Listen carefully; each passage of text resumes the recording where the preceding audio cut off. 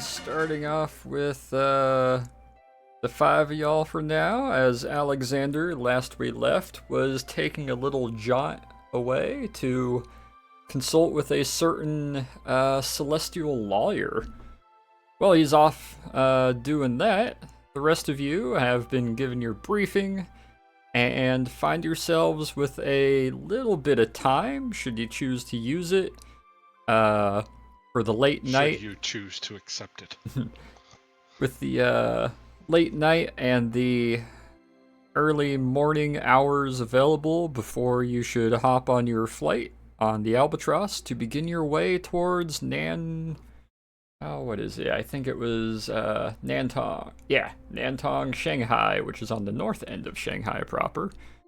It'll be a long flight, so you guys find yourselves, you did still have that very late evening, and you did have the immediate morning hours if there was anything you all wanted to do in that time last minute before setting out on the plane. Now would be the time.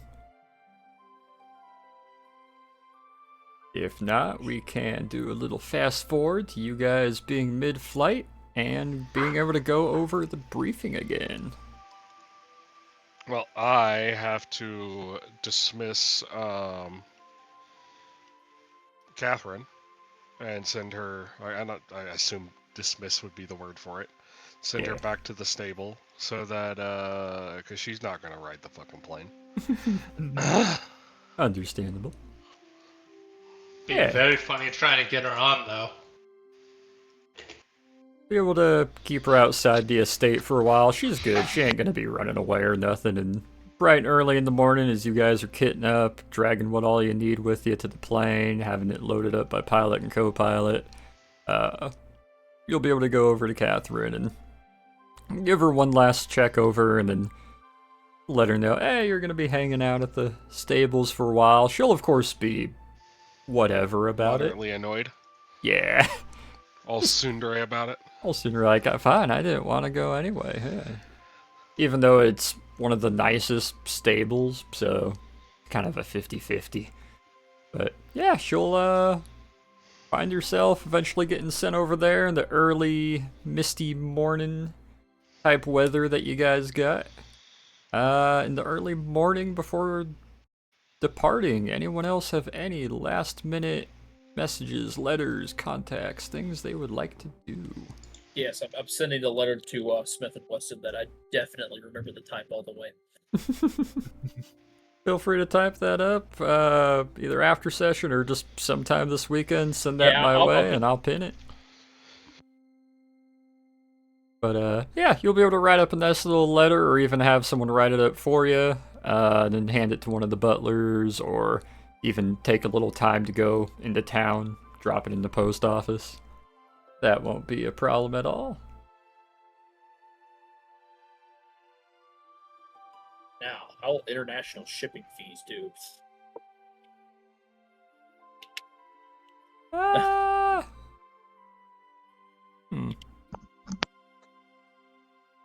Can I have it sent to the, I guess, the Confederate consulate in Shanghai? You want to have it sent to the Confederate consulate? That would be the easiest way. That would make sense. Pending they can make it quick enough and have it shipped out to you guys, and you're there long enough to receive it. My understanding is that they already had them made. They just only sold them on request. Oh. Yeah, if that's the case. They did one production run and then just kind of held on to like 5,000, I think it was. They made 5,500 of them, and the barrel links were in, and they had different barrel links in there, and like bluings and materials mixed in. You're gonna get the 10-inch barrel? They made up to 8 3/4. You're gonna get the 8 3/4 barrel? Yes. Hell yeah. Good.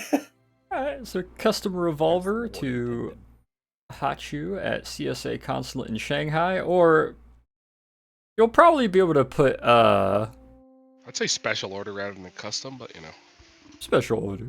What would be the point of contact? Do you just want to put, like, the OSS contact info on there? Or would you just have it sent to the consulate addressed to you and then, assumedly, they'd hold on to it until you eventually showed up? Smith and Wesson. Yeah, I want a 357 snub. There's no point. There's no reason you can't suddenly right now walk up on Hachu while he's writing this letter, and ask about it. Would Peek that over be the so table. contrived? What you doing? He has I just have a wouldn't- habit now of just creeping on people. He always had a habit of creeping on people. Let's be real here. What you writing? What you writing? Just walks on by, then walks on back, stops, tilts his head. Archer, are you right? Yeah, yes, I am actually. God, he's I also think I writing read- smut. I don't think I've ever seen you write before. Sometimes I do. I mean, it's not. I don't. Most of the time, I don't have anything to write. But making a special request for a firearm. I just imagine he's like, oh? To who? To Smith and Wesson directly. They have this new revolver coming out. You know a guy who said that? I mean, Smith and Wesson's pretty. So it's in this He's got this the new capital. like bullet. So you know 38 special, right? You know, like Yeah. normal revolvers and stuff. Standard, pretty low power, just I wouldn't call 38 special low power, but continue. Give a low power compared to. Well, yeah, that's fair compared to 357 Magnum. Yeah, that's fair. But well, they called it 357 Magnum. that's a bit on the nose.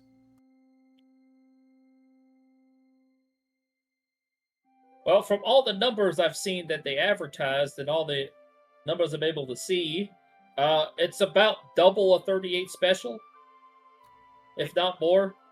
But if it's 357, is it just a longer 38 special? Longer and heavier. It's a much heavier bullet, and there's a lot more powder behind it. It's like leaning over now. Like, That is preposterous. Why would you put that in a pistol? Well, for somebody like me to buy it, obviously.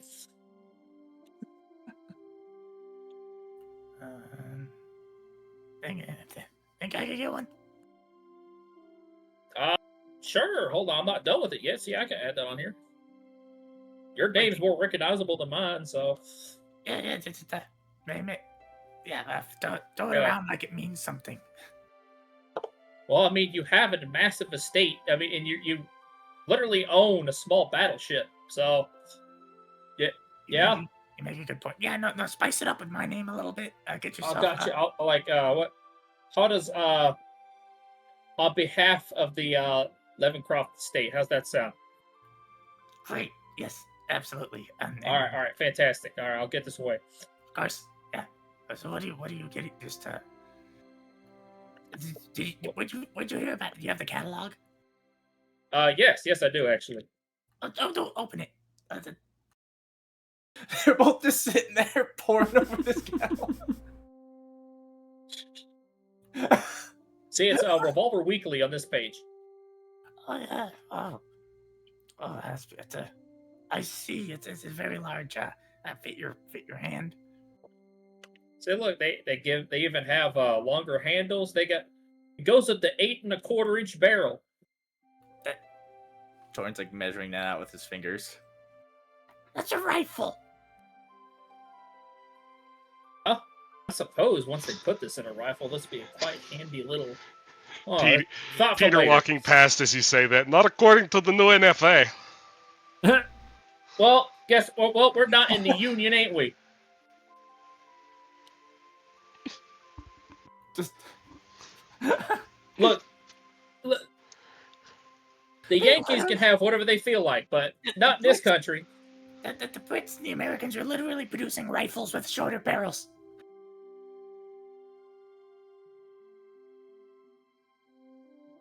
Yes, No, I that mean, new American one, what, the M1? Has, what, a 22-inch barrel? No, that's pretty good. Uh, yeah, okay, I've got it. I did. Just, yeah, throw the Levencroft estate name down to kind of grease the gears a little in case your name isn't enough to smooth it out, and ask for whatever you want, and this little. How about that? The snub, the short handle. No, you know for what? people with For the shorter one, all right, I yeah, got you. smaller I got you. hands, I guess. I don't.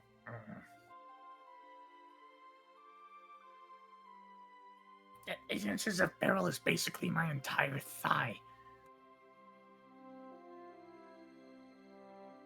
Torin really do be thick like that, though.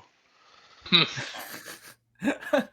finish this later. I'll send it out away before we leave. I'll try to have it delivered to the consulate, but if not on time, I'll have it. I'll figure it out to deliver it to either here or your personal estate. I mean, does anybody else I want a 357 Magnum on the Levencroft name?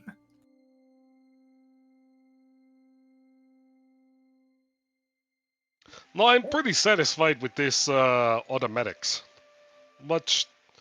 I don't like having to reload that often. Listen, I'm tentative about the practicality of such a firearm, but it's just so preposterous. I have to try it.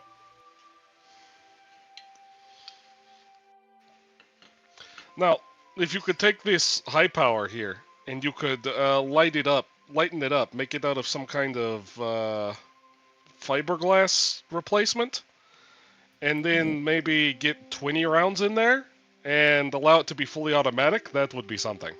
I bet people all over the world would be holding them sideways in no time.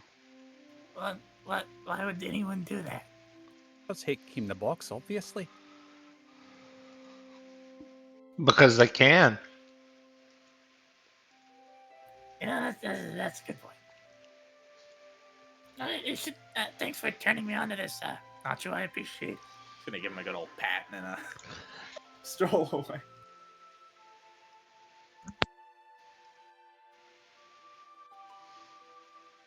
And ask him to ask him to like stencil your initials or something into the hand grip.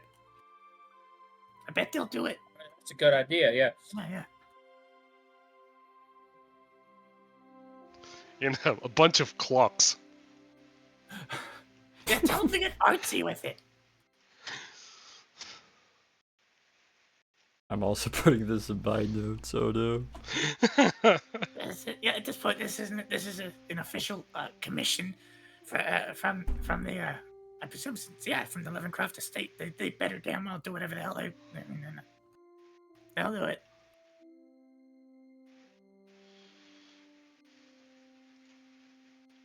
So that was a great idea, James. It's like, oh yeah, put a big name behind it and ask for more.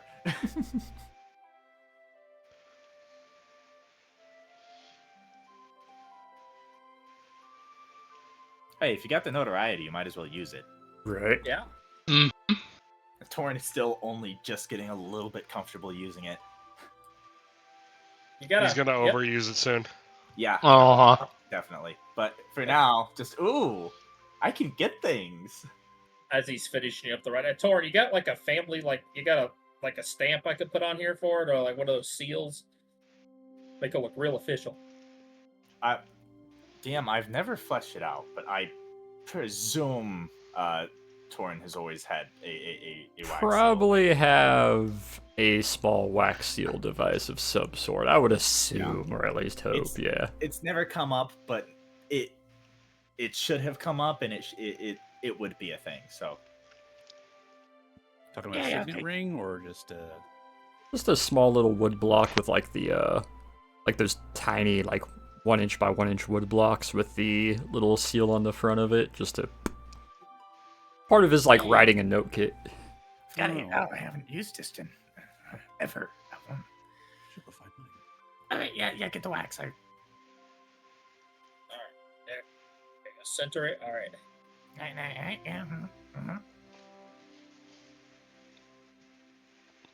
I'm not going to go into too much detail because I know I'm going to be make a dex roll or something like that. So I'm just going to put the stamp on it. Like Nah, I'm See, taking okay, side thank of you. it. See, thank you. Hey! I know I'm going to fail that on this. So Yeah, you're able to press a nice wax stamp into it. You see the crest there, and shoot, while we're at it, let me go to in-game images, actually. Voila. And let's see if I Have you can- had the seal for?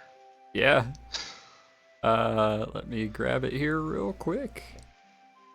Yeah, because I was thinking about, like, of course Torin would be carrying a fucking seal for letters just because of the permissions he was given even before he left the museum. I just have never thought about fleshing it out or using it.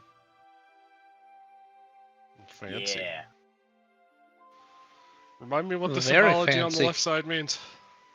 If I read correctly, the Levencrofts, an old English family, participated in quite a few battles in Crusade.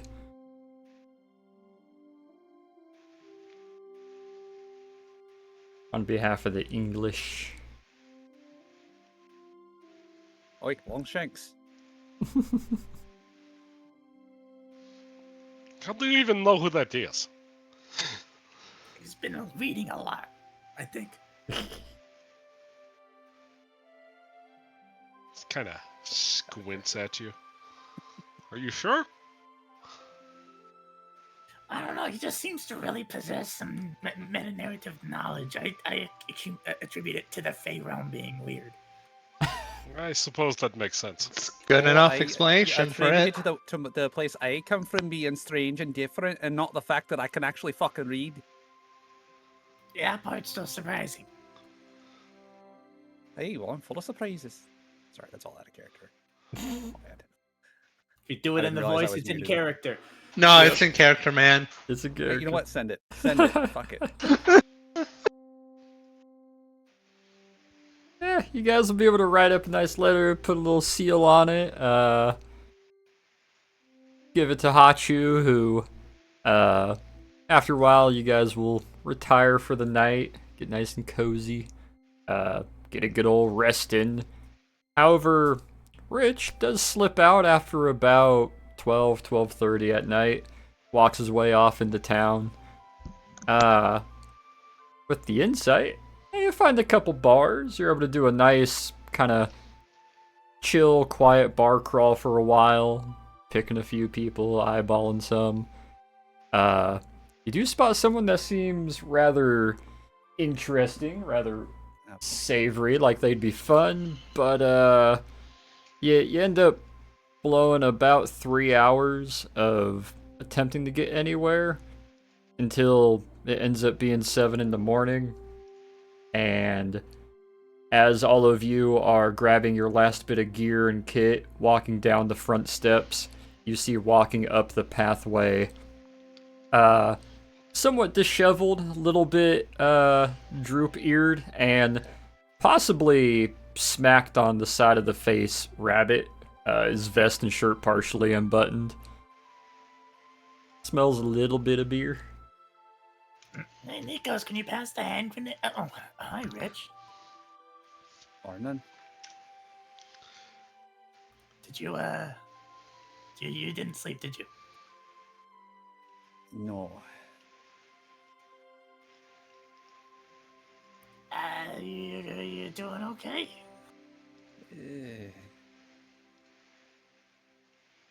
Just need time to process a couple of things. See if What did I miss? well, no, it's when I figure it out, I'll let you know. I have a feeling that you might be the one I need to asking about some of these things, but I have to figure out what it is I need to know first. Well, I'm here. Of course, I'm here on the need. We've got a long flight ahead of us, so Hey, first on, you go get a different shirt, because got lipstick on this one. Do you need some sobering up? Hey, no. Fucking, guess you got here ain't not all that stout. Not You taste sure? half bad, but The plane can be pretty brutal on even the most mild hangover. Yeah. I think I'll be alright for now. Besides, the hangover's something you earn.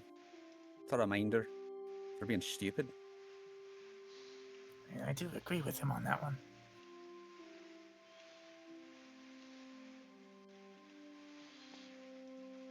And We're besides, going to have at least, what, 4 stops across the Pacific? Something like that. Let's see. LA, Hawaii, Wake, Guam, Shanghai. You're not flying the Pacific. You guys said you're flying the Atlantic, ain't you? No, we're flying the Pacific No. this time. Oh, you actually. Okay, you do intend on going. Yeah, it'd be. Because we plan to go the other way on the way back, so we circumnavigate. It'd be there to San Fran to Hawaii, Hawaii to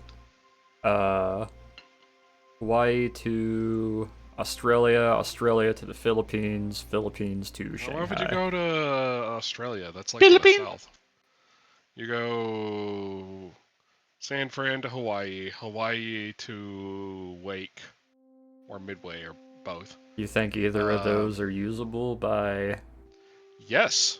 Yes, they are. Both of them are kept up by Pan Am as Trans-Pacific stopovers. Were they? Both have runways. I thought that wasn't until much later. Shit. Nope. Okay. That has been the case since the 1910s. Yeah. Okay. Yeah. If Pan I Am thought that was, runs, I thought that was after I war. did that. Yeah. Yeah, dude, No. remember Pan Am ran into all those fucking logistical issues when World War II broke out because they. Ah. There's a famous story of a plane. Wasn't Eddie Pacific Rickenbacker on Clipper. board? Yeah, that had to circumnavigate the world because they were caught at Wake Island when the war started. Okay. And Yeah. so I thought that pilots was. literally had to bribe and like hustle their way around the globe to get to fly back to California from. I thought that was post. Like 40. No. Shit. Okay. Never mind then. Yeah, you'd be able to hit up Guam or Wake, and then bounce over to. Yeah, that would work then. Never mind. Yeah, so we have to stop in San Francisco. Why? To Honolulu, Honolulu to Wake, Wake to Guam, Guam to Manila, Manila to probably somewhere more in southern China, and Hong southern Kong. China to Shanghai. Yeah, Probably land in Hong Kong, then Hong Kong to Shanghai. so I have to interrupt just for the. Yeah, it was a Pacific Clipper. They got stranded in New Zealand on December 7th, 1941. And they had to fly 31,000 miles west to get back to New York. And they made 22 water landings in places like Australia, Subaya, Ceylon, India, Karachi, Bahrain. Oh my god. Yeah, no, they had no fucking maps because they didn't have charge for that area. And they had no fucking funds and nothing. They had to like barter their way around the world. That's awesome. Why hasn't anyone made a movie about that one? Or a miniseries? They're really know, it's the good. coolest thing Proper ever. fodder for it. Alrighty. Yeah, it won't be a pretty long flight, a lot of stops, but give you guys plenty of time. Getting a little change over, Rich, and freshening up a little. You'll rejoin the party. That'll also give Hachu a little time to head into town and drop off the letter and head back before we find all of you mounting up, climbing aboard, stowing everything down underneath. Pilots hopping in, doing their flight checks, rotating you around, and getting you airborne with the next destination being from Lafayette over to San Fran, and then San Fran to Honolulu. Hey, you guys are a lot of flying ahead of us. Just let me know if you need me to take a leg. Will do, mate. They close the door as they're kind of readying themselves in their usual fashion, very professional, very proper for at least the first half of any long flight, and then they slowly degrade to their usual selves. So what you're saying is they're taking shots right now. Not until about 8 hours in. We'll go in there halfway through and they'll be kicked up. He'll be steering the yoke with his feet in his Hawaiian shirt Yeah. with a bikini glass. Like, Pretty hey! We're in Honolulu, right? Yeah! Yeah, we'll do a little, scene transition of you guys having a very quick, touchdown in San Fran where you'll be able to refuel rather quickly and then almost touch and go.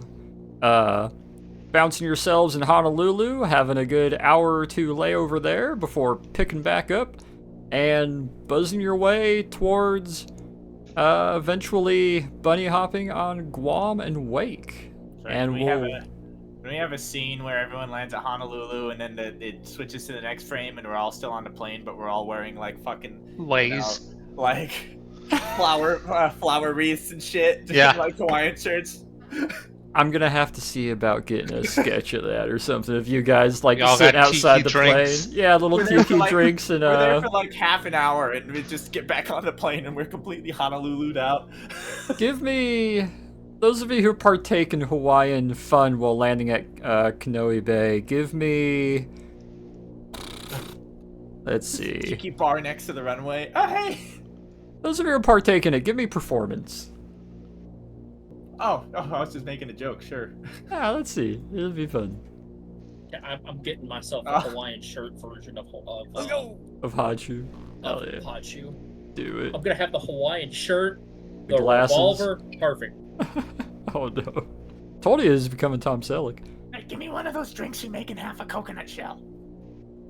That's a 21. Big happy Hawaiian guy gives you a fucking yeah. Yeah. Damn. Damn.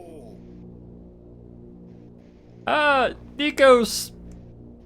You guys look at Nikos. He has he looks like he probably did midway during the Titanic sinking. His hair is not that nice kind of Hershey's Kiss suede point that goes up. It's got like 3 or 4 kind of fraying spikes going off to the side.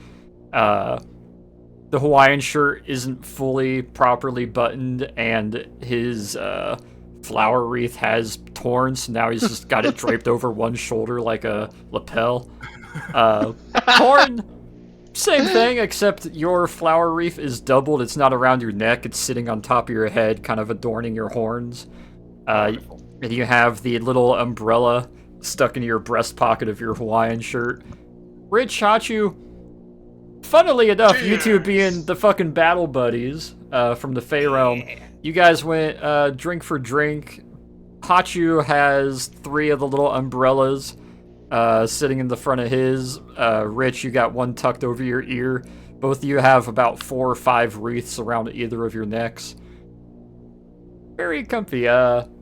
Peter, do you... around like this small bush of flower petals? Yeah. Peter, do you participate at all? No, I don't think so. Yeah, Maybe yeah. hang out a little bit, but I'm not going whole hog into it like I'm sure they are. Gotcha.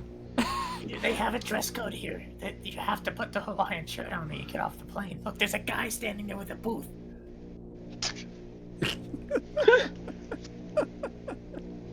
Yeah, I never seen a sign that said shirt and shoes no service. I think it's usually the other way around, right? It's literally just that guy doing a hustle is like, you must buy a Hawaiian shirt before entering the island. $50. God. Just $50 a highway robbery. $50 in this time be like 3. Yeah. Yeah, Five $5. would be a hustle. All right, so there's a dude selling $5 Hawaiian shirts to anyone at the airport, and he's got an intimidating sign, like a bodyguard. He's tricking tourists into thinking that they Have to do it. All right, well, let's see if I fall for it. I'll roll insight. What do you think, DM? Do you want to wear a Hawaiian shirt? I mean, I'm not opposed to it. Peter will have a Hawaiian shirt on. He'll find the one and only white and green one, but he'll be rocking a Hawaiian shirt. However, he did only pay half price for it. He is familiar with the hustle of foreigners when arriving in Pacific Island states and the like. I'll subtract $5 because I want to add a fucking Hawaiian shirt. There you go. Yeah. What color? Is it blue or is Yeah, it I'm pink? also subtracting 5. Pink would clash. No, it can't be pink. It would have to Torin. be green. Torin, you have a green and blue one.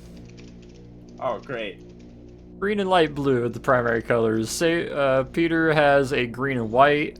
In oddly matching fashion, Hachu and Rich both have the stereotypical red and white, big flowered, like, go-to Hawaiian shirt pattern that matches. It's not odd. They're best friends. Yeah. Yeah. And Nikos, you know your color palette. You got like a triple blue blend.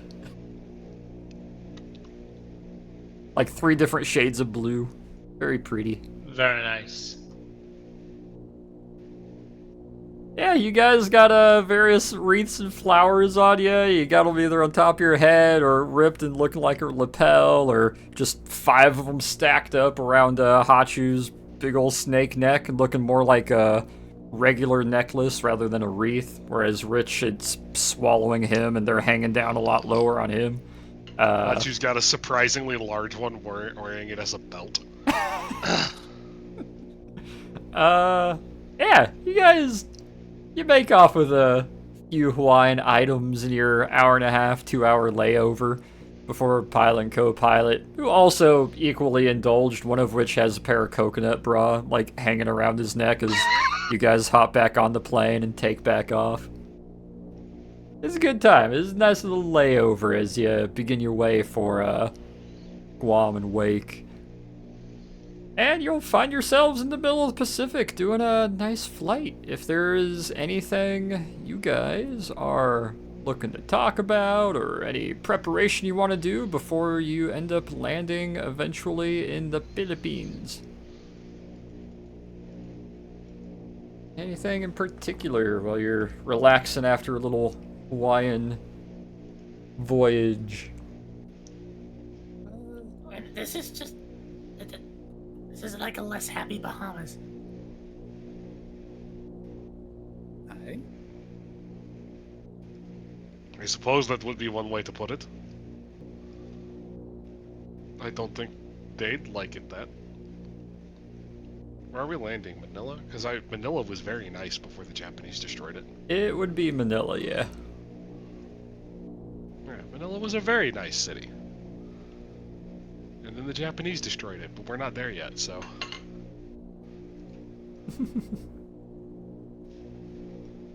Yeah, Guam and Wake are very quick touch and goes with refueling, and if there's any concentration, any prep, anything like that you guys are needing or wanting to do,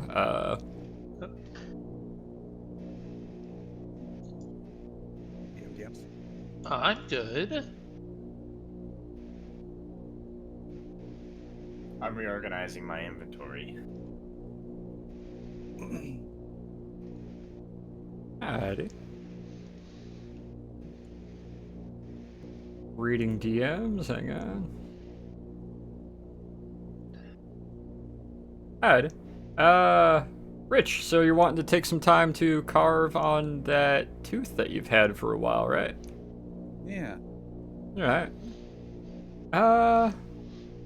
That's also why I asked publicly, so anyone can chime in if they had any crafting or things they wanted to do. Yeah, give me a sleight of hand and a... Yeah, give me a sleight of hand. Okay.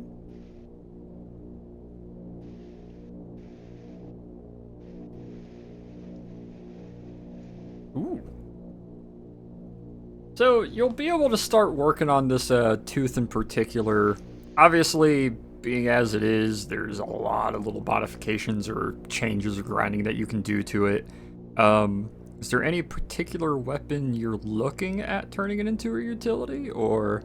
At the moment, Rich is just kind of doing a little prep work, like finding the places where there's bad spots, the places where there might need to be reinforced, seeing if the entirety of the tooth is viable, cleaning up a little bit, getting rid of the root that's likely still kind of there and dried out by now.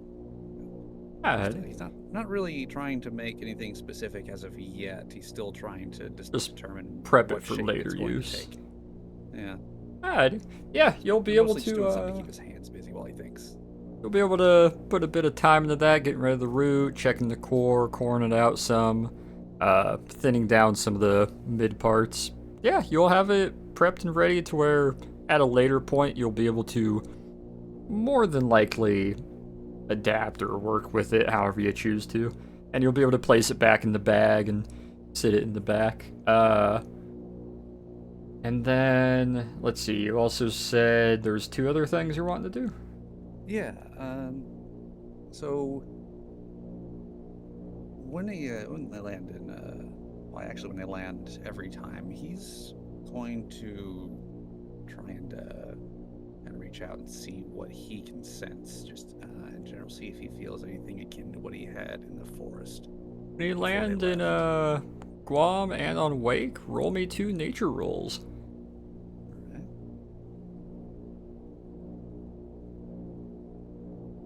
This is only gonna go poorly. Well, considering Wake is in fact Wake, you know he's there in the sense of like he hasn't left, but you're not gonna be able to reach him, and you get the notion the 5 palm trees on the entire island probably isn't doing the forest vibes justice. When you land on Guam, there's a few clusters here and there, but you get the notion that it's definitely not the right environment like it was down in that particular pocket of Lafayette. You can tell if you're trying to convene with them, it's gonna need to be a proper, more than likely magically inclined forest, or at least pocket area to do that. And just because he's curious, he's going to try and do so in the air as well. You won't even be able to roll for that as you try to reach out. The plane is kind of a barrier. Thanks to the efforts of 3 different party members, it's very, very difficult and takes very high level magic to get anything in and out of the plane, or various magical personages to contact or consult you. It's consecrated ground, and it has anti-scrying dream catchers hung from the fucking windshield.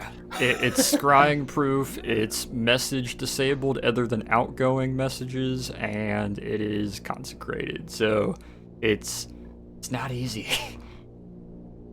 You get the notion the plane is not the place to do it.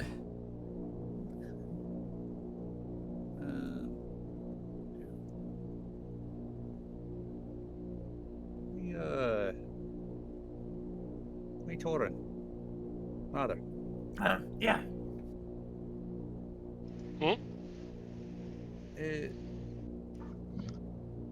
Father, remember the conversation we had? We were out with Catherine. The horse? Aye. So,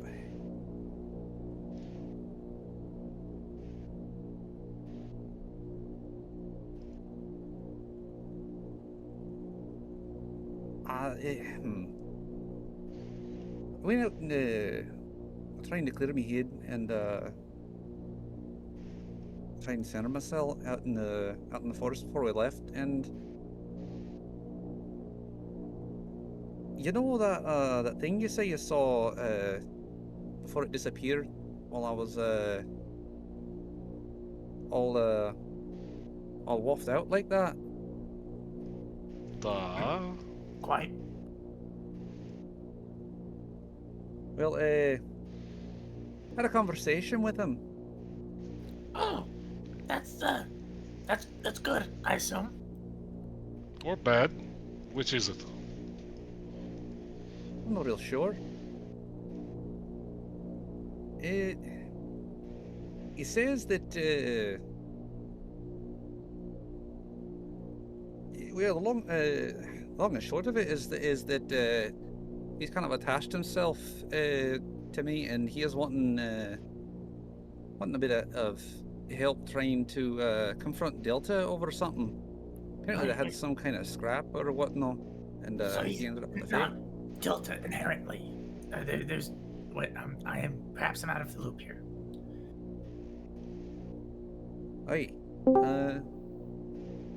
Hello. It's Alexander. Ah. So just wait. Sorry, I was under the impression to some degree because again, I'd call them cryptids of such a nature. They're things that I haven't come across much. I assumed an association with Delta.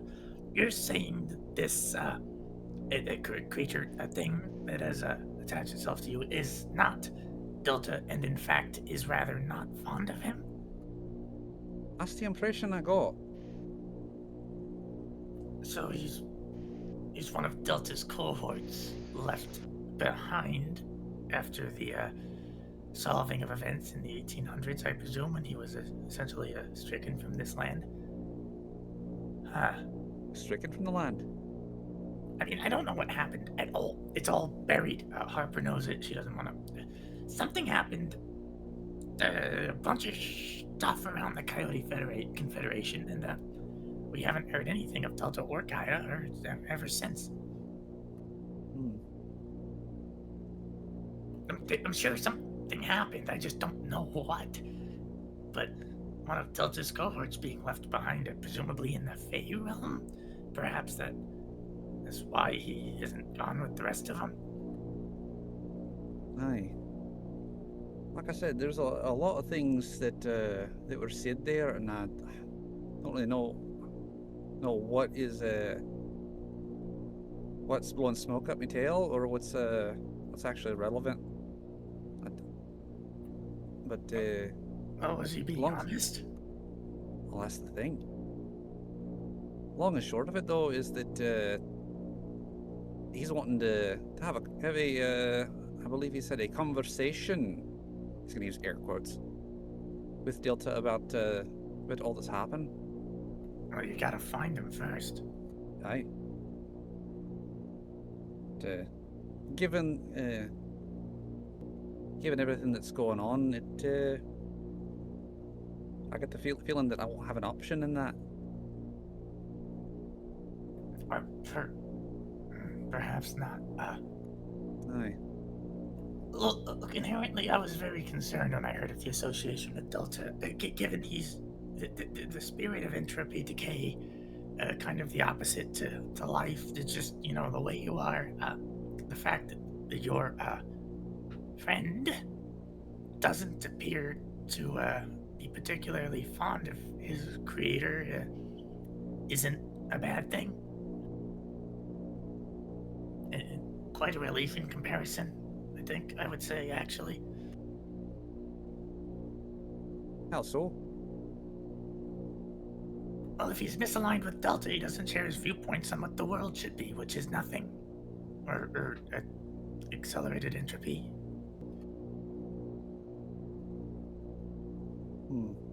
He's clearly more vested in his own interests, and we know not what they are, but they aren't of Delta's, which inherently makes him sort of a free operator. I haven't met the guy. I don't know. I'm going off of a bit of information here. I don't think he's malicious. That's about as much as I can come up with. It didn't seem that way. Yeah, he helped you save us. Aye. Well, I guess you did kind of meet him then. Sort of. We didn't speak. Aye. He just kind of showed up. Aye, that's more or less what happened out there. However, when he he left a big circle of dead plant and everything around. That's mildly concerning. Well, from what it looks like, you two have some sort of a symbiosis. And, the way a symbiosis works is, it would be very unfortunate for you to die or for you to become so unhappy with his presence that you would fight it. To put it simply, I believe you two playing nice is probably in both of your best interests.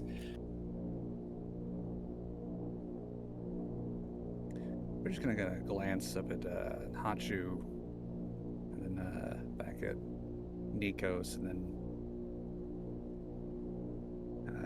scuff his on the for the plane. And his ears kind of twitch.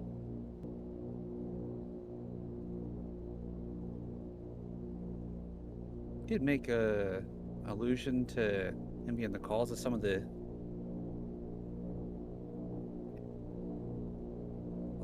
the difficulties that were had with the village, with me having difficulties with the rest of my kind. Yeah, obviously you're a rabbit hosting a spirit of decay. You have horns. Aye. All in all, I think you look rather good for hosting a Spirit of Decay. Yeah, well, Nods.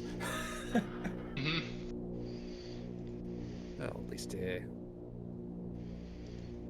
this one I'm not trying to tear someone's throat out, literally, but So you're empowered, I suppose. Is that the right word for it? How much of your actions are his influence? I think is a decent question. and now you've come at the thing I've been asking myself the whole time. Well, I suppose I could dip into a slight bit of philosophy here, in that there's a reason in Western culture the coward is such a hated and feared individual, is because if they were to have the power to do what they desired, it would be entirely and wholly destructive. I don't necessarily know where when you've been granted a great power, it is far more difficult to restrain it otherwise. We are all limited by what we are capable of, and knowing that we are capable of something makes it harder not to do. I'm actually experiencing quite a bit of that issue myself now that I've learned that I'm dangerous. It's hard to process, and I would presume a young child, given such potential power without the means to restrain it or properly control it, would use it. Rich is going to start rubbing one forearm with the other hand as Torrin starts speaking about that. Aye.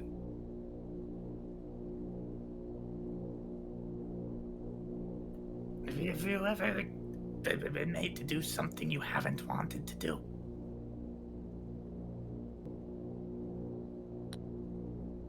Aye. Well, that's the problem with that, though, is that now that I know what I know, did I, or was it not me? Was it him, or no? But if it wasn't him, then it's me, and that's equally uncomfortable. It's easy to shift the blame on someone else like that when they're obviously a being of some form of, perhaps not, I hesitate to use the word evil, but of not wholesome origin, but How much do you want to think about it? Which one would make you feel better, and which one would make you feel worse? Would knowing help at all? that's the issue, is no one wouldn't change a thing, because it's already happened. Well, then I wouldn't worry about it too much, personally. Aye, except for the stuff that hasn't. Going forward, is it, do I know that these things are coming from my own? Is it coming from me or no? And that's the rub. I don't know you well enough. You know you. I'm sorry. I just. Hey, just a foul mood about the entire thing. Sorry. No, it's fine. It's just you asking yourself very difficult internal questions, and you're not gonna get an answer you like either way, I don't think. Aye. Because what are the options that you're that inherently The options a are monster or you're being controlled by one? exactly. And neither one of those is a particularly comfortable fact to face.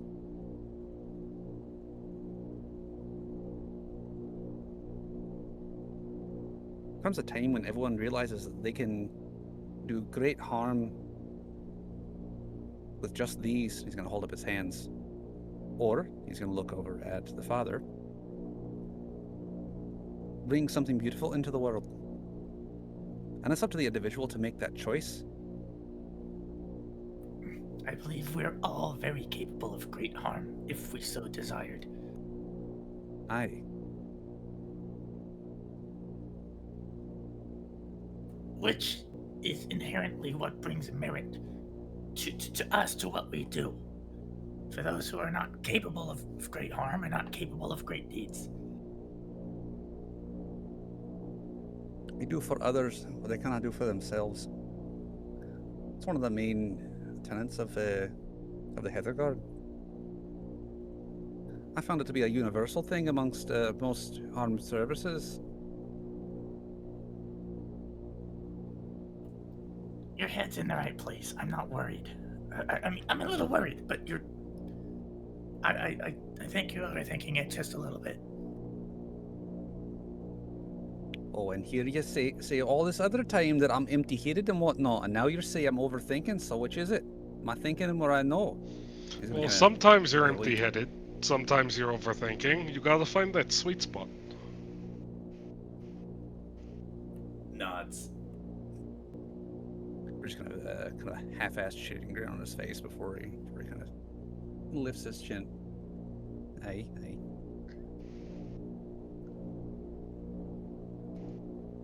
Well, regardless, figured it'd be best to at least let you guys know that that entity has made what's the word? Contact, and it has Contact goals would of be its a word. own. Did it willingly make contact, or did we just force it out? From the way everything happened, I would presume it was a willing contact. After all, it's the first time I've had a chance to sit down in the forest and try and connect with the land.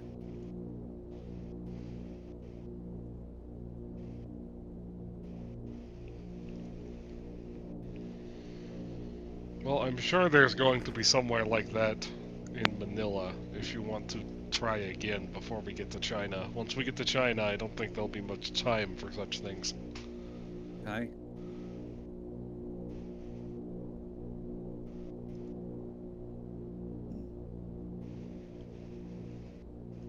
It's interesting though. Trying at the places we landed, kind of got the impression that it has to be kind of a particular place. And then, of course, in here, I get nothing, but that didn't surprise me. Yeah, we're over an ocean in a plane, shrouded in anti-scrying magic that is literally consecrated ground. Hey, and see, that's what I'm trying, what I'm curious about.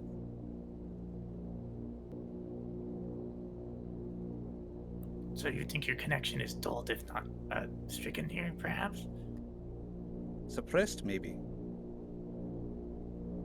Father, you were there for that conversation. Torin, you were you there for I was out of character? Was Torin there whenever we were at with?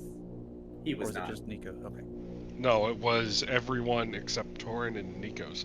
No, Nikos was there too. I don't think Nico was there. It was Maybe it was Hachu who wasn't. yeah, it was Torin and Hachi were off being dude bros in the library. Yeah. You and Hachi weren't there whenever the father and Nikos and Alexander got a bit of a preview of him, which I assume you'd filled the rest of everybody in on that. I heard a bit. Hey. Well,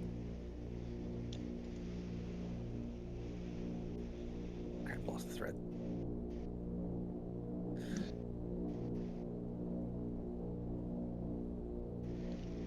It just makes me wonder.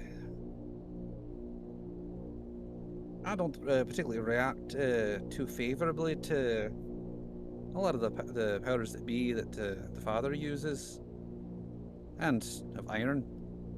So it makes me wonder if such things have a more of a negative effect on me or on him. Again, you two With- are symbiotic. Yeah. See, exactly, but our connection is what I'm trying to parse here, because I cannot feel him here at all. So it makes me wonder if is it the consecrated ground or is it the other magics? Because per se there is a time at which our goals and his goals do not align. Do we by any chance have something made of iron on the plane? More than likely, there's some tool or something, or a spoon even, that's made of iron, surely. Can we The end find of- something and then smacks Rich with it? Yeah, Torin end go of into the Rich's silverware staff. drawer, just. Hey, I found one. You'll find a the end of nice... Rich's staff. And the rich staff too, yeah. You'll find a nice little iron spoon, though.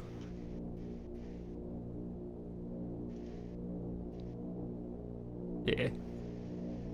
But no, like I said, I didn't feel him here, and it's not just because there's a lack of trees and whatnot. Like even without the trees and whatnot, I could still feel the presence. Is that it? Yep. You get smacked on the top of the snoot with the spoon, just... Oi, you wank stain? What the fuck was that for? There Does that is do? a very...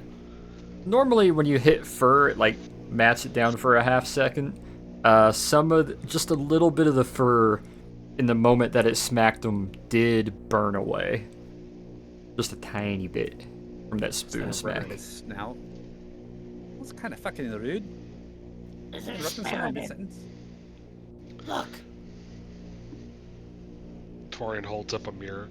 Oh. I don't know this about iron. That's what it does. Not to us. Well, not to you. But Well, the we've known point that is, for if years. you have no connection to him No, but that's not that's, Here. and it still does that, then I think that answers your question to an extent. Perhaps.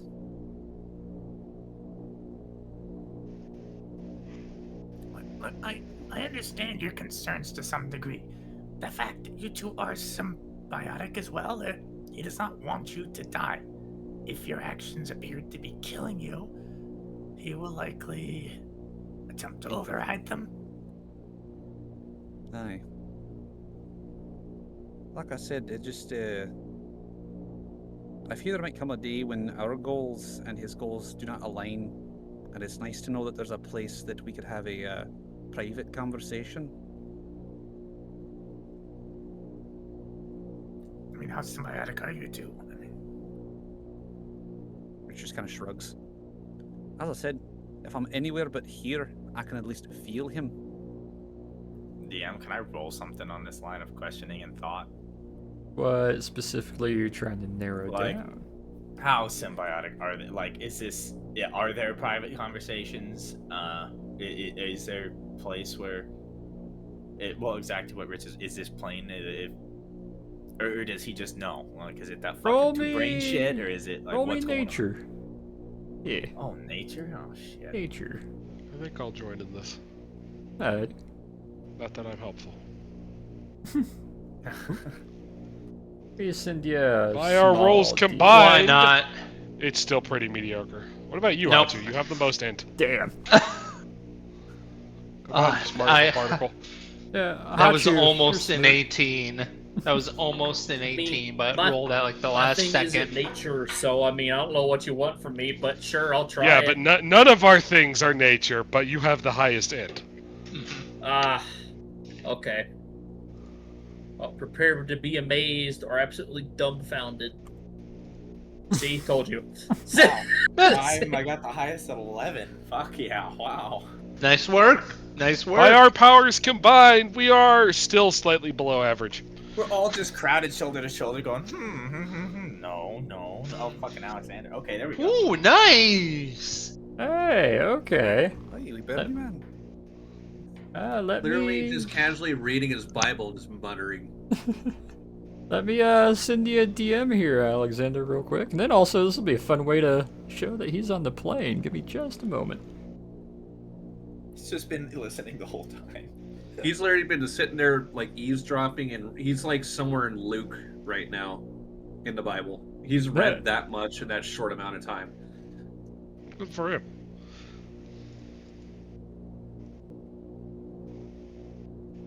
And then DM, by now, would he be able to actually hold the pages, or is he still using tweezers? You got tweezers. Okay, so I haven't. You can touch them when you need to with like the tip of your claw and kind of fink, but as far as like flat handing it or like finger tipping, not quite. It still is a bit uncomfortable. It's like touching a warm pan. He's got those finger condoms they use in clean rooms on to be able to touch it.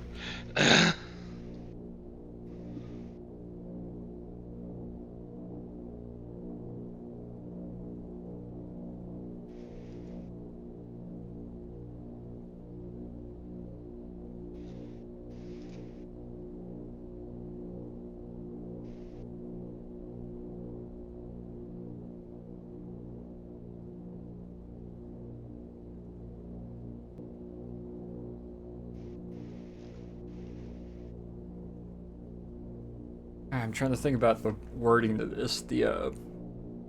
So the question was, are both thoughts like fully sentient in the same head? Or is that what you guys kind of asking? How much control does it have over him? Okay. Let's see. Let me reword that then.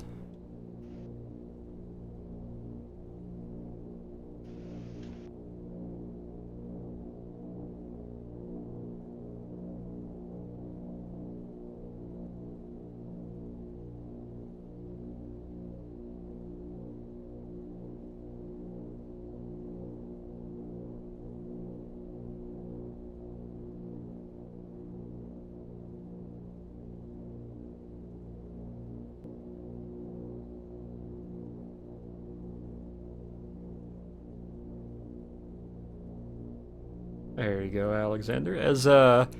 Yeah, conveniently enough, you guys having departed with Alexander having stepped away to chat with Eugen for a while, and the understanding that he would catch up with you somewhere along the way. When you landed in Guam, it would seem that he stowed aboard during the refuel while you were stretching your legs, and he's just been sitting in the corner hanging out, as he'll be able to chime in. Arguably missing that he was even on the plane with you.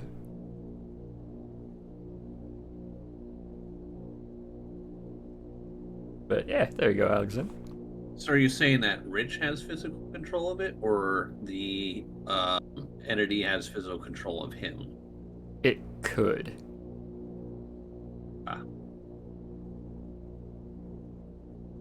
So, okay. My understanding is he's Investigator! I mean, he's literally gonna throw his Bible in the air at this point, I assume. Sorry. Maybe 10 minutes. We're in the middle of the Pacific Ocean! Eugen just dropped me off.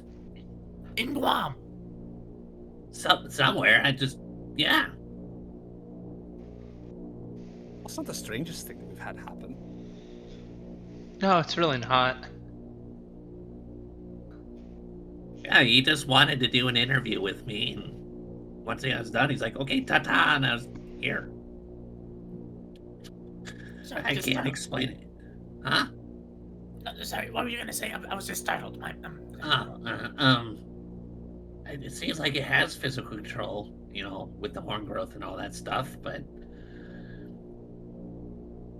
I don't know if it's just like only if he's like actually allowing it to happen or if it's, you know, completely out of force. I'm not sure, honestly, but it's just kind of what I'm thinking. I'm sorry to eavesdrop. It's just I'm trying to help. Oh, it's appreciated. Everybody has a different perspective, and sometimes that can be the difference between figuring something out and no. Right. So, you can't control like any of your abilities by yourself, right? It just happens, or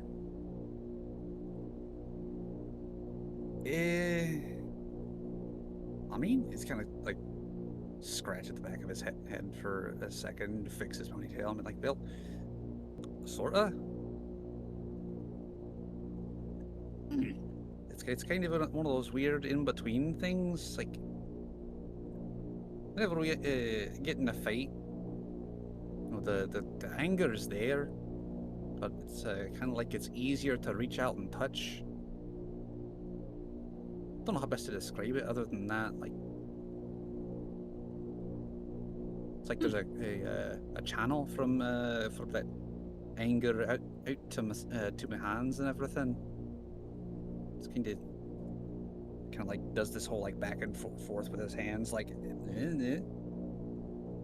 Not really sure how to say it.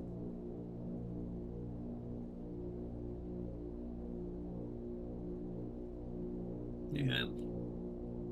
I don't know. That kind of sounds like you have the ability to harness it. Then, Aye. have you trained with it? He's gonna go back to rubbing his forearms. Aye. Ever since I was small. He's gonna look up at Peter, then at Hachu, then at Nikos. Small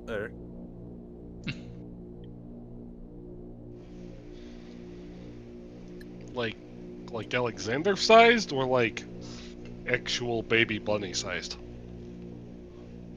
I mean, ever since I was about 11, 12.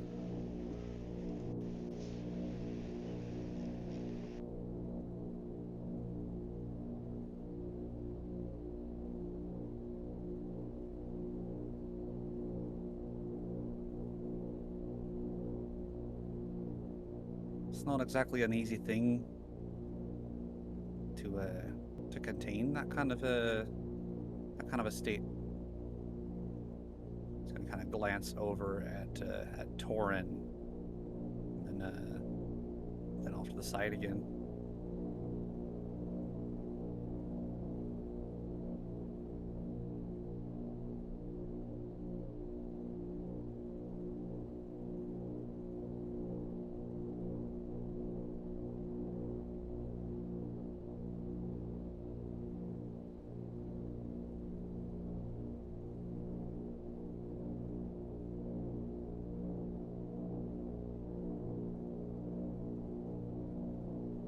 Like I said, figured best to try and clue you guys in on that, considering it may have some kind of influence on decisions made further down the road. He seemed well enough now that we were doing what we were doing, but like I said, at some point I don't think that I'll have an option. Well, if something happens, we'll deal with it. We're in the business of dealing with the unexpected. Aye. That you are.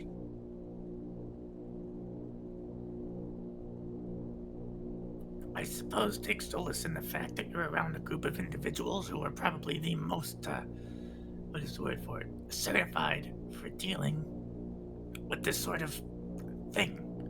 So, Or something. let's just try to find comfort in that. Yeah.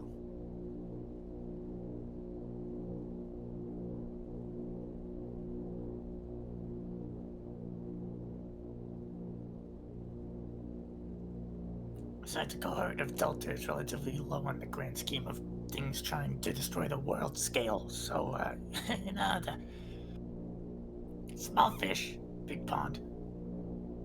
Aye. No, that makes you wonder, though. Was that why I had such a strong reaction to that wee nugget you found in that box? Yes, actually.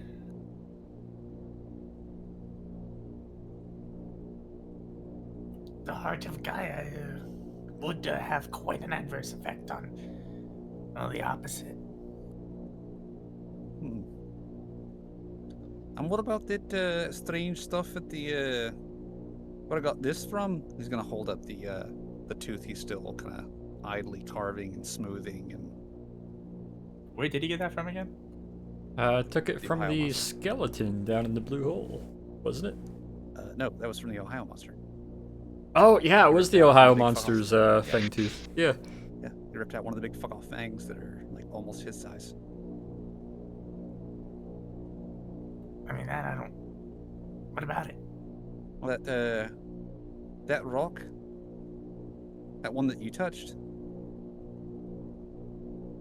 right before that great beastie decided to try and have us as a wee snack. Yes.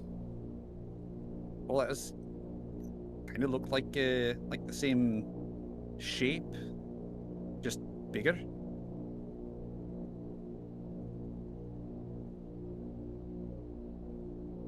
That I don't know.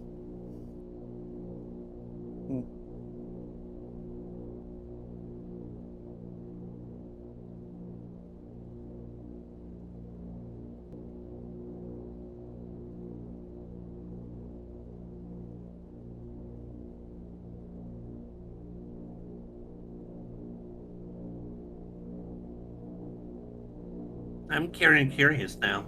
Is there a possibility you can change right here and there, or is it not a good idea to do it while we're in the air?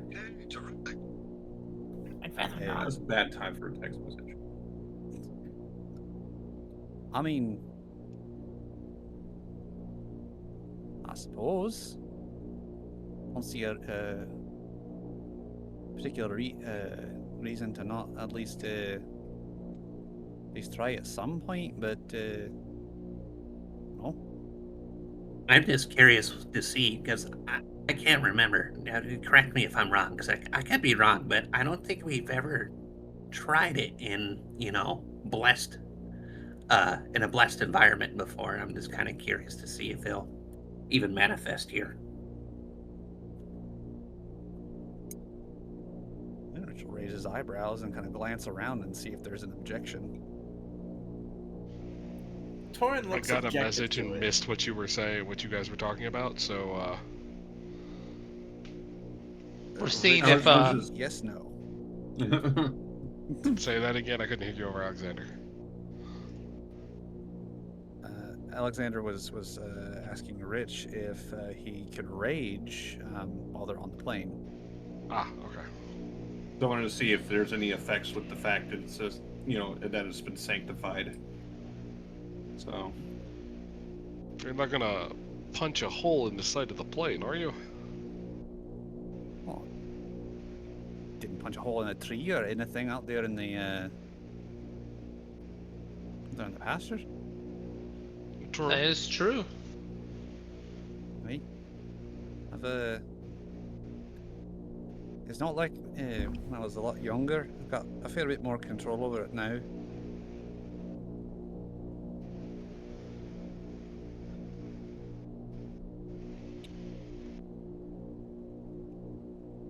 Torin, you have an objection? I'm not going to put my foot down, but I want to voice the fact that I'm discomforted by this idea. Given the fact that we are in a hollow tube of metal, it's very, very high in the air, over an ocean. Yeah, actually, it might be better once we're on the ground, but that is kind of a solid point. How long till we land? I don't know. I've been kind of caught up in talking. Excellent question. You guys I have a feeling we've can. moved a very far distance for having a 30-minute conversation. Oh yeah. Damn it, Archer. You guys can see the Right. landmass of Asia up ahead. You guys aren't very far from landing in Hong Kong for a short stint and refuel. So this is not the last leg. Nope. Okay. Almost second to last leg. Well, you already had one foot in the grave. Sorry, bad joke. Moving on. I'm gonna say, you could perchance get a similar effect in Hong Kong, which is, if I understand, the central city is lacking greatly in much natural nature at this point in their development. Aye. Well, I say once we land, it's worth a shot. yeah, why not?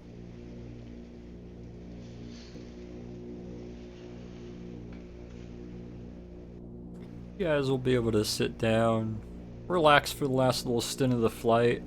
They'll eventually call back to you that, hey, we're coming in for landing. Make sure you're not walking around too much. And you'll enter the rather busy side airport to the main Hong Kong airport, landing on the somewhat shorter, thinner strip, taxiing around, coming to a stop in front of a hangar that has a couple fuel trucks inside it. One of them will come driving up, start hooking up. Both the pilots will step out, just kind of idle, stretch their legs a little bit. You guys will have 30, 40 minutes on the ground before remounting and continuing off. However, the plane is currently stopped. Door opens up. You guys are able to stay within the immediate vicinity while it's refueling. So I'd like to note that Torn has kept his green and blue Hawaiian shirt. It's in place of the of the white button up below all the other stuff he's wearing. Understandable. Oh, you know what? There's actually a lot of green on Hong Kong. I forgot that because it's like half the most dense city you've ever seen, and then the other half is completely impassable mountains. Yeah. Oh yeah, they haven't fully developed it yet. No, even today, like half of it is completely impassable mountains. It is defendable to a odd extent. But yeah. So yeah, when the plane touches down and comes to a stop, while before the doors can open and everything, Rich is going to kind of reach out for his source as far as that goes. Alrighty, and you're trying to rage while on the plane? Yep. You guys will be able That to sounds watch. so horrible on context. Right. You guys will be able to look to Rich, and you've all seen it a couple times now, especially during fights where his horns will grow a bit, his fangs will show more, his eyes become a bit more intense, the tips of his ears gray just some, as he'll get stronger, bulk up a bit more, just seem more aggressive when he goes into a rage, able to take more damage, run a bit faster, hits even harder than usual. And you get about a third of the effect before, Rich, you feel your ears almost starting to burn, like they're heating up or like they're under the sun too long. You're feeling the horns, they stunted grow just a little bit in a more jagged way, and it feels like the base of them are trying to pry off the top of your skull with it. You're feeling your hands kind of ache, your body is starting to shake some, like it is not able to do so after about 10 seconds of trying. Well, that was thoroughly unpleasant. And thoroughly enlightening. It appears your empowerment is associated by your connection, which can be limited by such things as hallowed ground, anti-scrying, and a lack of nature. Well, at the very least, we've narrowed that down. Alex is jotting in his notebook like a Nazi scientist at this point.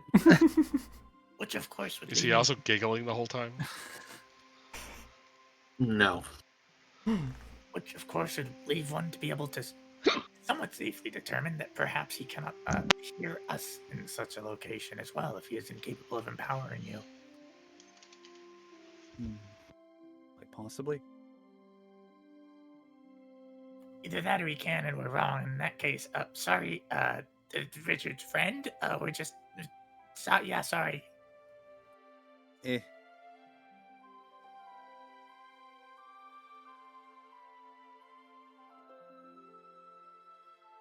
I mean, I have a feeling that if he does have a problem with it as far as that goes, then he and I can talk that out. Besides, other Pardon? than the instance where he offered assistance to get you and Nikos out of that little bind down there, it's not quite been all that amicable.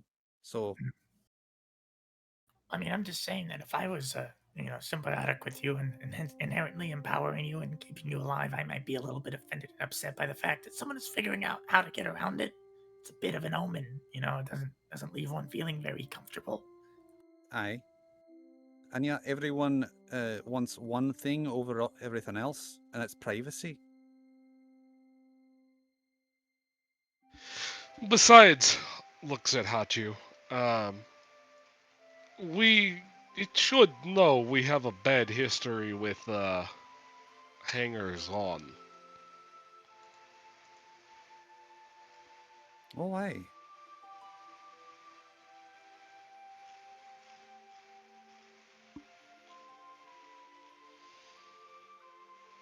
So, do you think he's like stuck outside the plane, or do you think he's gonna like teleport here the moment you step off the plane, or what? Not entirely sure.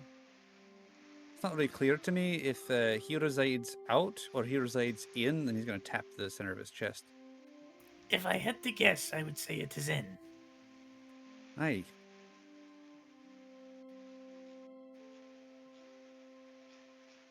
Well, either way, I get the feeling that this time that he and I spoke won't be the last time. Good. Maybe you two can get on at least this an adjacent page. Again, I'm saying if you've lived with this individual inherently the entirety of your life, I fighting him seems like a poor idea at the moment. Aye. He's obviously kept you alive and well. Perhaps not happy, but well. Hmm. You know, there's a philosophical argument to be made there. I've heard the same thing said about cigarettes. Yes, well, could you have protected your village in the way that you did, and perchance without his influence? It's like asking if I had flippers, could I fly through the air? We'll never know. Well enough. Just Yeah. you've been providing for each other for a long time. Just for it to, I don't know. It's complicated. I wouldn't be comfortable with the situation either. But I twitch. you But I are. was gonna say before your eye can twitch, I'm gonna put my hand like on your eyelid and hold it in place. Watch your whole body vibrate instead. Your existence is symbiotic, and I believe inherently that neither of you wishes to go out of the way to do harm to the other because that would be too problematic. Aye. You have your own goals, but yes, you must. It's. Let me ask you this then. If you found out that the only reason that you were raised the way you were raised was because of the influence of a third party that you had no knowledge of, and that third party sabotaged a number of things that could have brought joy or some kind of connection with your people, with others of your kind. If someone, if Sure. you found out that the one who was quote unquote helping you was doing that behind your back, unknowingly, I don't think that you would take kindly to that just off the surface. Torin is deadpanning at Rich, or specifically after the "you're kind" thing. I was raised in a museum around humans. Aye. But you understand the core of the argument. Yes, I do. And I'm glad it turned out this way. I wouldn't have it any other way. Aye. And then it turns into a whole different kind of philosophical mess where you can't know what you don't know, because the past is the past. Yes, so It's the why future are that you you can still change. foundering on the past? Because something fundamental has changed about my understanding of it. That was very aggressive. Sorry, dropped a dice. Well, I'm saying Uh-huh. at this point, I don't know Ah. what else to tell you. This is. Hey, this you've is a just- me issue. This is not. It's not that. I appreciate the insights, though. It's put some things in perspective. It's just frustrating.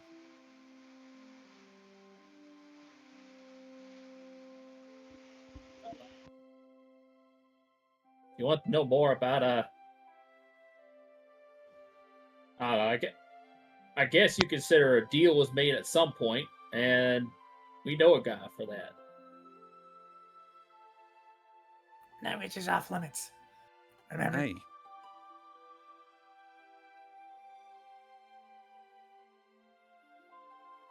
Yeah, I you don't already think this one tried was that. was much of a deal and more of a home invasion.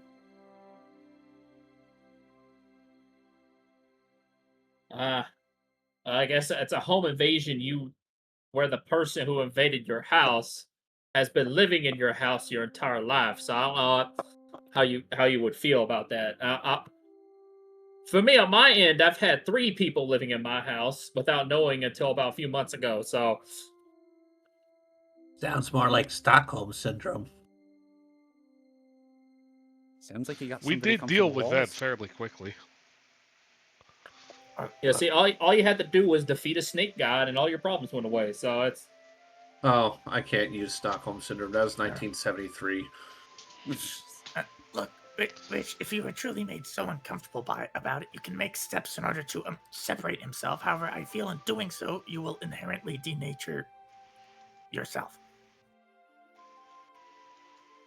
Could you be okay with living without the power you've been granted, the ability to all this competency that's made you essentially who you are? Do you want to go without it? Would you like that? At this stage, I don't know any other way than to be with it.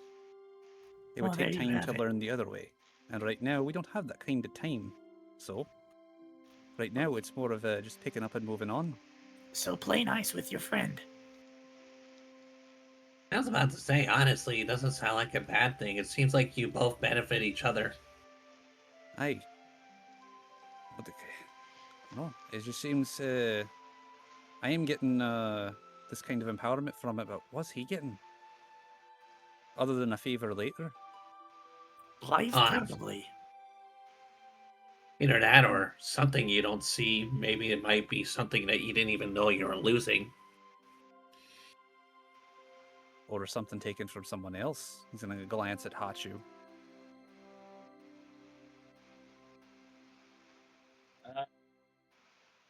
What was it that that one demon was trying to have you get? well, he asked me to collect souls for him, and that kind of was a hard no. So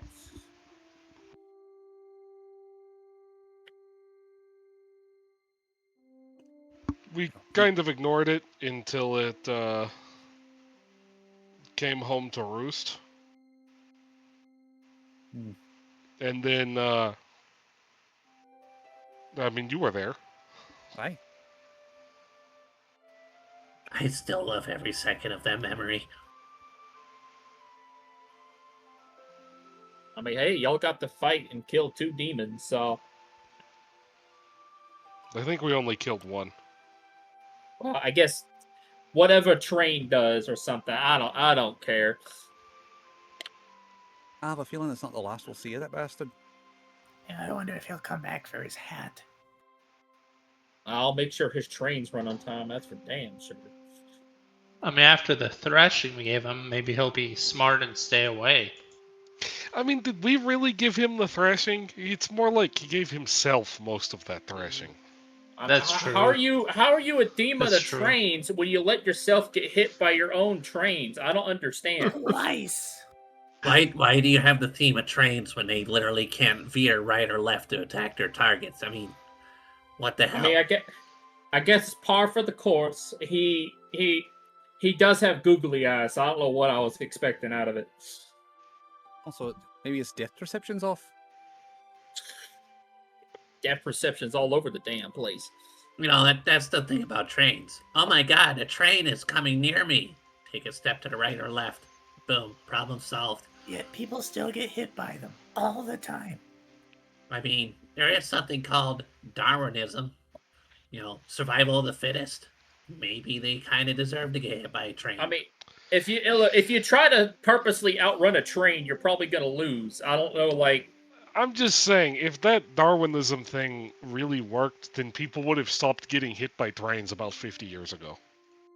You know, It's But always you're gonna be missing a stupid very people. you're missing a very important detail. Just because stupid people would die doesn't mean stupid people wouldn't procreate. He's right, you know. yes, I feel our advancements in modern medicine and technology are perhaps preserving the stupid a bit more than it would have 100 or so years ago.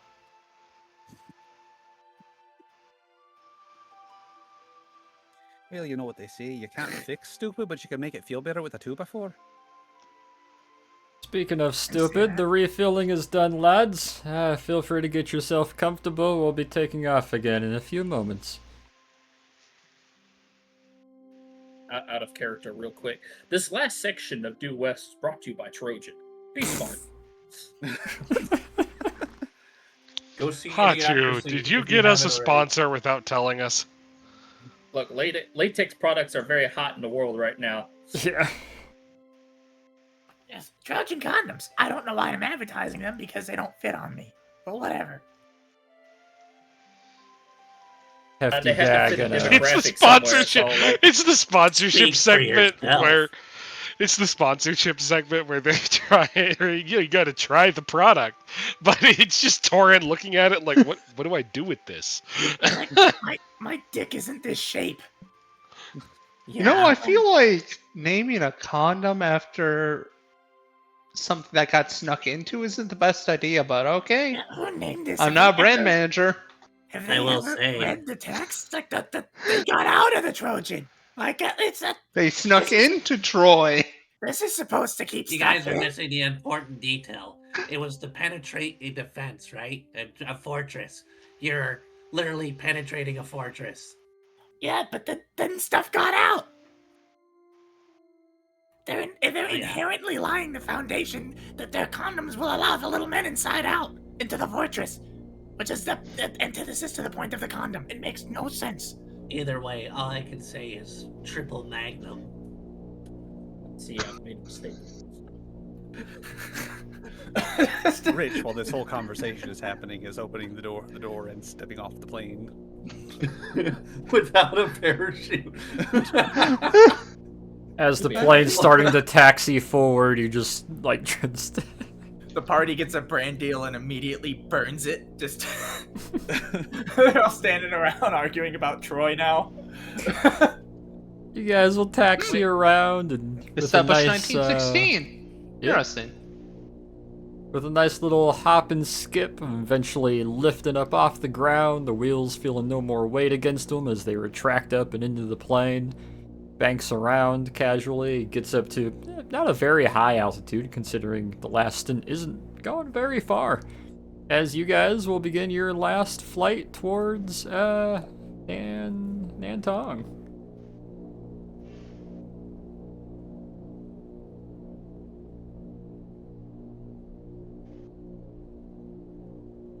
God, fucking goblins. as you guys begin your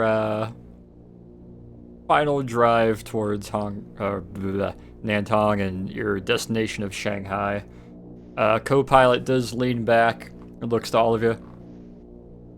I understand I did read, but it's probably good to review one last time before you begin your mission. After all, you won't have moi present to refresh you, so here's your orders. You probably have another copy of them on one of your tables, so obviously we'll be waiting at the airstrip just outside Nantong, where we'll be landing.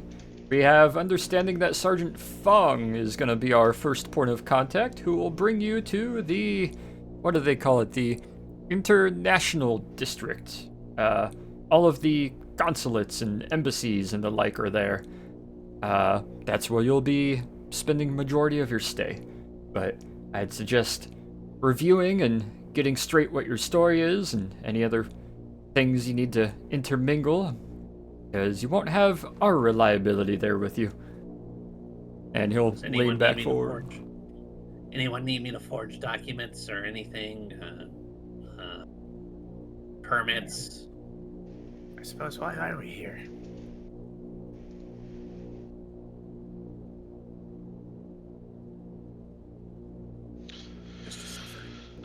Well, the actual reason, if I remember correctly, is to get members of the Taiping Heavenly Kingdom out as the Civil War is heating up. And to, if possible, get evidence of was it the Japanese Imperial military presence within Shanghai? Like a dual protective custody and espionage? Very good. More or less. Of course, they don't, if you remember specifically, they don't care about individual agents. They're looking for armed military presence only.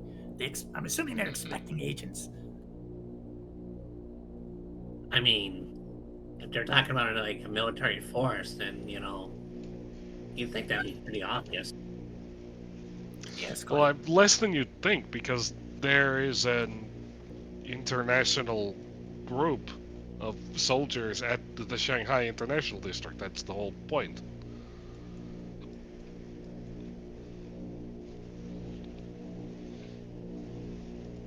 What are we missing there, pilot? He looks back.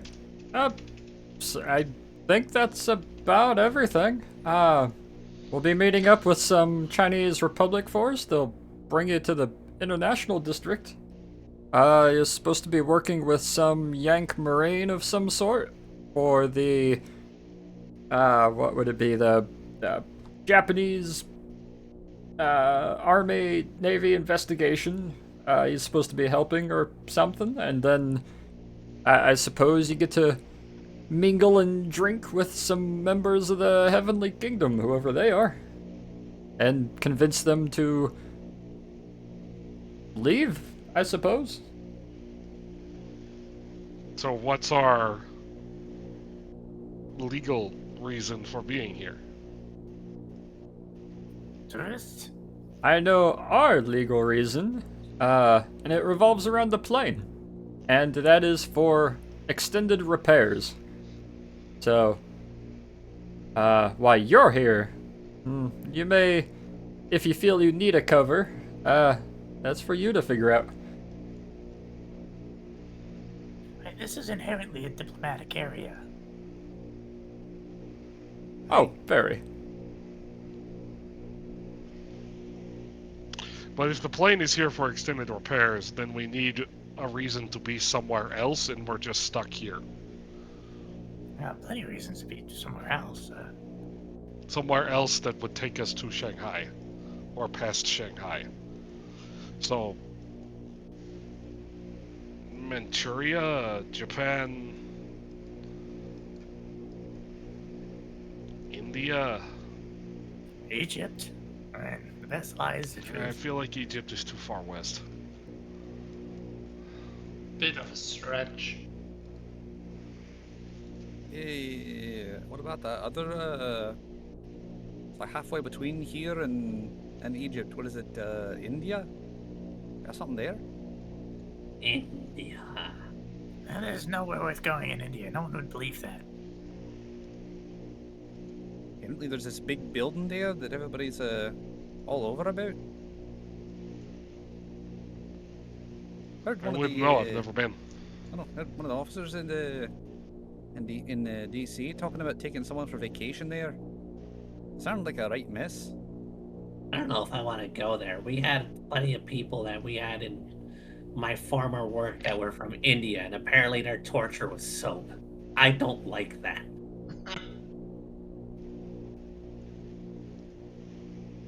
And I cannot tell you. There's no way that soap of all things, is an instrument of torture. I have no desire to go there. What, did they just make you eat it? No, they made them wash themselves. It was the most bizarre thing I've ever seen. These people sound like they're smelly.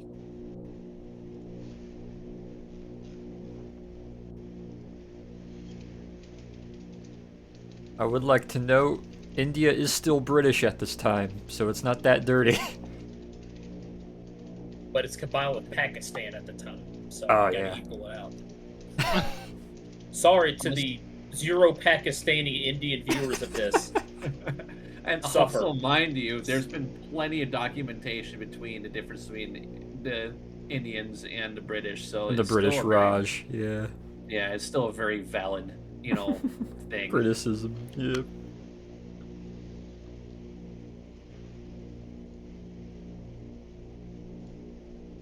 If you guys do need a reference for anything in particular, the orders are given to you in in-game text under the Due West tab.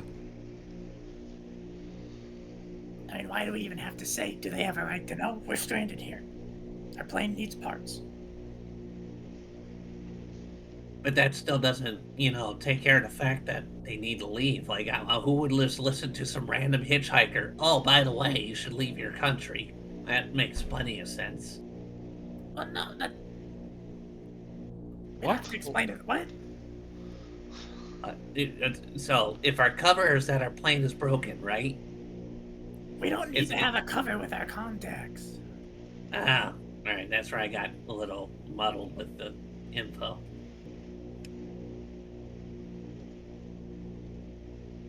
Well, correct me if I'm wrong. Bit new to this side of it, but wouldn't it be a lot easier to blend in?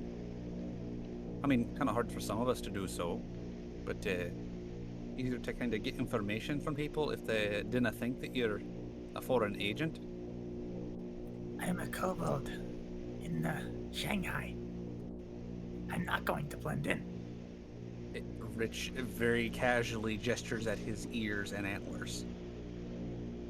Then also gestures at Hachu. So we're not going to blend in. A southern talking dragon person and a southern talking snake person walk into China. Yeah, that's real conspicuous.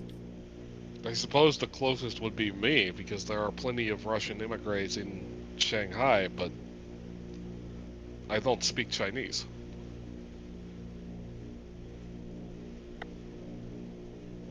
Oh, yeah. As far as I'm concerned, we're traveling.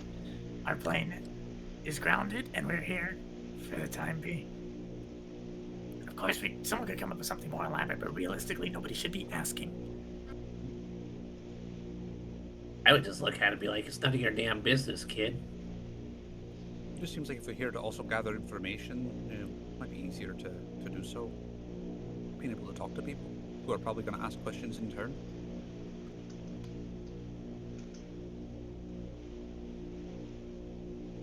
That's what that one sergeant was telling me whenever I was going through the what they call it, the in-briefing for this whole nonsense here that we do. Well, I say nonsense, but you know what I mean. I will ask this though: are we gonna get in trouble for concealing or smuggling weapons? If that's the case, I definitely do need to start working on some sort of documentation to back that up. I don't think so, but we probably don't let them go around with rifles. Yeah, probably not.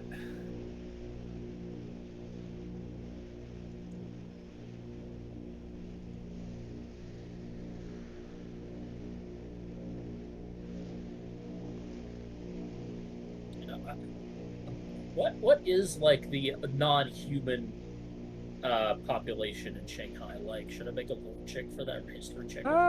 You did do some reading along with a couple of the other members of the party, but you in particular did do some research. You would know that China is a bit unique compared to a lot of other nations that have since then blown up. It's... excuse me, I gotta sneeze. Question. Thank you. The mixture of humans to non-humans and creatures and beings in China and Japan are very lopsided compared to any other country, which has had dispersion of like Yanti, orcs, gnolls, goblins, kobolds, dragonborn, dwarves, elves. China and Japan in particular seem to have a very limited amount of extra magical creatures. They don't really have any just latent, passive, oh, just orcs, or oh, just halflings. It seems to be almost exclusively mythical races and not too awful many of them at all. It's primarily... China really didn't see too awful much change, actually, to be entirely real. Hey, DM. Mm-hmm. What's the weather like?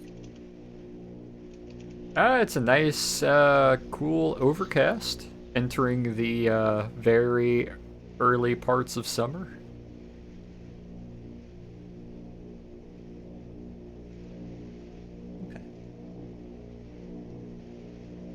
You're in second quarter, so it'd be like April, May, June time frame. Okay.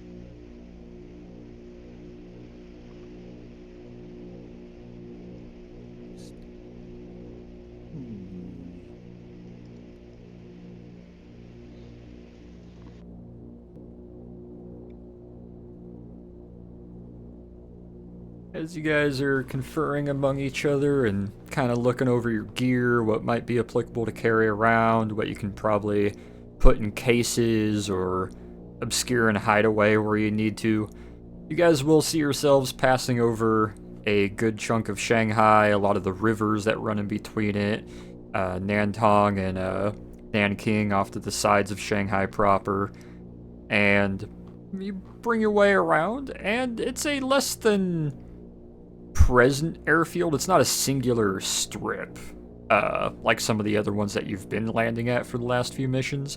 It's a proper airfield. There's about 6 or so very obvious charter and private aircraft, kind of similar to yours, with like 10, 12 passenger larger luxury planes off to the side that got the large canvases over the engines, maybe got the covers over the windows like they're planned for an extended stay, chocks around the wheels and whatnot.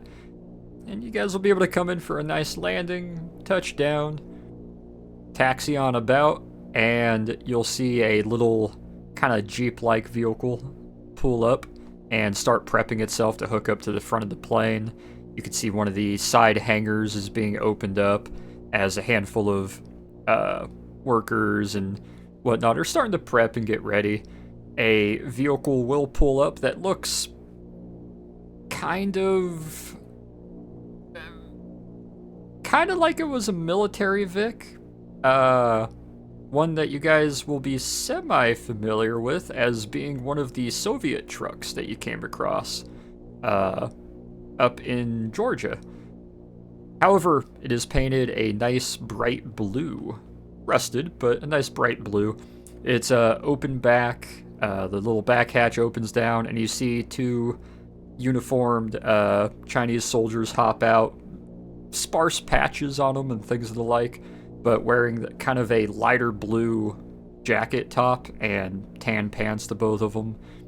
Both of them do have what looks like German style helmets, but painted a very, very dark blue with a particular looking sun on the left side, painted over that on both of their helmets, as they will look pretty relaxed, pretty casual, hands behind their back, waiting for you all to disembark as the engines will fully cut off. Oh, wrong one. There you go. As the engines will cut off, pilot and co-pilot will walk back, drop the hatch, lower the ladder, start walking their way down the steps, and are going to oversee and look to basically getting all the cargo loaded up into the back of the truck with some of the other workers. You guys are free to stretch your legs and step on out. Well, It's not the they right will. one. Hmm. Oh, there we Stretch out. I just lay on the ground and extend as far as I can. go. Just lay out and like pulling a Chinese finger trap. Hang on, somebody pull my tail, pull my arms. I got a kink in my back somewhere. All right. That's a lot of Rich is going vertebrae. for the other side. Got his arms. One, two, flying over three. the Pacific. Three. Ah! The two Chinese soldiers standing there with their arms crossed, just kind of questionable looks on their face. It was a Does the long whole- fight. Oh, That I better? hope they fixed. Yeah, that worked.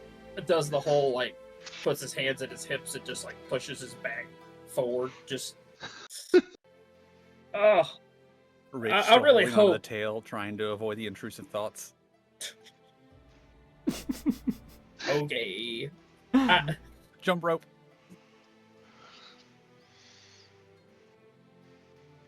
Eventually, one of them will step forward, takes his helmet off, pressing it to his hip in a hand, just looking between all of you, but will give his focus towards the kobold and the Orthodox priest in particular.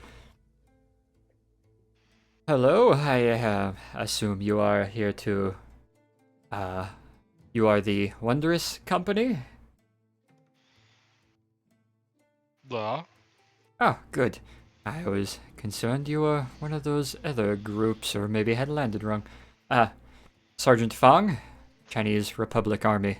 I am here to guide you and bring you where you need to be. Pleasure to meet you. Nice to meet you. I can't exactly say likewise yet. Looking at Hachu. It was a long flight. I understand. Well, I suppose once we get whatever cargo you have or need loaded up, we'll be taking you where you need to go.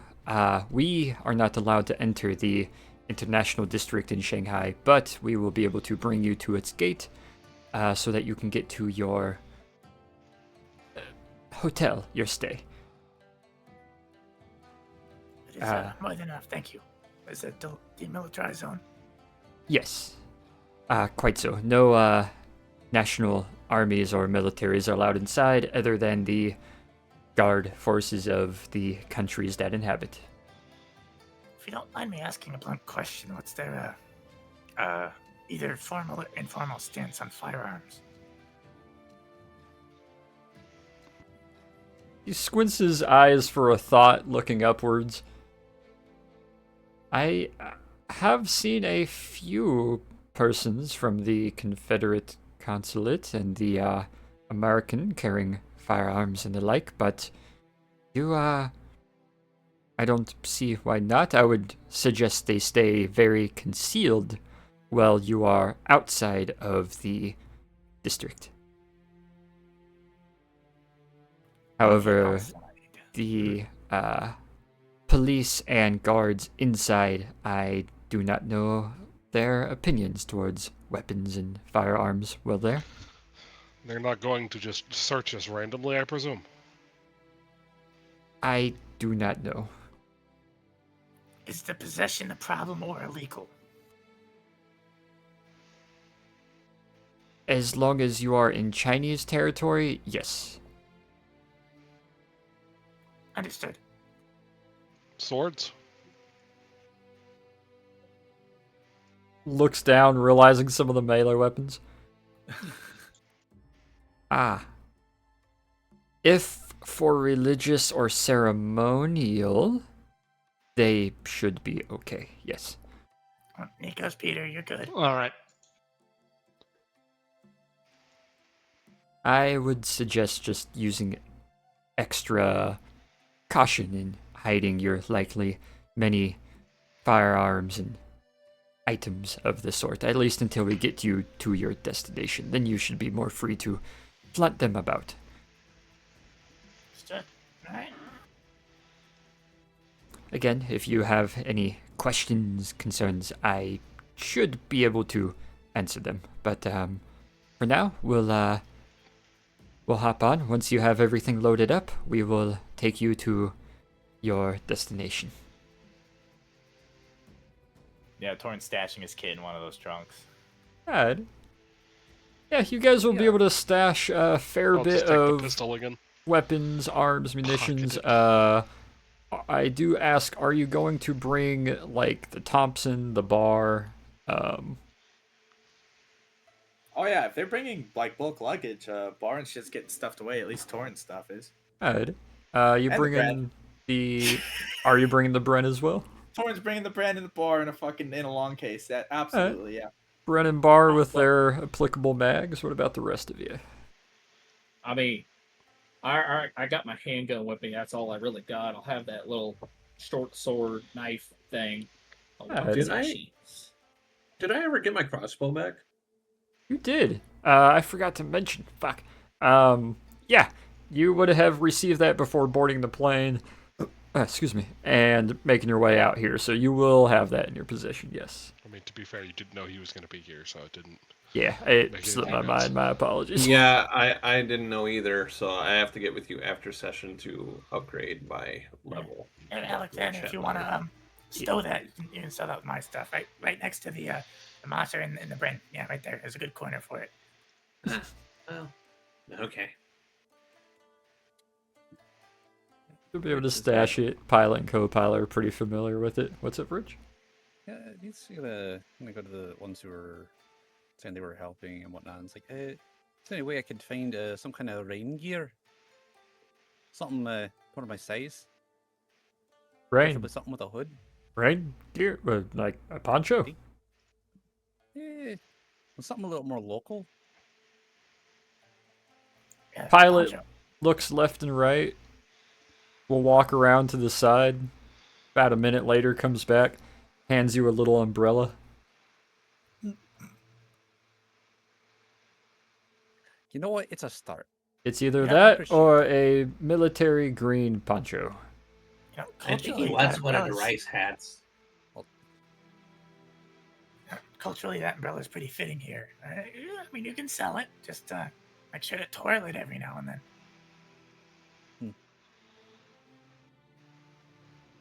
Pilot will go back to stacking and putting some of the crates in there. Peter, rifle or Thompson, or just gonna leave it with the plane? Just leave it with the plane, take the pistol Alright, and the sword. gotcha. Nikos, you can bring your stuff to you whenever, so leave it stashed Exactly, yeah. somewhere near the plane. Yeah. Alright. It honestly still could be in America still. So yeah, Torrent's keeping Yeah. his two concealed pistols. I presume he's wearing the whip. It's just sort of interesting to a whip's not a weapon. Yeah, it's So- not really a weapon, it just looks like additional hip gear, so it's kind of hard to really pick, other than the cool sort of holster sack that it has, but Yeah, so he's just got the two concealed pistols, and then everything else is in the box. alright. Eventually, the sergeant will give a nod, hops into the driver's seat, turns on the truck, takes a couple turns before it putters to life. It's not on its last leg, but it's definitely been getting used and stretched its miles capacity. Sounds like you need to file your points. Leans his head out the lack of a door, looks at the engine, looks to you, has a very plain look of, I don't know what that means, and will lean back inside, putting it into shift with that sort of grinding gears noise.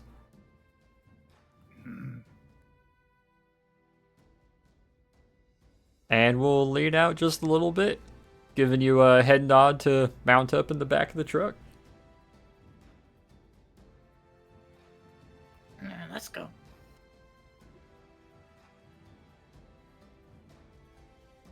Everybody mounting up, I take it?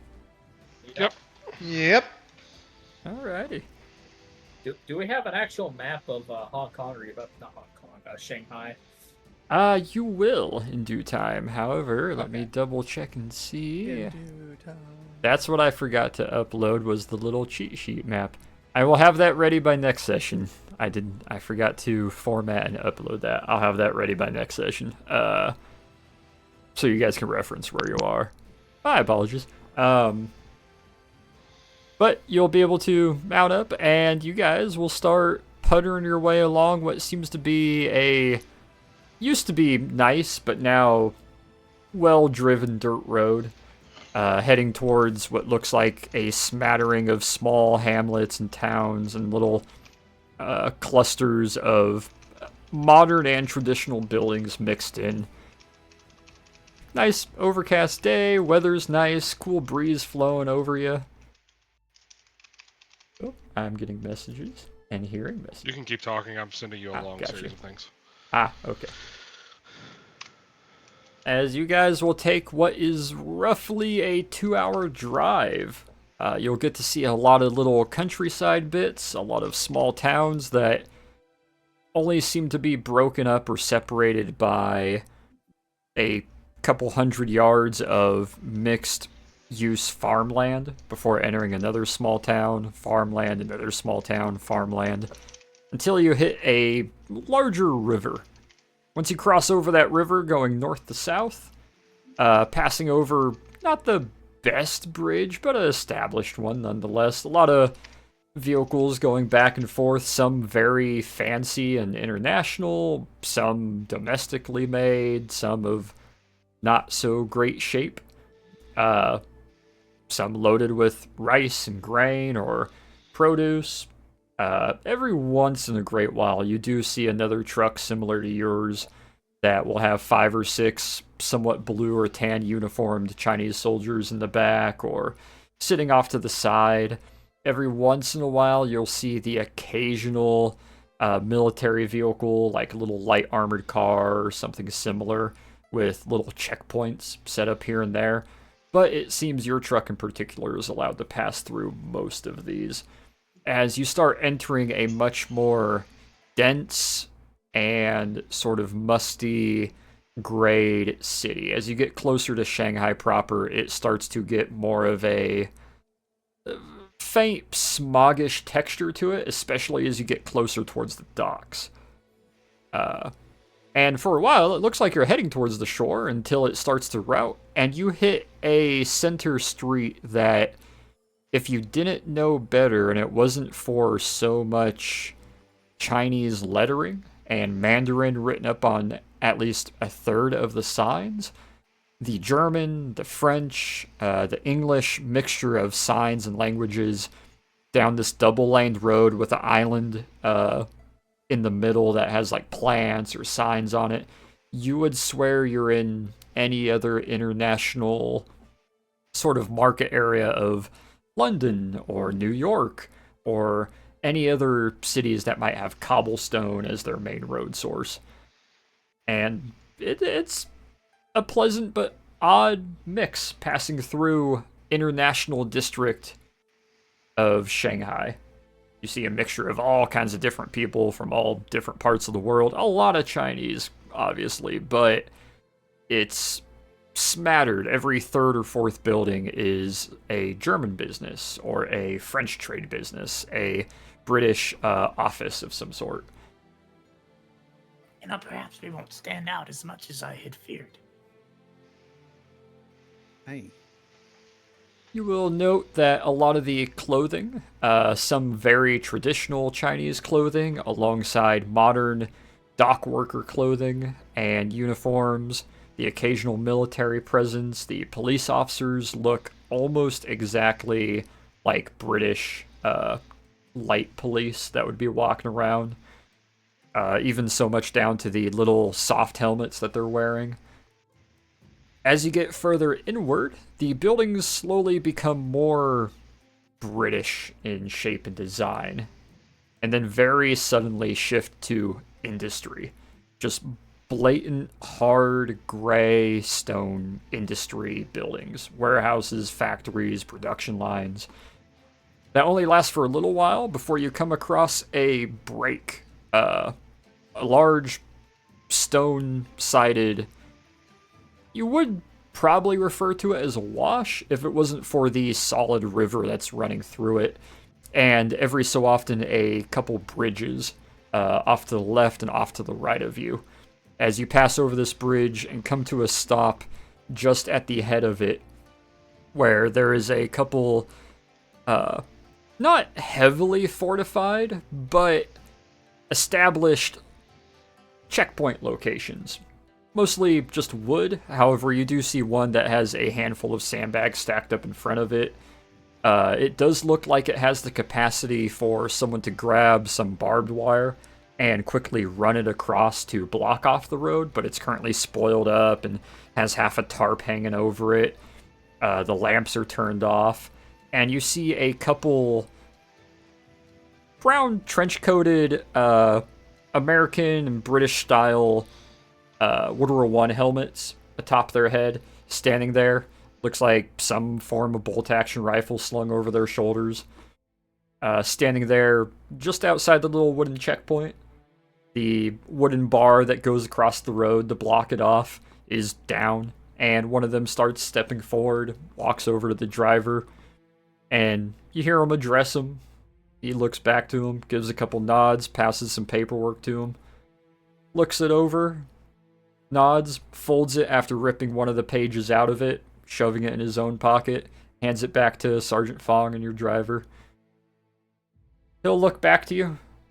Unfortunately, this is as far as we can go.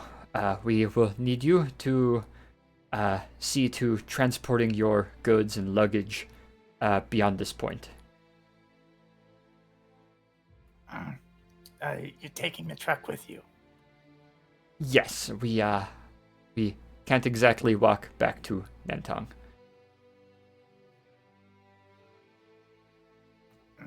If you need additional transport or help, once inside there are a handful of couriers and carters that are more than happy to carry your luggage for you. Alex is just gonna look at Torrin's bag full of guns and be like, I don't know if anyone can carry it. How much for the truck?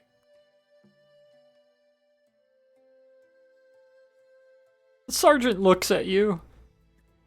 It's not for sale, no. I mean, are you sure?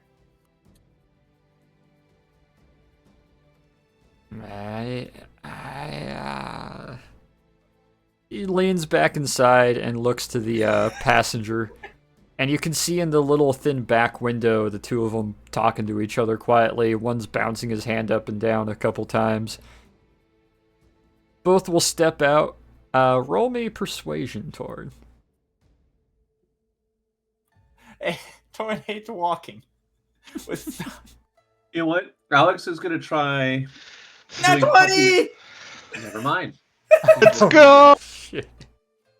The sergeant and the other soldier will step out, walk over to the back, will pat the bed. I suppose it will go towards additional things that we will need, so I will state that it was damaged, and we had to leave it. I suppose I can explain that. Uh, uh, $20. Sold. Hot diggity dog. Torin was gonna yell for more than that. He'll It's hold like, his hand out "You expectantly. suckers." Yeah, Torin's gonna pass him a 20. Yeah, here you go. Subtract 20 from 20 your wallet. American USD. You're 20 welcome. American dollars. He'll take it, look at it, let out a bit of a breath, shove it in his breast pocket, button it. Gives a nod to the other soldier who will turn and is already starting to walk back across the bridge. It will take us a little while, but if you should need us, you will have communications. You will simply need to just reach out to the Shanghai police and ask to be forwarded to the Hong Kong regiment. Ask specifically for Sergeant Fang. They will be able to forward you to my line, and if I am there, I will be able to answer. Of course. And here, And Torin's gonna pass him a $2 bill. Because yes, they're pretty prevalent then. get a cab or something. Thank you, and gives a little quick half bow of just his head and shoulders. We'll take it, shoves it in a pocket, brings his rifle up a little higher on his shoulder, gives a nod, tipping the front of his helmet, and will turn, and frustratingly, starts walking to catch up with the other Chinese Republic soldier, and the two of them head back across the bridge. Meanwhile, the three American GI trench-coated and Order 1 helmet-looking guys standing at the outpost, leaning there rather casually, are all snickering to each other, and the fourth one, who has the ripped sheet that he shoved in his pocket, is still standing there looking to the truck, and all of you a bit expectantly. Well, I guess you have a truck now. Are you bringing this inside? Yes, sir. Good. Okay. Open the gate. Your paperwork checks out. Your hotel that you are looking for in particular. You're gonna head down, take the third right, and the first immediate left. You'll see the hotel there. It is the Colombian. Rather large and red. Very hard to miss. Yes. Thank you, sir. Much appreciated. Yeah. And you'll take a step back, and the wooden bar will raise up. The gate guard does give a little bit of a look at all of you now standing or sitting in the back of the truck still. No driver currently in the cab. Well, Torin's gonna. Does this truck have any markings on it? It does, in fact. Yeah. Could we scratch these real quick? Just I don't care what you do with it. It's your truck now, apparently. Oh no, sorry, I was talking to them. Yeah, it's our truck. We just Alex- want to get the official markings off. So let's just. Alex is just going to draw little pictures of himself on it.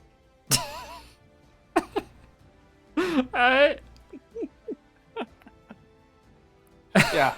What is the process of striking the official markings from this?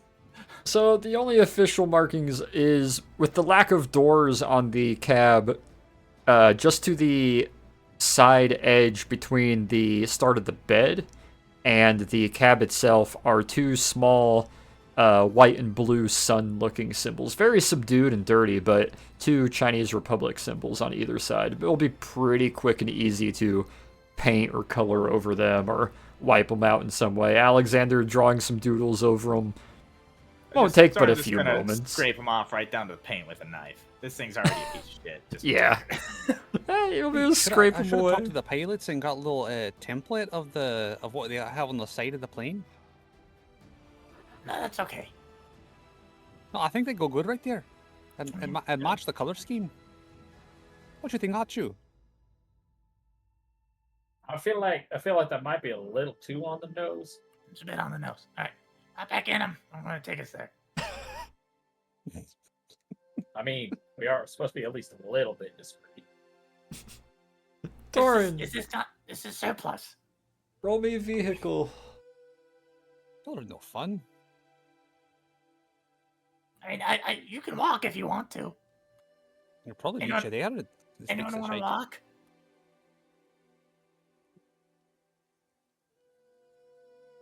Ah, nice. 12.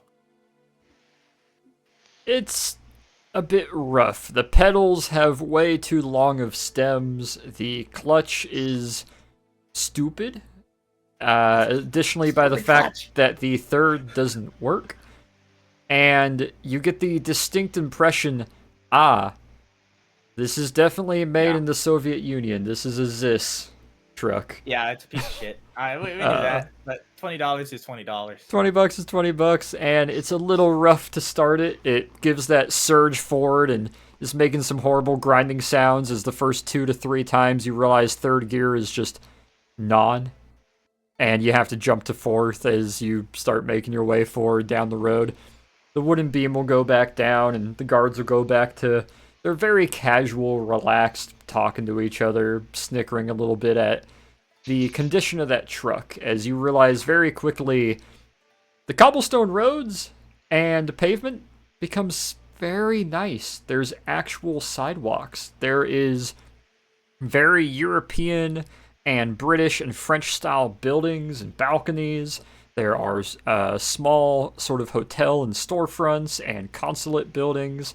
Everybody is wearing suits, ties, some form of dress clothes, umbrellas on most all the women. You And feel there's Torin still wearing his Hawaiian shirt, He's Torin wearing in his that blue Hawaiian shirt. driving under his driving green a- vest. horrific beater. a horrific Soviet beater that's been painted 2 or 3 times over and is clunking away, going past very, very nice 1920s and early 30s vehicles. Occasionally some gray smoke going out the back. And yeah, you'll that 12 is enough to be able to navigate your way down, come to one of the intersections, turn, making another immediate left turn, as you'll find the little the half wheel drive up for the front of the hotel. Very nice red painted. It's very obvious that it was a colonial style British building with a big old grand entrance in the front, multiple rooms, goes up about 2 stories. Or I should say it's 3 stories tall. However, it has been repainted a very Chinese national red and has a handful of gaudy yellow and gold accents and little things hanging from it, some of the big paper lanterns. To try to give the impression of, oh yeah, well, it's welcome to China. And you'll be able to pull up into the front ramp. The 2 that are standing at the front, 2 bellhops, look confused as they'll step forward. One gives a nod to you. Hello, sir. I can take your key. This doesn't have. It doesn't have keys. key. No. Yes. The airport was out of rentals. This is all they had left. Okay. Would you care for a 2 or 3 baggage couriers, sir? Yes, please. Of course. For my party. Very good. In his red uniform with the bellhop hat, he'll look over, snaps a white gloved hand, and 3 younger Chinese guys wearing similar uniforms will give a reluctant look, run up the stairs, grab some of the large, almost Home Depot style carts, start pushing them down a little side ramp, pull up behind the truck, and look expectantly to the rest of you to disembark before they'll start unloading the cargo instead of luggage that you guys have brought, the little bit that you did. Yeah, I'll hop out. Torin's gonna step out and pat the bellhop, be like, Be careful with the clutch. You really just gotta throw your thigh into it and watch the paint. Don't scratch it when you park it. I understand, sir. I will give my best to take care of her. Thank you. Her name's Larice. Larice. Okay. Yes. You'll see him take his gloves off, pinching each finger one at a time, folds them, pops them in his pocket, clambers up inside, tries to sit down slowly to not dirty his pants and uniform, as he'll start fucking around with the clutch. once the last crate has been unloaded, you guys take up 2.5 of the luggage carts as they'll start pushing them up the little side ramp and heading inside the building already through a side entrance where you guys have been to enough hotels and have understanding that they probably go to a wait area where eventually, once you get your rooms, they will bring all the luggage to your room. However, let me bring you over to the map. Imagine a Chinaman trying to pronounce Larice. Alright. Ah, Bobby. Bobby. Bobby. Let me get reveal. Today on Due West, Hachu is racist, Torin is racist, and Alexander is extremely racist. Oh no. Breaking news: fork found in kitchen. Breaking news. The sun rose. He said, "Get those goddamn." Jesus. Oh. Fuck. Alexander, no! You can't say that! God. All right, Oh. timestamp. Make it a sound. Yeah, I'll have to. Fuck, what is. I'll have to make that a soundbite. 2 hours 24.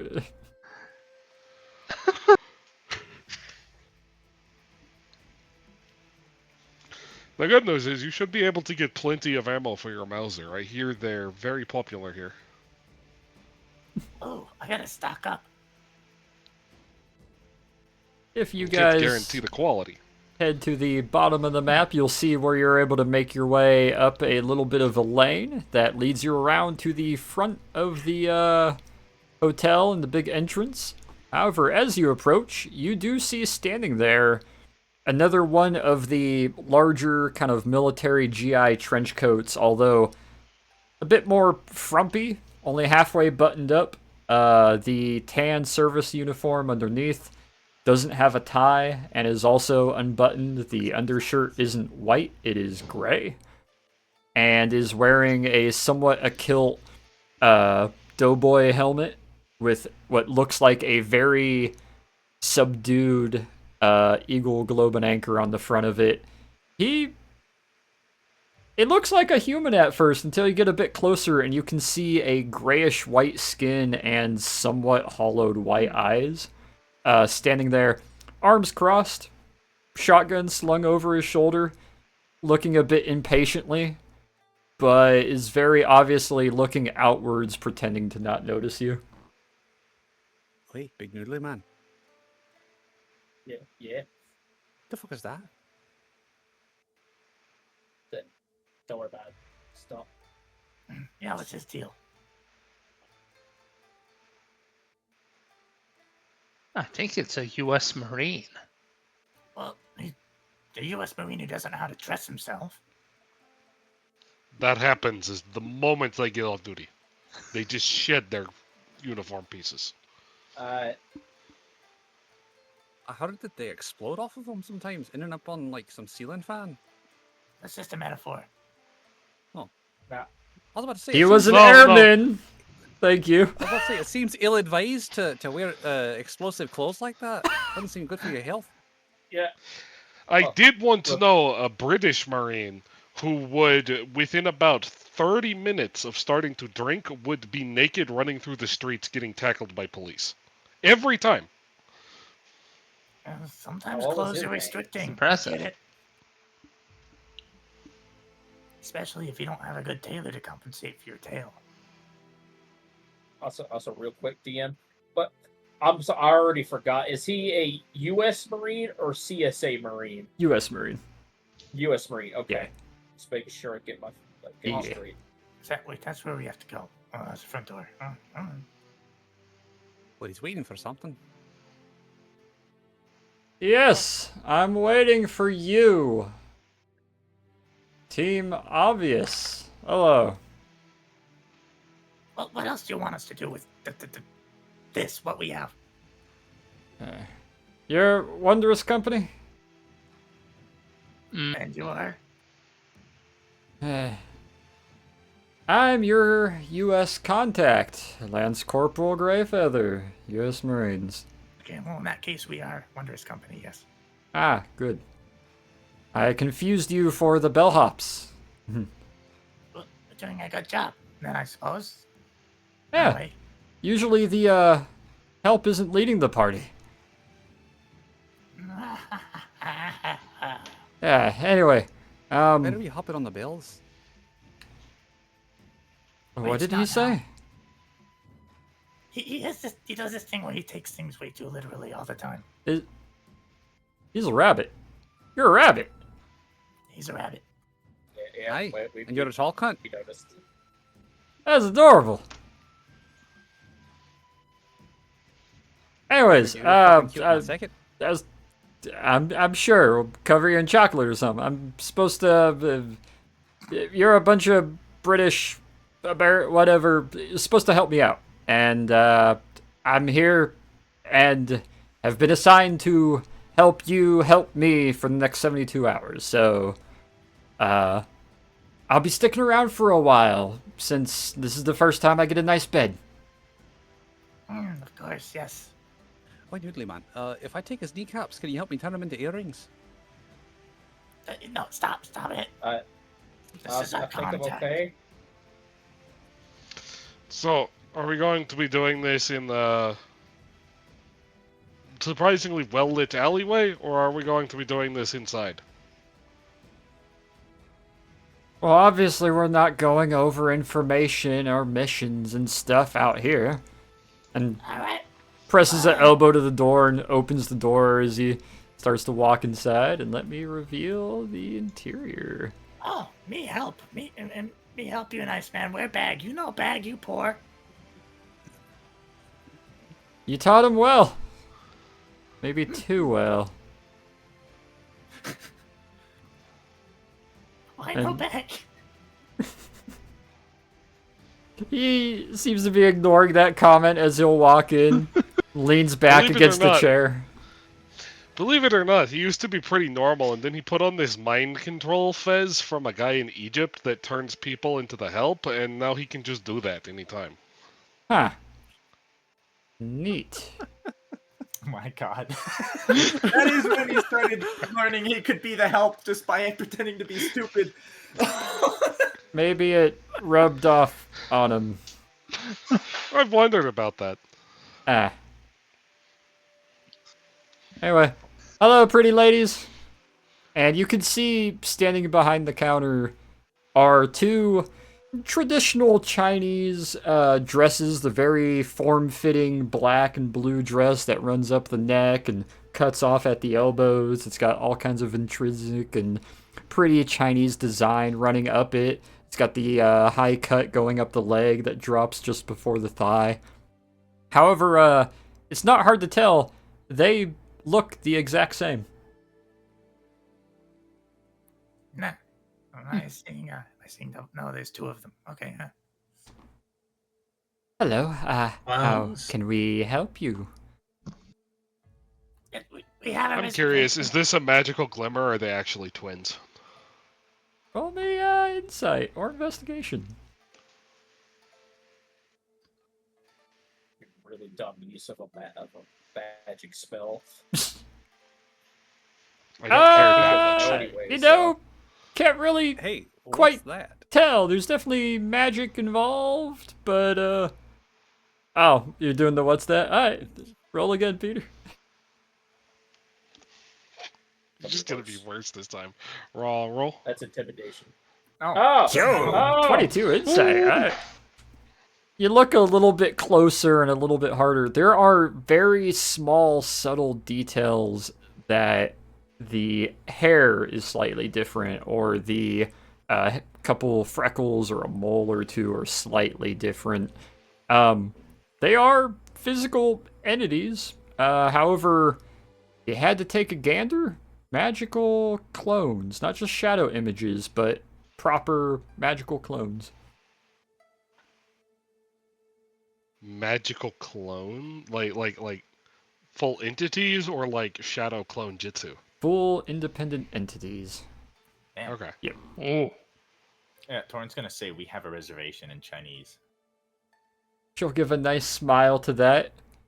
Seems to relax him, and in nice Chinese as well, will lean down just a little bit, not in a dehumanizing way, but in just a looking over the counter just some, and will inform you in Chinese, what is your room? Or what is the name for your reservation? Before this is something Torrin would know that I presume reservations are made for them. Like it was discussed. Yep. Was it under Wonders Company? Is it, or was it on like what? What You name was that weren't made actually told. It wasn't in your orders. So they made a reservation for us, but they didn't say what. Tell you what name it was under, nope. Oh, These shit. Americans, man. That would be a good use of your message spell. Yeah. Who? Torrin's gonna Try Levencroft. first. She'll look down, starts reading over some of the papers. The other one is putting a finger to her lower lip in thought, just kind of looking over and watching. She'll look back up. And in Chinese, I'm sorry, we don't have any reservation under that name. Perhaps WC. WC? What are you laughing at? Hello, yes. Do you have a reservation under toilet? She'll look back down, shakes her head no. Wondrous Company. Oh, yes. She looks over, claps her hand twice down the hallway, and quickly exiting a room will come two more additional others that will stop at either end and give a quick bow and motion for all of you to follow them. Guys, our Man, reservation this is was almost under... as subtle. This is almost as subtle as Egypt. See, our reservation is under Wondrous Company. I don't think our presence here is particularly secretive. Well, that's awful neat. We're a wondrous company of company. Yeah, Wondrous Company. Wondrous LLC. I, too, tend to introduce myself as U.S. Marines when I go to places that I've reserved. Gets me in every time. Sure it Isn't that does. what that symbol is on your helmet? Yeah, something Kind of like announces that. itself, doesn't it? Then. Yeah. I'm being facetious, by the way, in case you kind of can't tell what, Hey, I sarcasm didn't make is. the reservation, okay? It was not You my said choice. time. I don't know who made the Damn. reservation. By the way, you're about 15 years out of time period. No, he's not. That's also current. It's still current. The World War I surplus is still. Yep. Yes, the M1 Yes. pot doesn't come around till 1941. Oh, jeez. Yep. Okay. They were still rocking World War One stuff. The M1, the M1 In fact- Garand is still in early It is production run. There's It still is gas trap. adopted. Yeah, there's still gas trap until like 38 Okay. almost. I rescind that last statement. Then I thought that they'd had a stopgap between World War I and World War II. No, No. no. Well, it- so there's most a of the, few differences in like webbing and stuff where they learned lessons from World War One, but like technically there's a difference, but it doesn't really matter. Yeah. In fact, all the guys that were on all the Pacific Islands had the old helmet still whenever they fell into Yes. the hand. It's a There good were. time. I'm pretty sure there were guys sent to North Africa with the old helmets. Yep. Look, I'm just saying. I think it was a bad. I didn't get to choose who made this our reservation for us. I'm gonna have a word with whoever did. I'm not questioning it, as long as we get one of the nice comfy rooms on the top floor. Oh, we better. Yeah, it seems like it. They're rolling out the carpet. Well, yeah, obviously. As your point of contact, it's important that I'm present, you know? I mean, after all, it's not safe if I'm not in a nice bed. I can't argue with your point, but I don't like the way you're expressing it. Let me have this, Kobold. Yes, I'm letting you call me That's a Kobold more major now. kobold to you, Lance Corporal. I'm sorry. Yeah, in fact, he's not even the highest ranked out of us either. Yeah, speak, Captain Nikos. Not Captain. Stragos Nikos at your Oh, yeah. service? The hell's a spaghetti Nikos? He's a general in the Greek army. Strategos. A Ah, general. I speak Italian. Yeah, but general.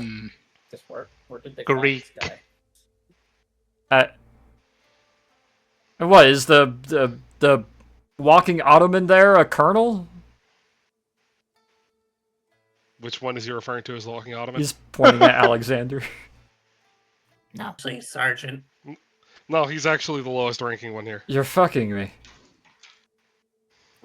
I mean, we can later if you want. Hey, keep it Ha up. Alexander, Ha. please, no, Ha. no.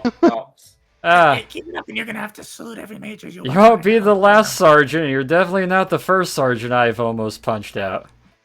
Anyway, let's just get to our rooms. Not It's your apparently I'm surrounded by all the officer corps of the yeah. Can you just imagine walking by everyone in the fucking hotel room? Major. Stormtrooper. As he starts walking up the staircase, you hear down the staircase, "I'm not saluting any of you." Please don't. If you keep calling me Italian, I might insist on it. A gabagoo, something. Greek. Trust me, you're I'm not sorry. winning that fight. Pop light. How would you feel if someone said you were in the army? Wait, he's not in the army? You make a point. Into the void. Or were we supposed to be going this way? I'm gonna move you guys to the next map. I just have to reveal it. Yay. Come on, turn on the damn lights. Oh, hallway. Oh, more than a hallway. An anime girl. There's been multiple anime grills. 2, 4, Four. 5. Even. 5 anime grills. They're Oh, all the hang same on. anime Hang on. grill. It wasn't showing. Hang on. Sorry. There we go. Where's the fifth one? Are Are we calling Alexander an two anime right girl here. now? No, there's 2 Up at the front, top. 2 at the end there, and then 1 at the top. Two here. Yeah. Two here. There's none at the top. What? there's- They're. It's all black. Refresh. Oh, Zoom out a little. Okay. No, we gotta. Okay, I see. Okay. That was just outside of my camera positioning. Oh, why do they all look the same? The first 2 was odd. The next 3 is slightly more odd. They're probably magical magic clones. duplicates, I clones, presume yeah. it's a branding thing. Or just a, don't have to pay employees if you're all the same person. It seems a bit questionably moral. Welcome I to China. don't think that's how it works, because either way, you still have to pay for them, even if they are you. You just gotta pay for food. Huh. Anyways, arigato. And she gives a raised brow look. Look down the hall, either left or right. And in Chinese, so only those of you who can speak Chinese, the 3rd floor is entirely reserved to you. Feel free to take your pick of which room or multiple rooms best suit your needs. And if you should need anything, simply call on us or ring any of the bells located at any end of any hall that you find. Of course, the lobby and meeting area is entirely to your beck and call as well. She says the entire 3rd floor is ours. We can pick our own rooms, ring a bell if you need service, and the lobby is accessible. Oh, that's awful nice. And she'll walk her way down, very gently slips past all of you, and makes her way downstairs to rejoin setting up elsewhere. See ya. I'm going to the corner. Before we do anything else, let's check and make sure there's no magical listening devices. Mm-hmm. No, sweep it out. Considering that subtlety went right out the window the moment we arrived. Why are you all so fair? What, you think you're being we've drawn interest before. Ah. The Oh, Italian yeah. government is trying to assassinate him, and I'm going to point to Torin for stealing too many sugar cubes.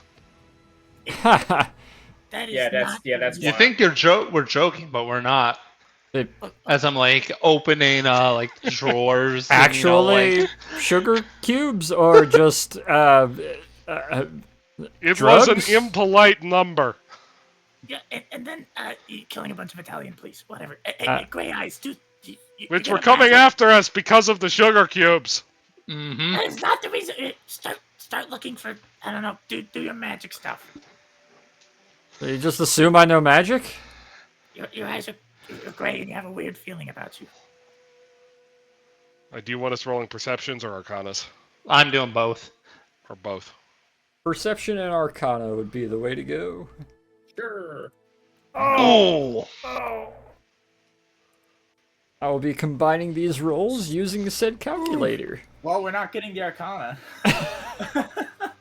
Oh, Bill. you guys are doing Can't okay. help yourselves. Doing okay. Let's see here. Arcana is 30, 47, 54, 64, 74, 80 Arcana. Okay.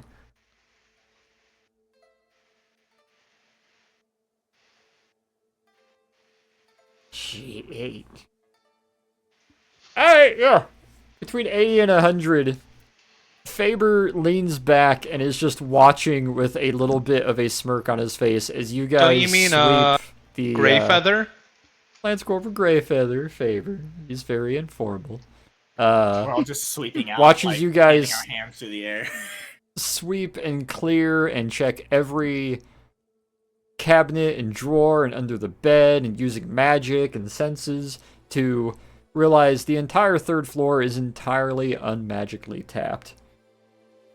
Is it? Is there electricity up here? There is. Phones? There are no phones. If there is a phone, it's likely a communal use one downstairs. However, there is electricity as you have little wall lamps, little lamps hooked up at the heads of tables and or on bedstands. The hallways are obviously illuminated by very faint British-style glass lamp covers and what have you. Okay, I mean electrical bugs aren't really a thing yet, so.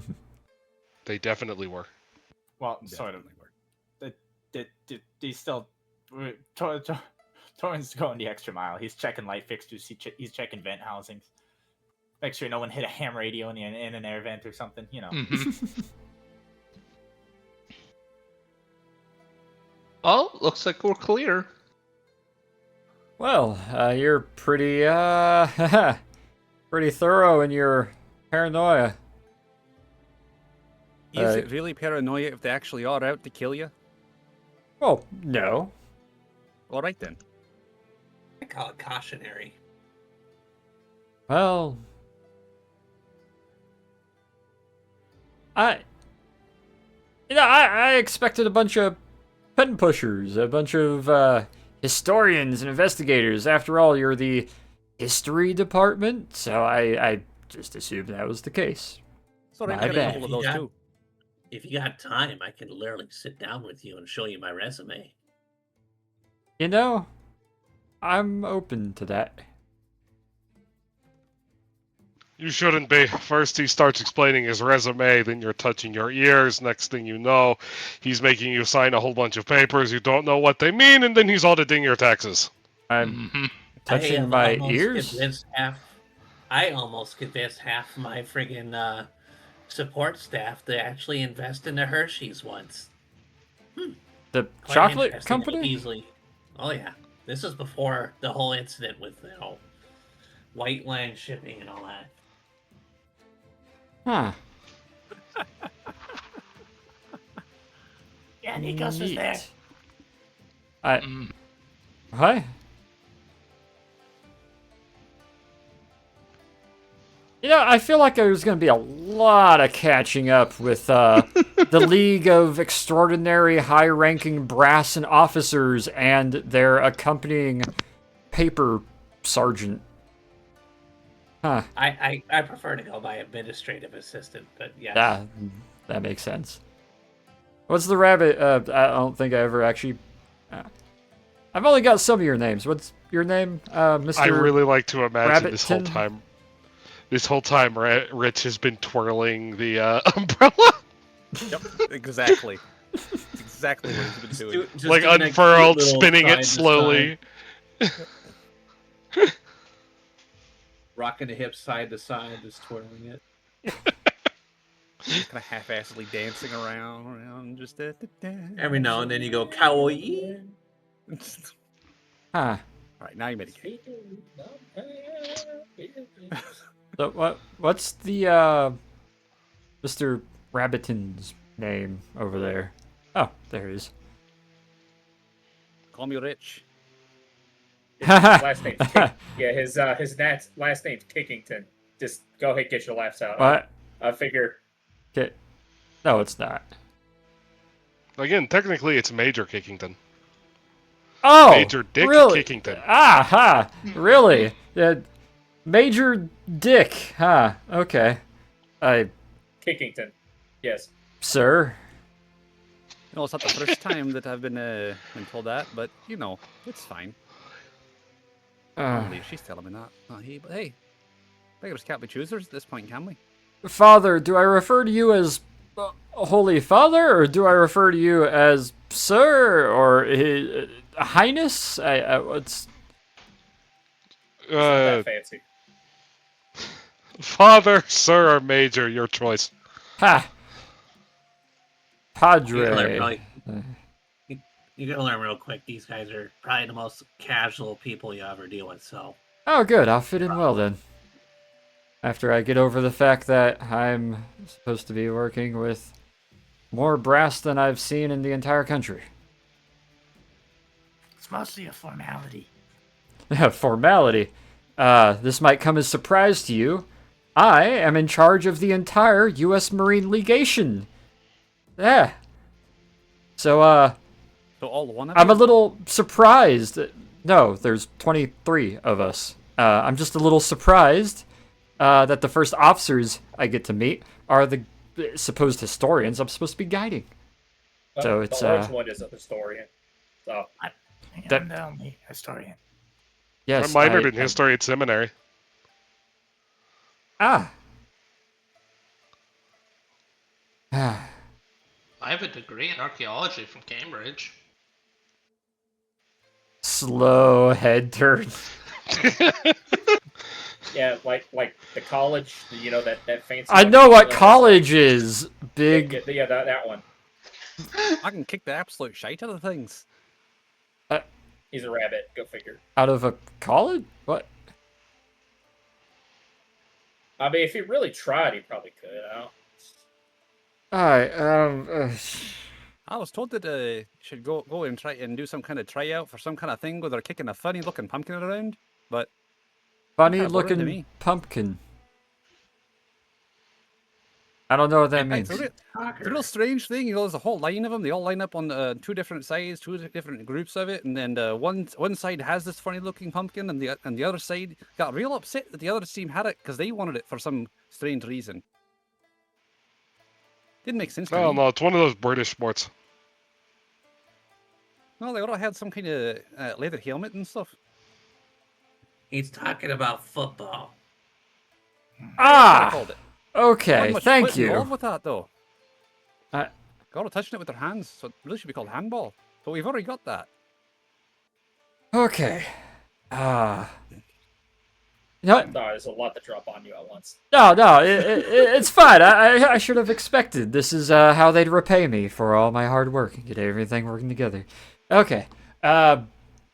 Yes. Lance Corporal, Major, General, Major General, No, Sergeant. only one general. One general, one sergeant, everyone else is a major. Ah, okay. Noted. I'm gonna get comfy for a minute, and we can all reconvene in one of the rooms, and you can pick my brain, and I'll give you a catch up on what all's going on, and what's been happening, and what's to worry about, and how you can hopefully help me out. And then we can go from there and figure out what our next, step is from there. Rich, before you jump the gun, he means pick your brain, asking questions and stuff. So no, we're not physically gonna touch his brain. Oh, do analogies actually go over his head? No, Sometimes they do, sometimes they don't. That was a there's lot of joke things that earlier. will go over me head, but you'd be surprised how high I can jump. Oh, You fuck. see what I mean? I'm pretty sure he's doing it on purpose at this point. I can't tell. I'm usually pretty good at that. Brain surgery today. Alright, yeah, let me, get comfy in the first nice room I've had in a couple months, and, we'll meet up in a couple minutes, and we'll start a little round circle confab. And we'll get you caught up to speed then. Sirs. Fine. Sure. I'll take the blast on the left, cause, yeah, why not? He'll step past you, shrugging the shotgun on his shoulder, and... Sergeant. Major? Major. Sir, yeah, Yup, don't worry about it. That's what he gets for calling me Kobold. It is always very funny. Well, he didn't just say Kobold, he said it like Kobold. It was the way he said it, not that he said it. They call Kobold plenty. Hachu's already going and coiling up on a bed. As stretched out as possible. That plane ride sucked for me. Yeah, I'm probably doing some stretches. I can imagine. Oh man. Everyone will be able to drop your coats, a little bit of extra gear, stretch out, realize you're going to have some very, very nice rooms while you are here. As nice as Egypt, or no? A little bit nicer, actually. Like, just a tad nicer in some of the amenities. Like, it's not oil lamps and lights. It is entirely electrical everywhere. It is much more fresh sheets. There's no faint sandblasting or dusting on everything. It's nice. Your mom's electrical with nice sheets and doesn't have sandblasting. Yeah, Torn's gonna take his time to unpack the guns. He's gonna clean them all. He's gonna set up the brands, lean it on a piece of furniture, make it look nice. Yeah, you guys will notice in that short time the 3 carts will be brought up and distributed among you guys wherever you tell them to bring the different crates and boxes and bags that you all brought up. You'll be able to unpack some of your gear, get yourselves prepped and set up, have everything, get everything nice and set out and laid out. Alexander, which of the 2 available rooms are you taking, or are you gonna insist on sharing with someone? I don't need much space. Probably the smallest one available. Alright, he'll take the other small one just across from Nikos. Leaving one open room. After a little bit of time getting cozy, unpacking your gear, you will see jacket hanging completely open, other gear and helmet and whatnot left inside the room. Having stripped his duty belt and a little bit of gear that was on that. Walking down the hall nice and casual and making his way over towards the empty room down at the end and sitting down, getting cozy, and waiting for everyone else. So, like, I could go out here, and is there a way to get across from each balcony? If you want to slither around that corner, which wouldn't be hard for you, yes, you could. Yeah, what's out the balcony? Just off the map is a large wall of a 5-story building. And just off the left is another taller building about 10 feet away. Behind you guys is a very small grass sort of park area, if you could call it that. More like about 20, Why are you 25 jumping out the feet. window? Oh, God. More like 20, 25 feet of kind of like park bench sitting viewing area for you guys to walk around in, sit outside. And just to the top right on the other side of this ground floor patio is about 20 parking spots and a private little lane that goes between the buildings where you can see not only your truck, a couple other cars and the like, but there's only about 3 or 4 vehicles in the parking lot. 2 of them are really nice, upstanding cars with a bit of dust on them. One is a small, best way to describe it, kind of like, looks like it might have been a military ambulance at one point, but it's painted just a nice flat gray. And your guys' rust heap truck.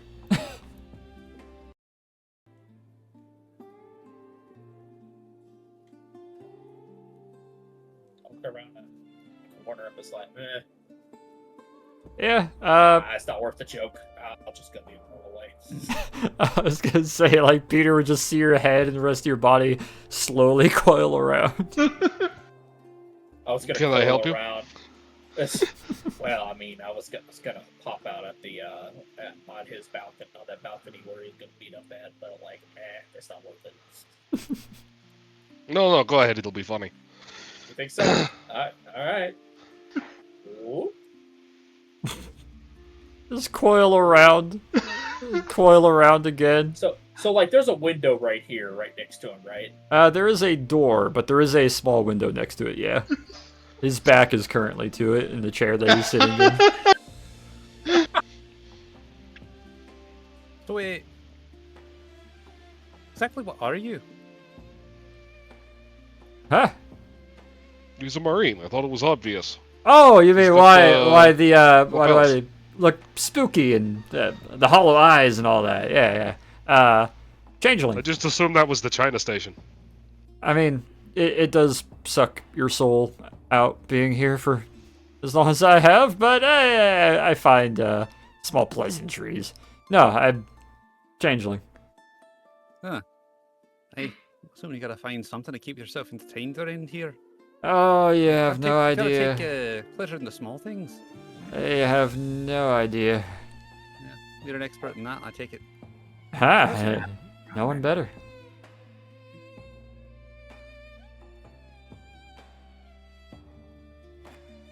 Alright, well, there's 2 of you missing, it looks like.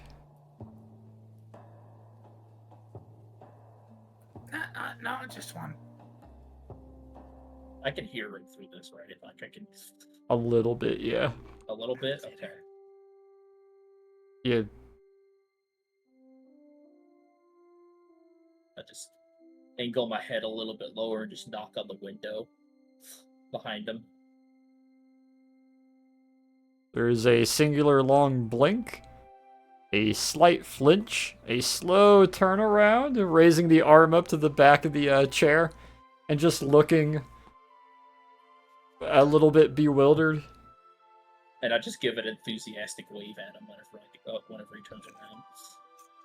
You see the most sarcastic, happy child wave and smile back to you. This fucking guy. Like I said, I think gotta we take should- pleasure in the small things. Yeah. I think we should keep some bags of flour in the rooms. That way we don't have a repeat of Egypt. A what? Yeah, you're right. Wait, what? What happened in Egypt? The Italians sent invisible assassins after us. And flour... what, like... Well, you throw you throw flour on them, right? And then the flour isn't invisible, Ah. and you can cover a wide area. I threw a canteen of gravy at one of them. It worked pretty well. Seems like a perfectly good waste of gravy. It was bad. Oh, it was very Oh, he- old. He had it for like 3 months. It was good seal on the canteen. An absolutely horrified and disgusted look crosses his face. He looks at Torin, looks at Peter, looks at Torin, looks at Peter. For 3 months? It was That's- busy. I forgot about it. Oh, was it hardtack you forget by about the the point you gravy? threw it at him? Definitely No, wasn't no, it hardtack. was That just the gravy. Oh. Alright, I'm not sure how to take that. Okay. I No. prefer to not too. If we hadn't been in the middle of a firefight, we wouldn't have either. It worked. Huh. That it did. No, maybe I'm in great company. I can't tell. Oh, you're a Windows company. Hmm. You see, Yeah, I see. Pretty wondrous indeed. Uh-huh. Okay, where do I begin? What do you know, what don't you know? And we'll, go from there. we know that we're here to not necessarily interfere, but observe and perhaps successfully secure the exodus of the members of the Taiping Heavenly Kingdom. And we're Ah, also supposed to find out what the Japanese are doing. ah. Specifically, if they have any military elements inside the demilitarized zone. You see, I was given half of an objective. I was informed that my half of the objective was you would help me in my. I guess they expect me to be covert investigation as to whether there's Japanese military uniformed troops actually in Shanghai. Because the Republic forces are no help, and the British won't do anything. They never even leave the legation center. So helping me with that will be very helpful. Our orders are not to engage in the event that is discovered. Well, obviously no. We're not just getting some pictures, figure out if they're actually here. And it's a little bit hard for me to do that, despite, well, it shouldn't be as hard, but it's been difficult. Obviously, being a changeling, I can disguise myself pretty easily, but it's still been hard to find any actual, grabbable evidence. So you're supposed to help me with that. I was not informed, as usual, that your diplomatic mission was bartering asylum with the Taiping? Why not? Well, that's kind of a big thing. It's kind of been why everybody's on edge for the last while. I didn't know that. I thought you were coming here to talk to the Republic about giving them more weapons or something. Or give more money to the communists. I don't know. We're not giving any money to the communists.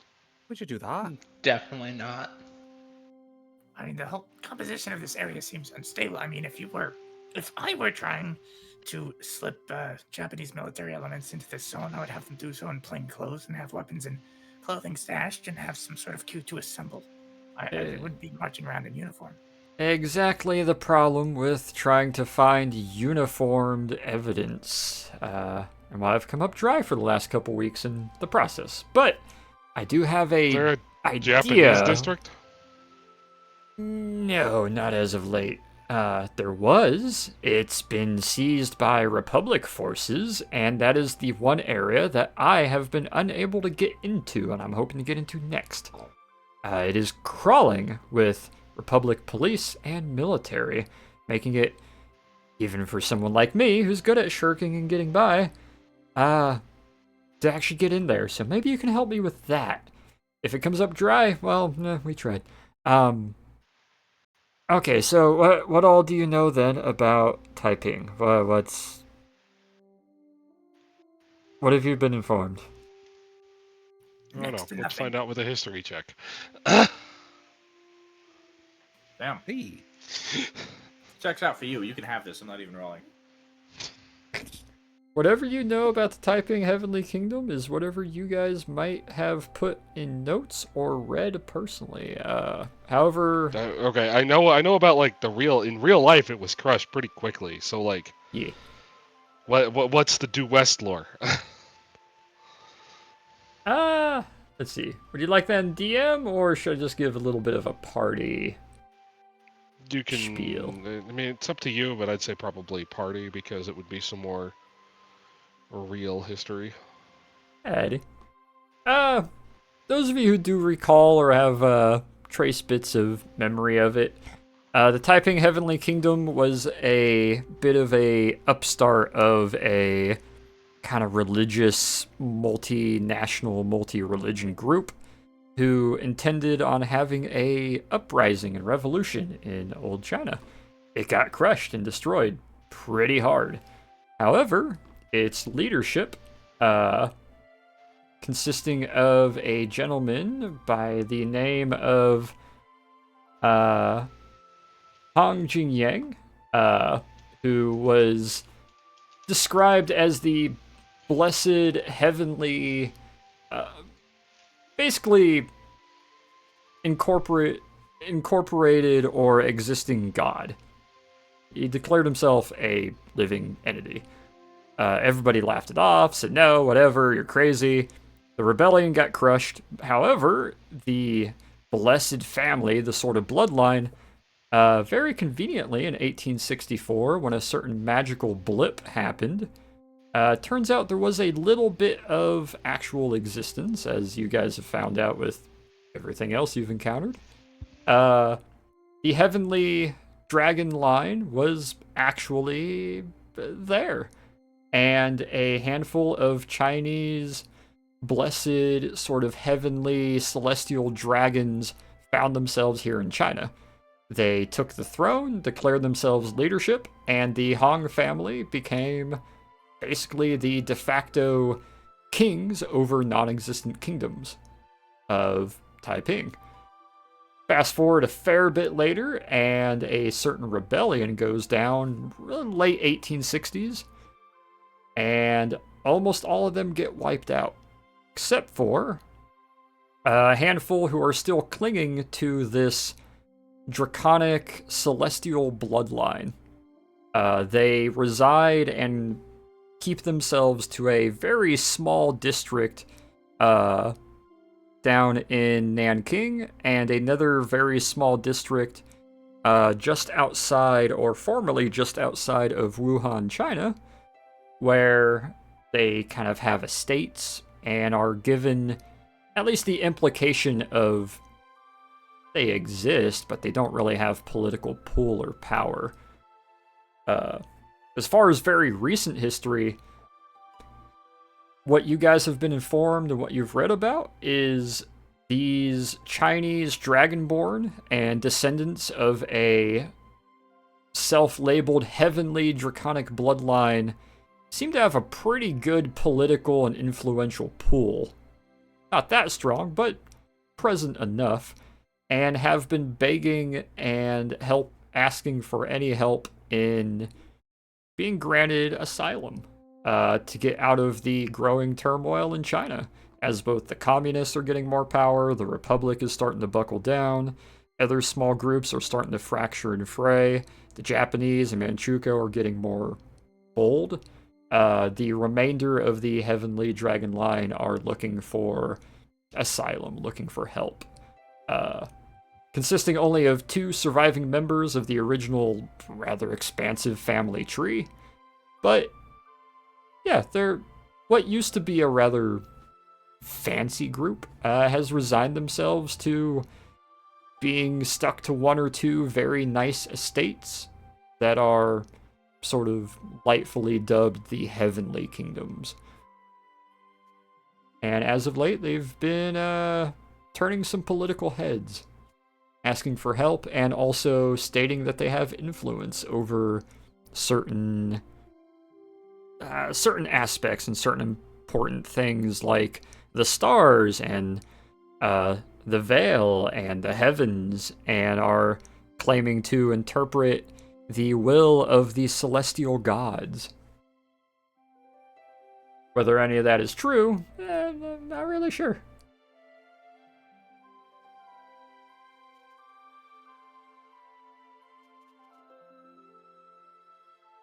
Yeah, that.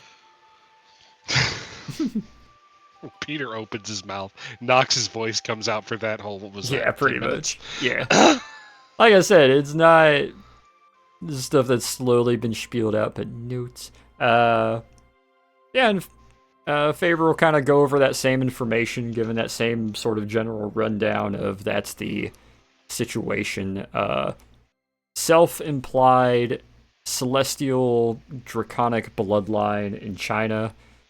claiming that they have a magical presence and kingdom, while also not.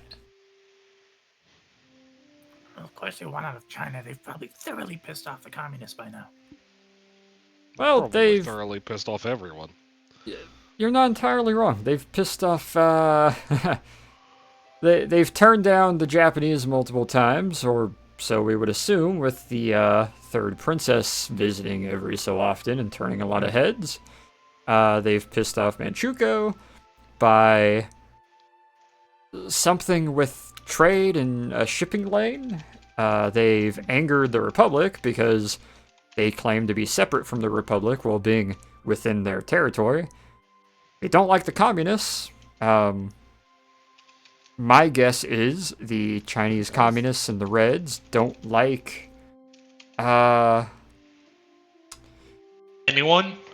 don't like too much of anyone, but also so to catch you up to speed, and considering your composition of who all you are, and I'm sure all the places you've probably been and things you've encountered, gods and deities and weird happenings probably aren't too strange to you. So if you've read or know too much at all about Chinese magic and lore, Journey to the West, little monkey king and his friend, and going about, and some of the things around that for some reason, a handful of the heroes and enemies of Chinese grander magic find themselves aligning with the communists. So much so that they're becoming their banner carriers and generals for some units. Magic and communism. Wonderful mix. Oh, it's great. Reason I bring that up is... Don't worry, they'll kill them all soon enough.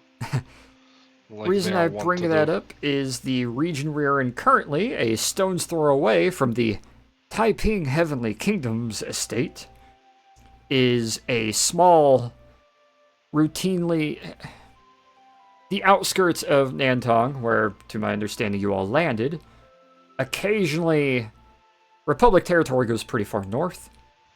The communists do sometimes come down, and they're really not supposed to, and ruffle a lot of feathers, and have a lot of non-firing standoffs, and supposedly a handful of actual skirmishes between Republic and Communist forces. The particular communists that keep coming down here, and I believe harassing the Heavenly Kingdom for their assistance, is a group known as the Tiger Force Regiment. Ooh, fancy. They're a communist regiment of pretty heavily armed, gifted Chinese communists. Funnily enough, the Tiger Force Regiment, fancy that, are led by some great mythical, powerful being known as White Tiger. Supposedly he was some great being of some sort. Super strong, very powerful. And he's leading this specialized group of, Reds that occasionally come down here and harass the Republic forces and try to push their territory. Meanwhile, you got the Republic, who one branch and one regiment won't talk to another division of regiment, and the police won't talk with the military police, and the military police won't talk with the government, and the government can't figure out who's actually in charge, making it even more difficult for us in the middle. So, in a tinderbox. Yeah, good luck finding a reliable Republic group unless you go far enough south where they actually talk to each other and have their heads on straight. Then we have all the Japanese sympathizers, all the Imperial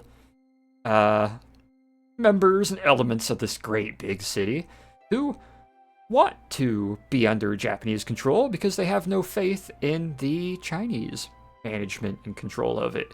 And then you have a bunch of disgruntled populace who consider themselves part of Manchukuo. And then you have another chunk who doesn't care if it's communist or republic or Japanese as long as they're getting to eventually fight against Chinese and Manchukuo. So it's a problem. Then add on to it us Americans, the handful of Confederates, a bunch of the British, the existence of the legation center here.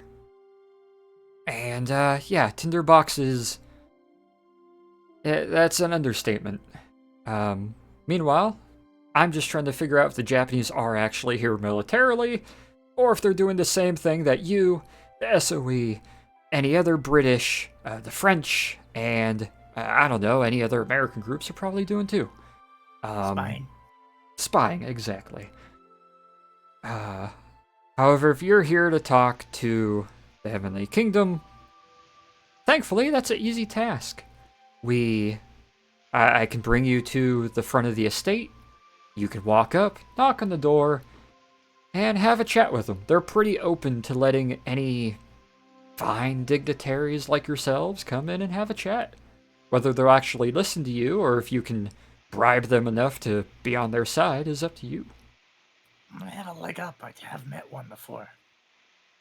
Oh, You have? Vienna. ah, In Vienna, Austria, the third princess. Forgot her name. you, Really should remember those. wait a minute.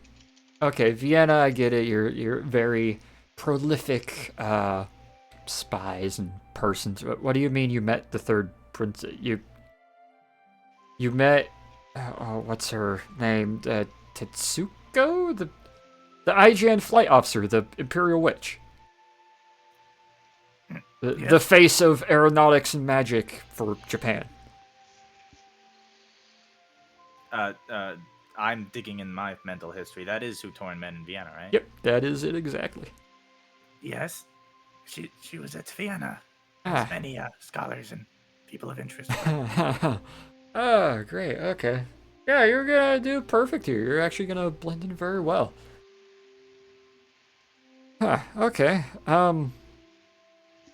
Well, I've been informed as part of my side duty while I'm here also acting as commander of U.S. forces in the legation to avoid her at all costs if I see her. So you're welcome to chat her up and talk with her, it would seem.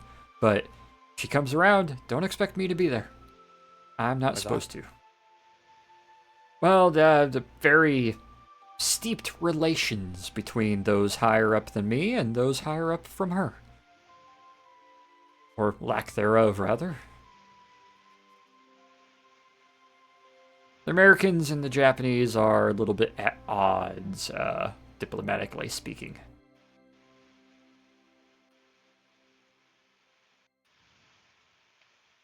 A lot of small claims on locations that the Japanese colonial empire doesn't have, and a lot of debate over that.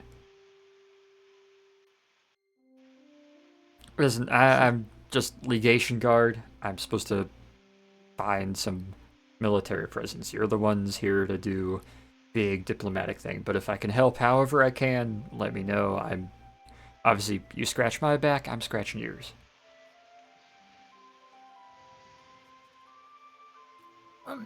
Perhaps you could start by bringing us to one of those estates. It wouldn't inherently be bad to start early in that regard, especially if this whole situation is as much of a tinderbox as you say it is. You know, I fear once the fighting properly breaks out, everyone will be fighting to get there first.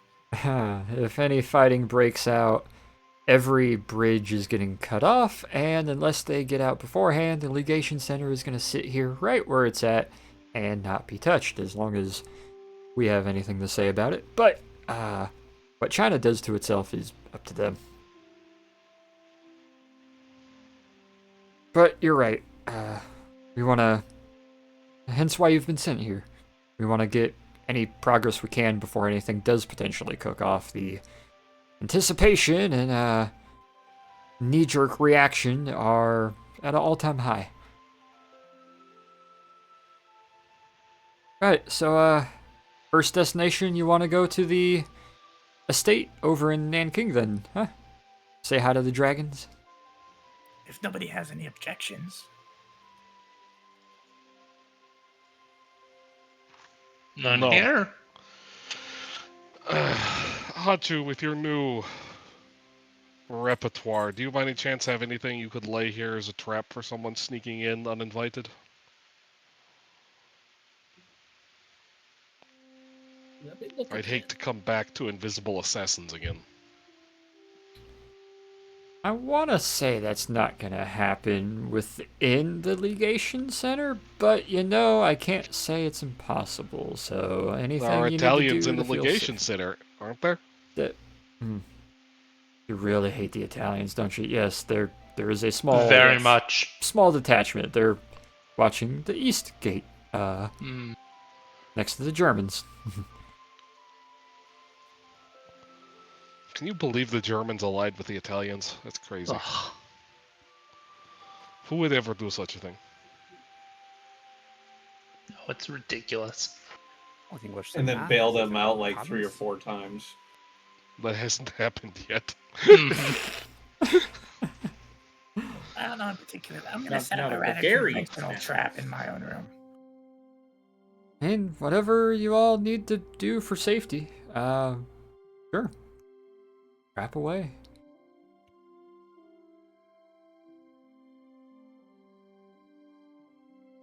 Any spells you want to cast, Hachu, or any of the rest of you? Anything you want to do in particular for safety and observation of sorts? So Okay, I'm trying to look for spells for that, but I don't know if I will or not. Torn is Also, gonna I will be right back, though. Alright. Torn's gonna set up the bread tripoded or bipoded on the floor near the back of the room, angled upwards towards the door, and he's gonna do the whole fucking string from the trigger up to a little hook and then around to the doorknob. I don't like this. Oh my. I don't like this at all. And then he's gonna put a big "Do Not Disturb" sign on it, and on his way out, he's going to make it absolutely clear in every way that the help and staff is to not enter the room at all. Absolutely not. How am I Alright. supposed to order room service? No room service. Not for this What room. do you mean no None. room service? Just this room. Room service waits at the stairs for us to come get it. Yeah, just for Torn's room. But okay, duly noted. Torn's room is weapons booby trapped. Just fucking open the door and just. Oh no. Watch him forget about it.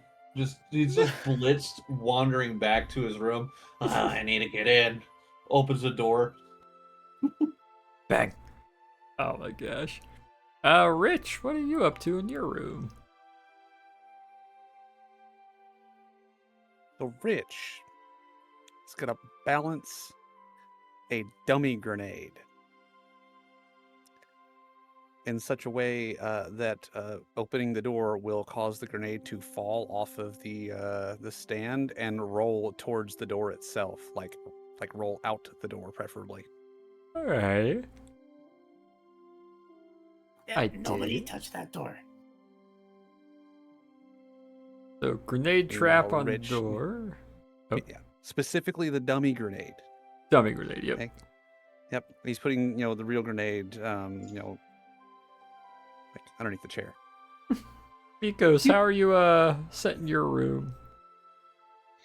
Well, I don't really have anything that I can set a good trap with, so Hey, Torrin's got some string. You've got some of them gammon bombs, as you call them. You know, dangle one of those from the ceiling. You don't even have to dangle those. They're impact grenades. You just pull the fuse and put them somewhere. If they fall, they explode. Granted, then that could getting work. the fuse back in is, I mean, you really can't. Yeah, you really can't. Maybe, Yeah, exactly. just maybe, we shouldn't rig explosives in the hotel. Yeah, no, I. There's second also that. that. That's why I only rigged up a machine gun. That is probably also a bad idea. It's pointed up. We're on the top floor. It's just a training grenade. It just goes pop real loud. Where'd you get a training grenade? Remember in DC when I was talking to that corporal that was doing all the explosive stuff? Mm-hmm. I nicked about a dozen of them. Oh, great. But they're good fun. By the way, nobody open this door. It says do not open, do not disturb for a reason. I'm serious. Don't touch the door. I'm not touching your door. I don't think anyone's gonna touch your door. You all take this very seriously. Ah, See, like I said, it's great fun. Watch. And Rich is going to, while holding the pin of the one there, he's going to toss one with the pin still in it, but holding up the pin from the other one where it can be easily seen. Toss that to the Lance Corporal. Here you go. Hold this.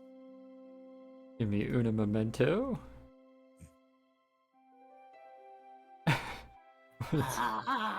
One second. Oh goodness, where did I put that? Hey, Rich, I think those are supposed to stay in the grenade. Is it bad? I pictured Rich just going when he threw it. What? Arma PTSD.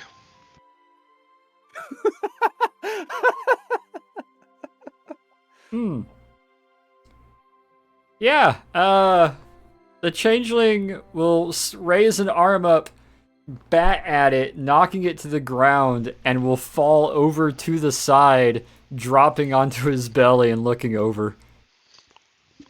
Ah! That was fake, wasn't it? Rich is just rolling now. What? What? He's going to get up and go grab the training grenade with the pin still in it. We're on the third floor of a very nice establishment. Oh, come on. Lighten up. Mm-hmm. Starts to raise up, gets to his feet. I mean, no offense, but most of us have had real grenades thrown at us before. Yeah, just a few. Peter, Father, Father Troikov, Major, sir. Are there any particular important or well-known figures, particularly of human shape or size, that he's, I don't know, scared of or a little traumatized from? Peter is? Or, No, looking at Rich. This is a favor asking Peter. Oh yeah, I forgot I had this spell. That can work actually perfectly. You know what actually does terrify him? What's that? Hachu. I don't think I can turn into that. That's a bit big for me. I just come around the corner. Well, you most certainly can try. I look like a 1/3 size you. Apart from that, we were once walking down the street, and he looked into one of those toy stores and screamed when he saw one of the what are they called? Care Bears? Had the most Are Care horrific Bears eyes. even a thing back then? I So don't think it matters for the joke. right. Okay. Damn. Don't be throwing grenades around so lightly.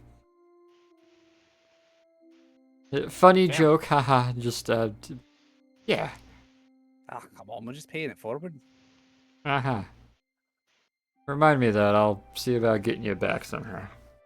Alright, if you're all good to go with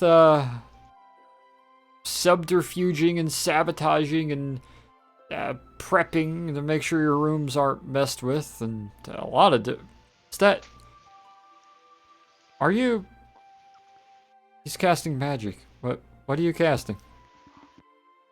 Canely locking the door. Ah, you guys are really serious about this. Okay. I don't think you understand what we've been through. No, I don't. I'm trying not to be disrespectful. I'm just, oh boy. By the way, seriously, do not open my door. I don't plan on it, and I don't think anyone else will with the big sign on the front of it by the looks of it. Just making it very clear. You guys want to know my secret? What's He's that? just gonna hold up a key. He's just holding up a key. This is literally all you need to do. Oh, you I never locked thought it. of that before. What is that? Wow, it's called a key. It locks a door. What does it do? Wow. You should locks patent door? that. Oh. You probably make a good bit of You money see, on that. he wasn't at Cairo. He doesn't know. You know, I'm gonna have to pick your brains about Cairo and Egypt and whatever else you did, because that sounds wildly more fun than anything I've ever done. Right Fucking this Cairo.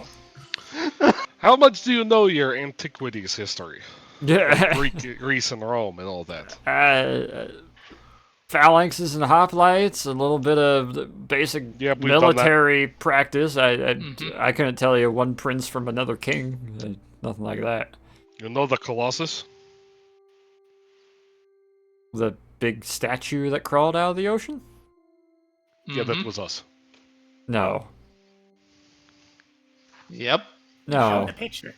I don't need it. I believe you.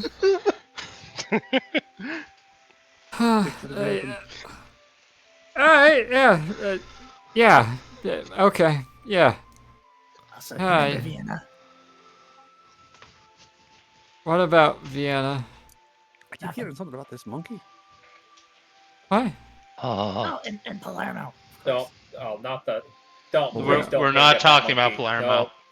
Or the monkey. Palermo. We're not doing that either. No, we're not I doing still that. don't understand why you were so like when you told me about Vienna. Look, you you were just don't understand it, okay? Look, just don't.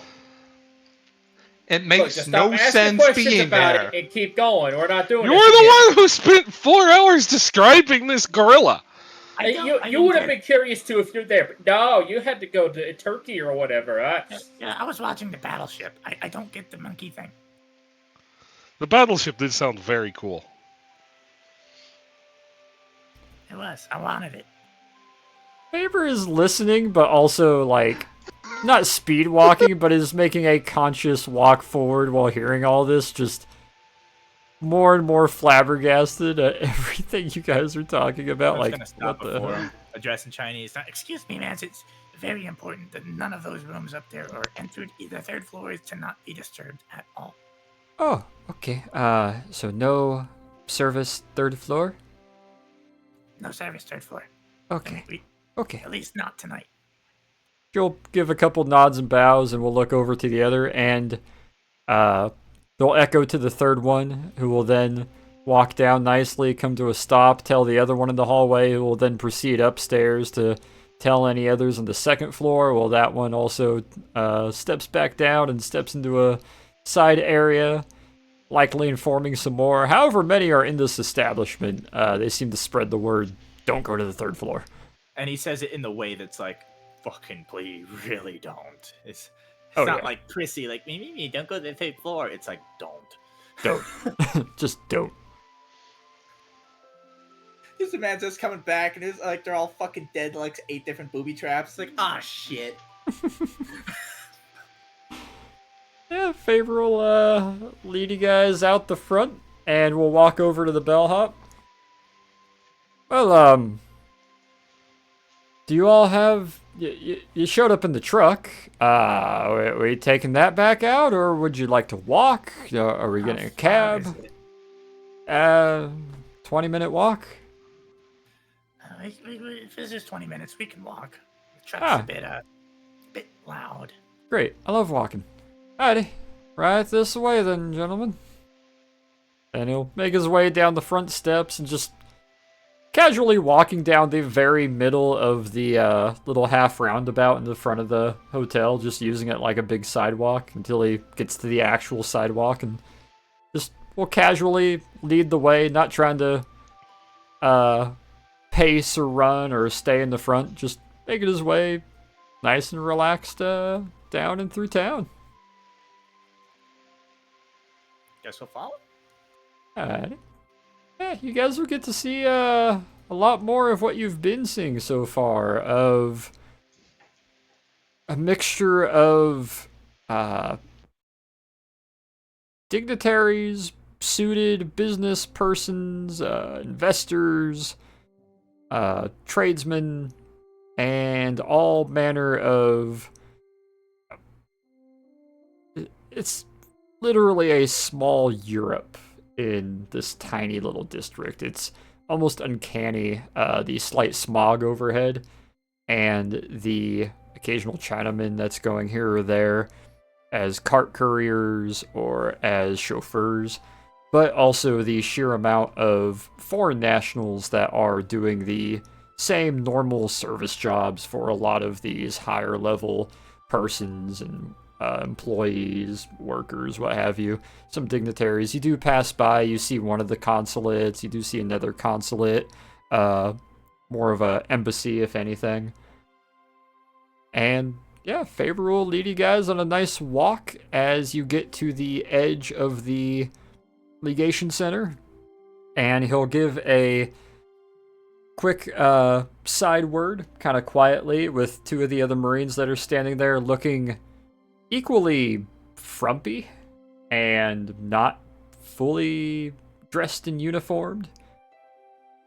They'll raise the bar up, and Faber will start walking his way across the bridge, leading you outside the legation center into a very industrial area.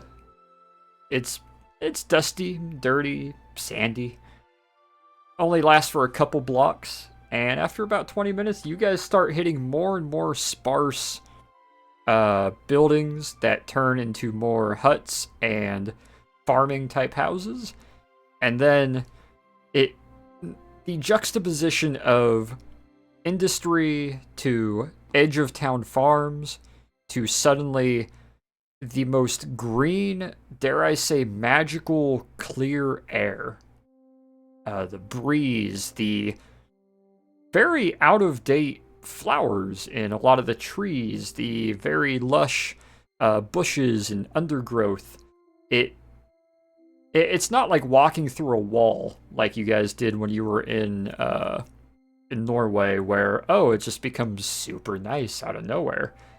It's just a very rapid shift from industrial-ish China to magically, dare I say, heavenly, bright, clear, crisp, pretty trees and terrain.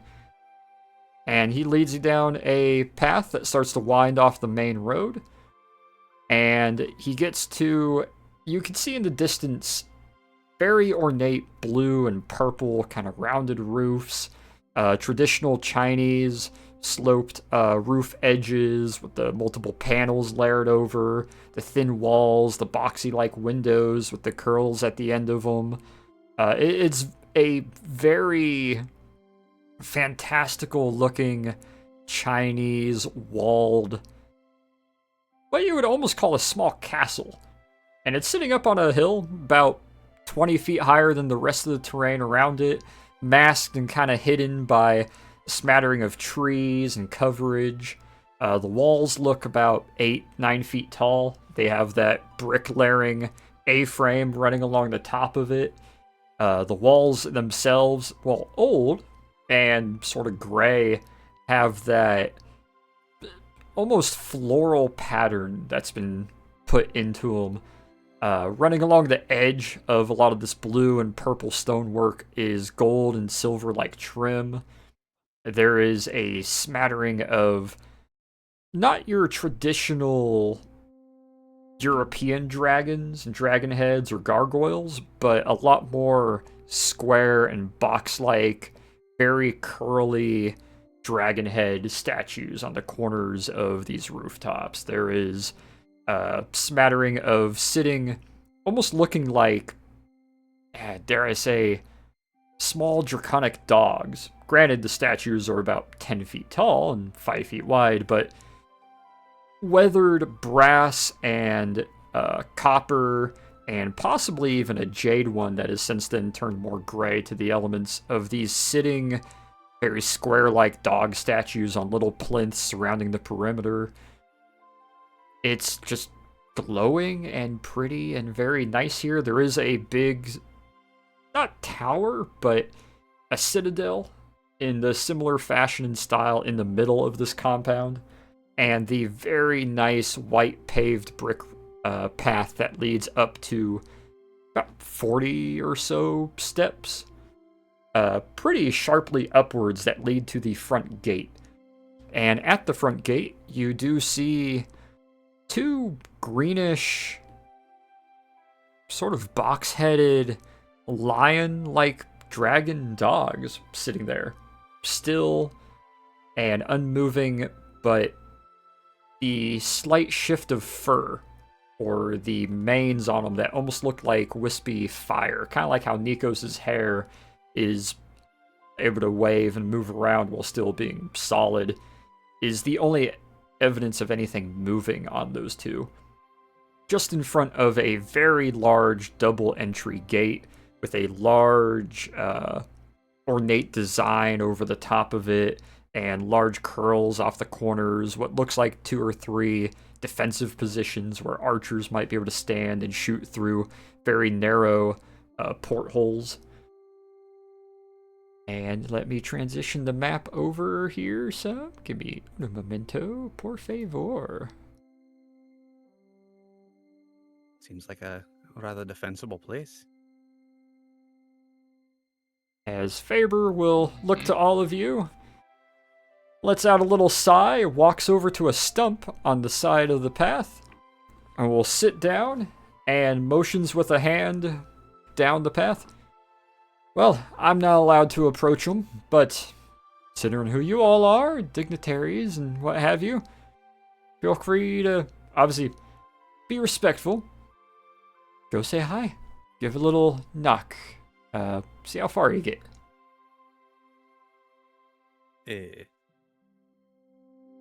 So you're not allowed to approach them? Is that like they said you can't, or your people said you can't? My people said I can't. And also, I'm pretty sure they wouldn't like seeing someone of my kind. How are they going to feel about everyone else? I really don't think they'll mind too much as long as you smile nicely and keep a pleasant demeanor about you.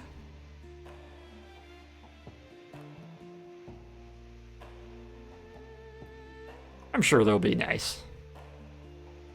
Worst they can say is no, and they send you away. So he gets it.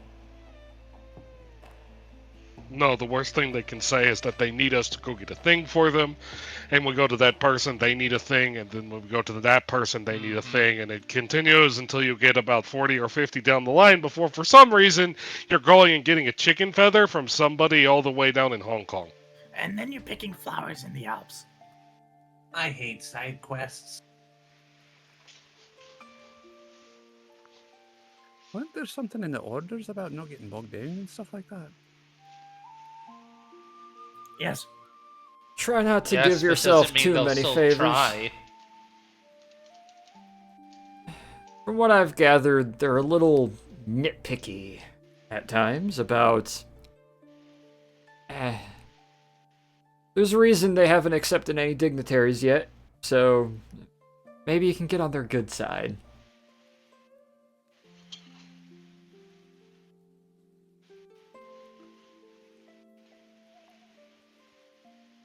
I'll be right here.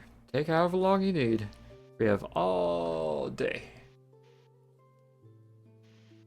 You try not to wear out that stump. Yeah, I'll try not. So,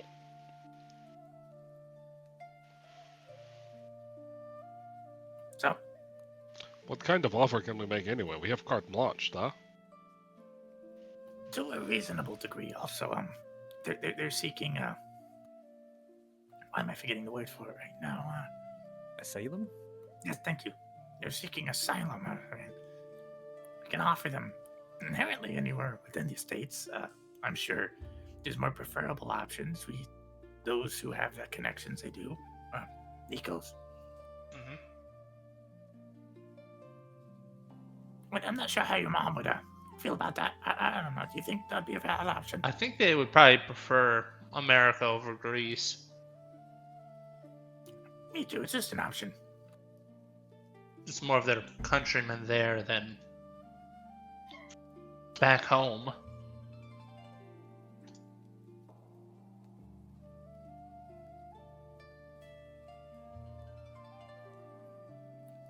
Perhaps we start with speaking and find out what they desire. Good place to start. What are you going around asking for asylum and getting an asylum like that? It's like you're out collecting strays, Mr. Levencroft. Well, no. I mean, they're in a very inclinant position.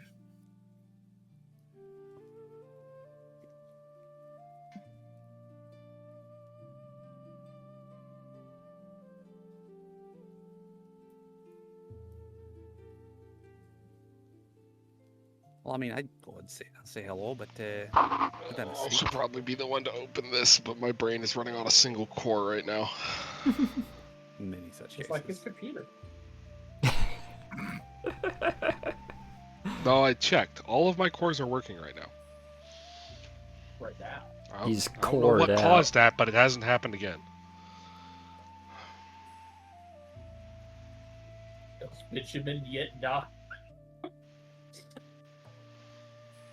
Call him Apples because he's got cores. What? Got cores for days, as a matter of fact.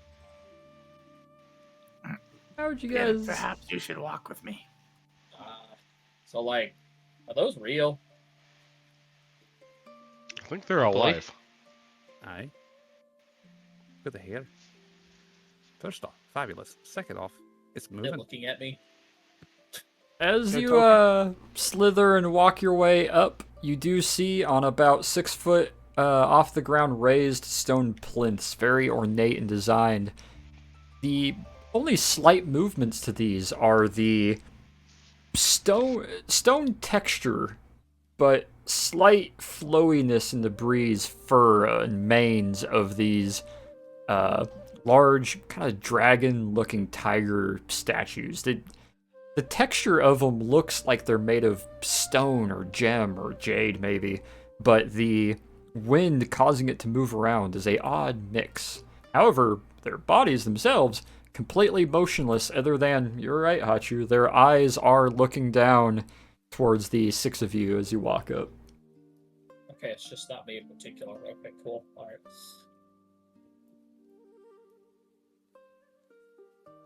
Sir? One of their heads slightly tilts and looks down towards you, and there is a very subtle, quiet, but very long and drug out, kind of deeper chest growl.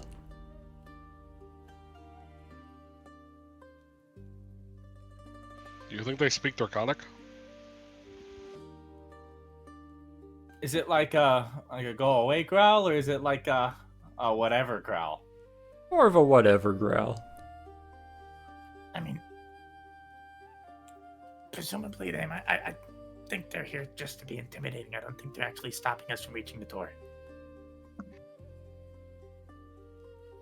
I figured that as well. I just meant everyone inside. Do you think they speak Draconic or just Chinese? It would be nice to have a common language amongst us all. I hope they speak Draconic. That would be very convenient. Also impressive on our behalf.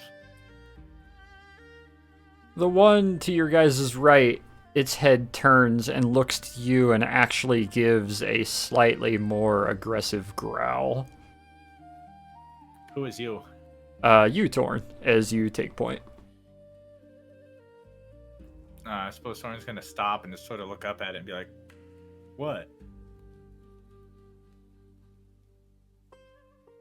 You hear Is the that like slight crunching sound of jade as the one to all of your front right raises one paw up and shifts itself back into a sitting position, however now looking and pointed flatly on towards Rich and Nikos from your current positions, still looking over the 6 of you evenly.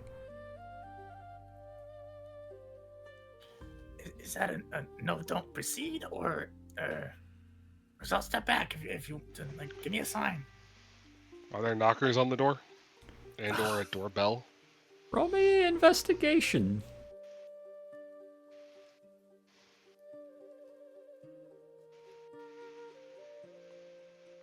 No clue. Not that you can see.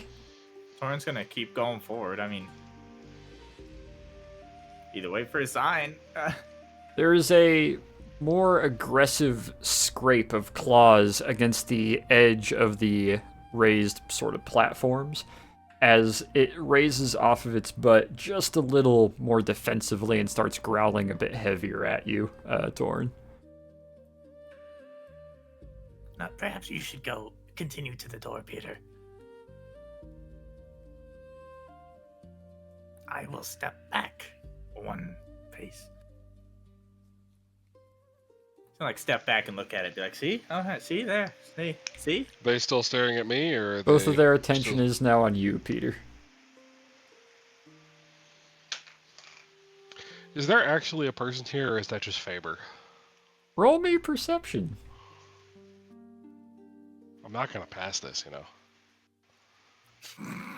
I mean, that's a really detailed statue of a long-haired female leaning against a rock, sleeping with a little bitty, almost anime-style drool bead hanging down from her chin.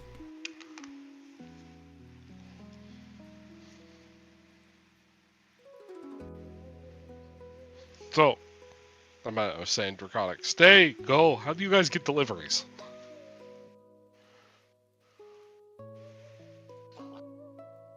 The two statues just look to you flatly. However, one's eyebrows are raising just some, but they don't seem to really have the capacity to respond. Rich, that 27 perception, you do see leaning against a rock, like they sat against it, crossed their arms, and have listed forward some. Their hair hanging down long over their back is a female in very Chinese monk garb, with the vest over a shirt, the kind of very fancy threaded button holders, and you've seen enough monks to know when they're wearing those nimble monk-like slippers, the pants that ride a little bit higher up. However, they are heavily asleep to the point that they are slightly drooling there, almost cartoonishly. Is there a drop right here? Nope. It is just a about 3 foot tall little kind of pony wall, brick pony wall, before it goes back to grass.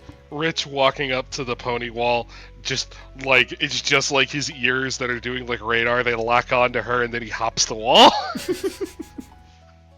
Hey, if it's only 3 foot tall, then he's a good 6 inches above it. His head is also visible. Uppies. Yeah, he's going to gently slide the wall, keeping an ear towards the Jade duo.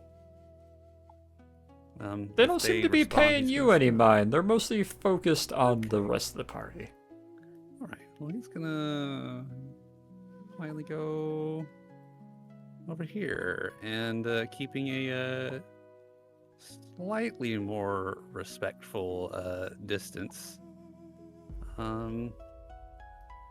It's gonna speak in Draconic, because everybody else was mentioning it earlier. What you Oh, you gonna lost say? it? Ah. You, there is a small snort, just a...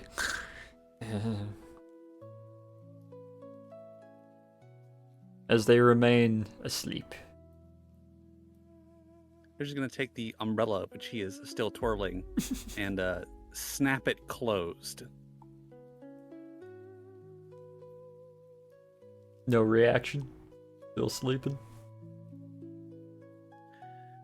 Ibis, a question for you. I need a little help, little directions, if you can. And while he's doing that, he's going to edge the now closed umbrella kind of across the ground a little bit closer to her, kind of watching to see if that hooker. Yo. Hey, yo. No reaction? It's going to. Basically, you're gonna have to poke her. Yep, he's going to use the umbrella to very gently tap on her calf. The umbrella presses her calf, and you make a little bit of an indent, but no reaction. She is still sleeping, slightly leaning her head forward and back, just fully out asleep, posted up. Hey, is she sitting like properly on the rock, or is like leaning against the rock? She's leaning back against it with her right foot over the left, like kind of crossing her ankles, and has her arms crossed under her chest. Man, if I was a different character, I would have the best thing to do right now. Oh. terrible. Hmm. Get her awake, wouldn't it? Hmm. But alas, Nikos is a nice person. He wouldn't do that.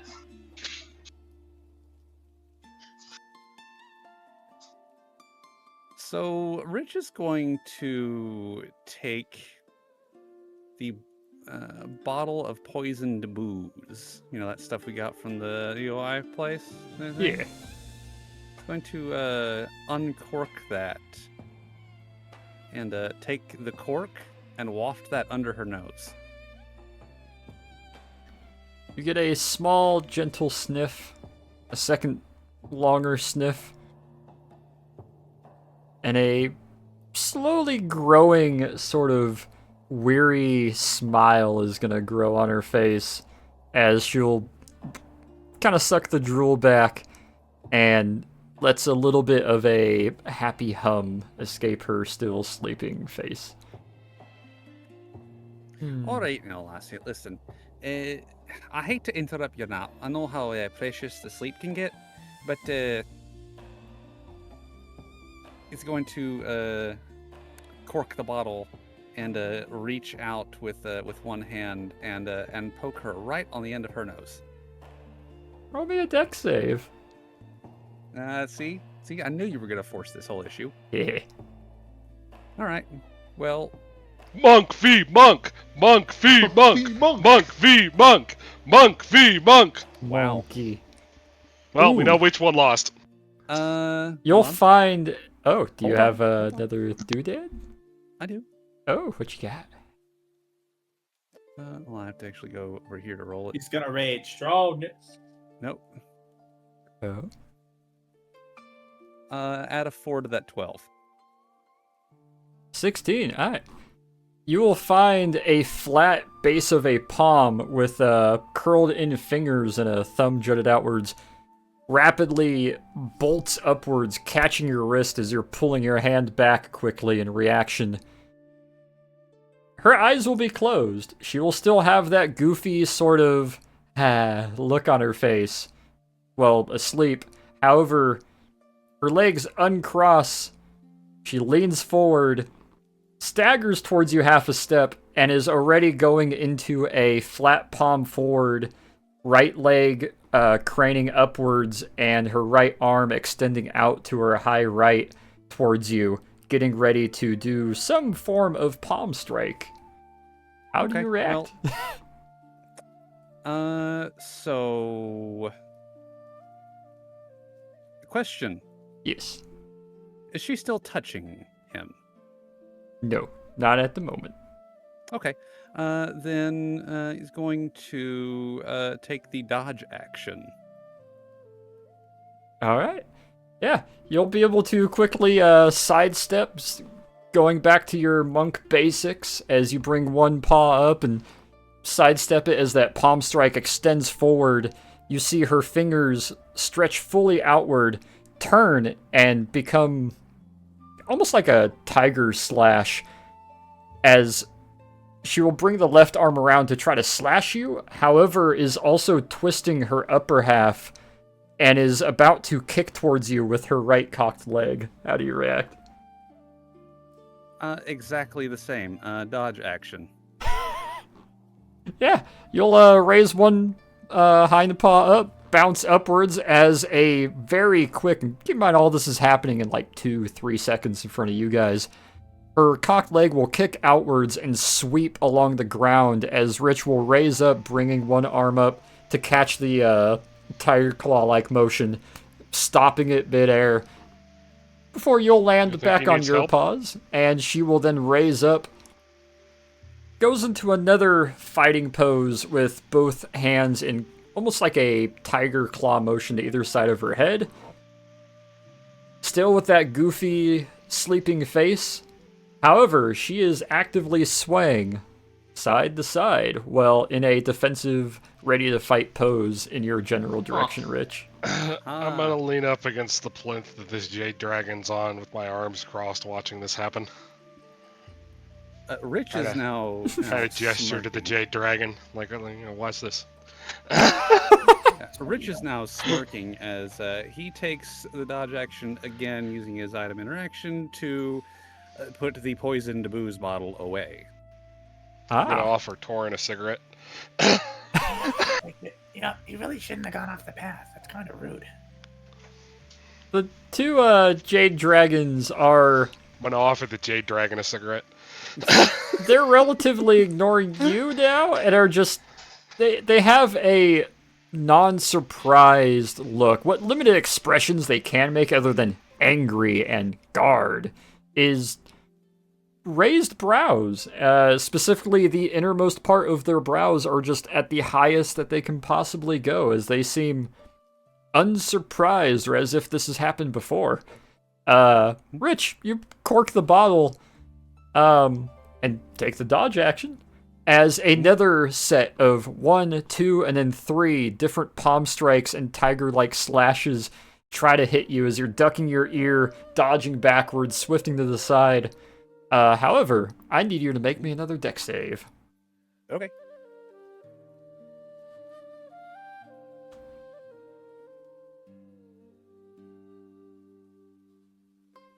Ooh. Rich, you will be able to bounce back in time, still on your very spry, defensive rabbit-like feet. You'll be able to bounce back the 5 feet needed as she slams her right foot down with a flat heel into the earth.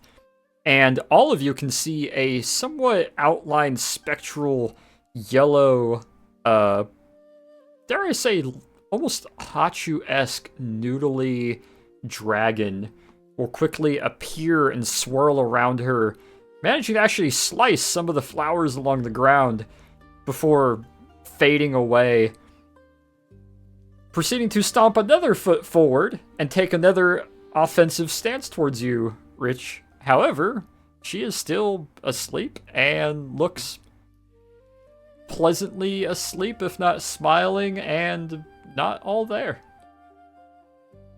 Listen, Alexander, Mossy. do you have a gong? Go ahead. Go for it. Alexander, do you have a gong?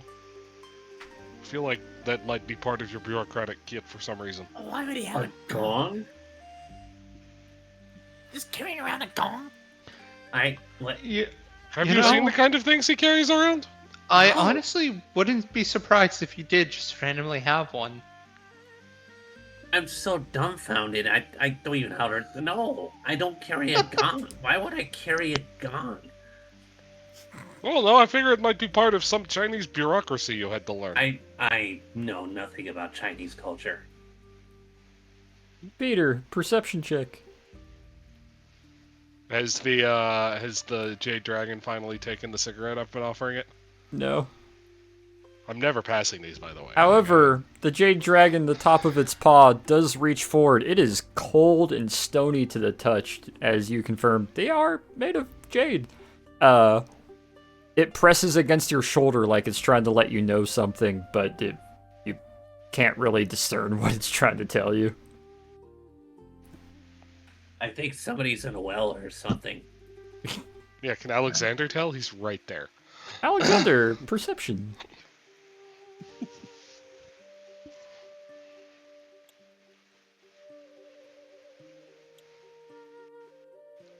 We're so. He seems idly nudging Peter, who's offering him a cigarette. Maybe he's saying, no, I don't want the cigarette, or maybe he's trying to assure him you shouldn't smoke.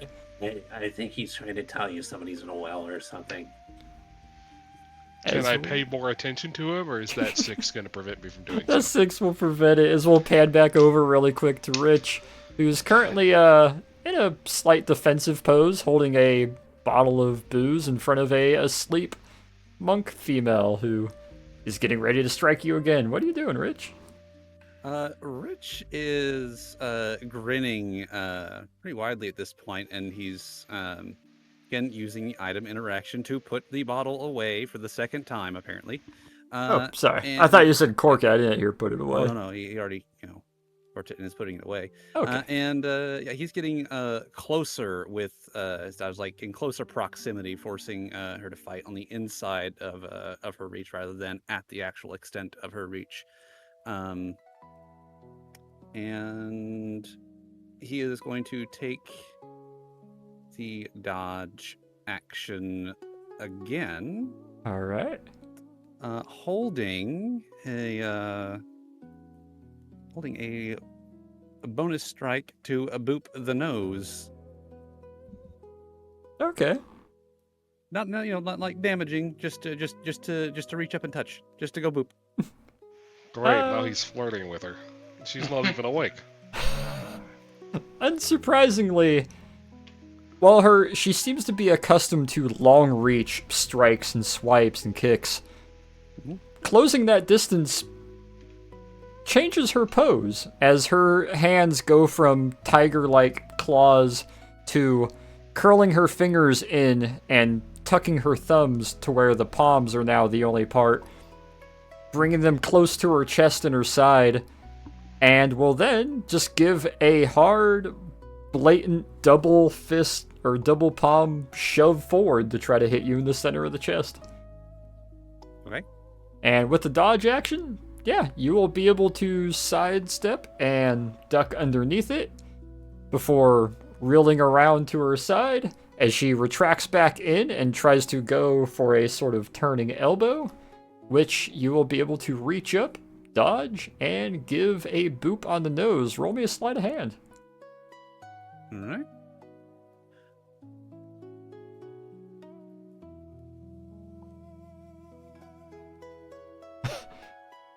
You'll reach up as she goes for the strike, and in between her arms before the next follow-up strike can go, you give a small bounce, reach up, and your paw blips her right on the tip of the nose as her head reels back from it, then her whole body, and then at the hips up, just leans fully back, reels fully forward again towards you, and I need a dex save. Hey, DM. Yes? Before you do that, how about stunning strike? Ooh. You want to stunning strike the boop? Yeah. Okay. We're gonna stunning strike the boop.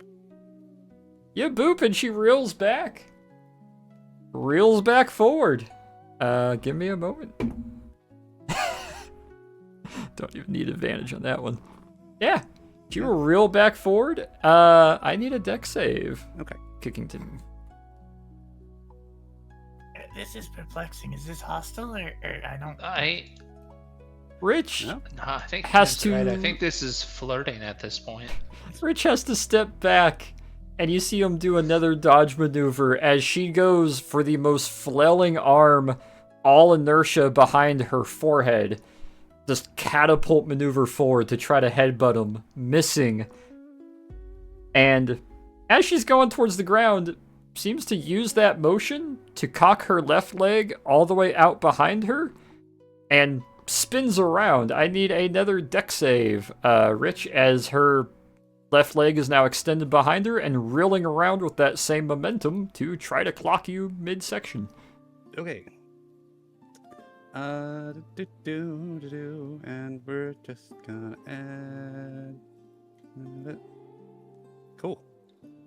Ooh. 12. You will catch this foot center of mass to your chest. Give me a Can I moment. make the argument to actually catch it, as in both arms around? Roll me a strength save. Okay. You will take the damage, but you should be able to catch it. Ooh, okay. Ooh, you will take 16 bludgeoning as you see some of the air flash off of it. However, Rich does manage to wrap his arms around and football catch her leg against his chest, now holding it. Rich, Okay. I need a dex save. Once again.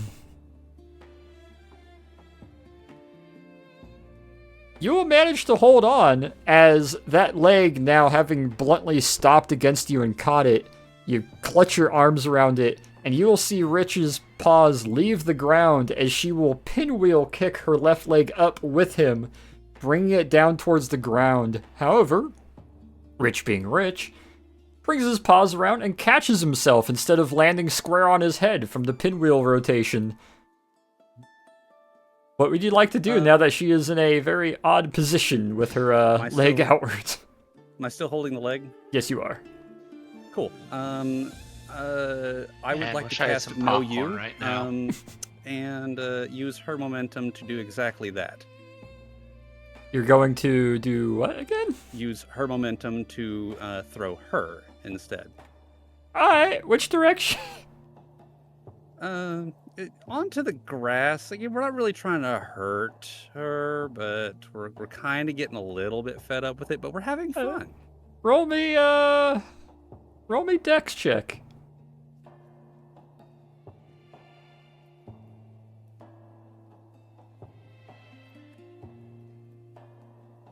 Perfectly average. Yeah, you're not trying to hurt her. As you swing her around and you see her body limply flail up into the air as he brings her down in a hammer throw towards the ground, looking like she's going to land on her back first. Her arms are trailing behind her torso as, with the most dull, not intending to hurt her thud, boom, hits the ground. Arms flop out to either side, leg kicks upwards and then lowers back down to the ground. You hear a small as she snores a little bit, still fully asleep. However, you have her now on her back. You are holding her ankle, and she is laid out starfish asleep in front of you on the grass now. That she is on the cool, soft dirt and grass that is much more comfy than the rock that she was on. This is getting odd. Rich is going to take. I wish I could sleep like that. Yeah, Rich is going to take a moment and rub the ridge of his snout.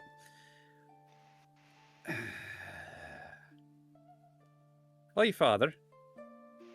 Da?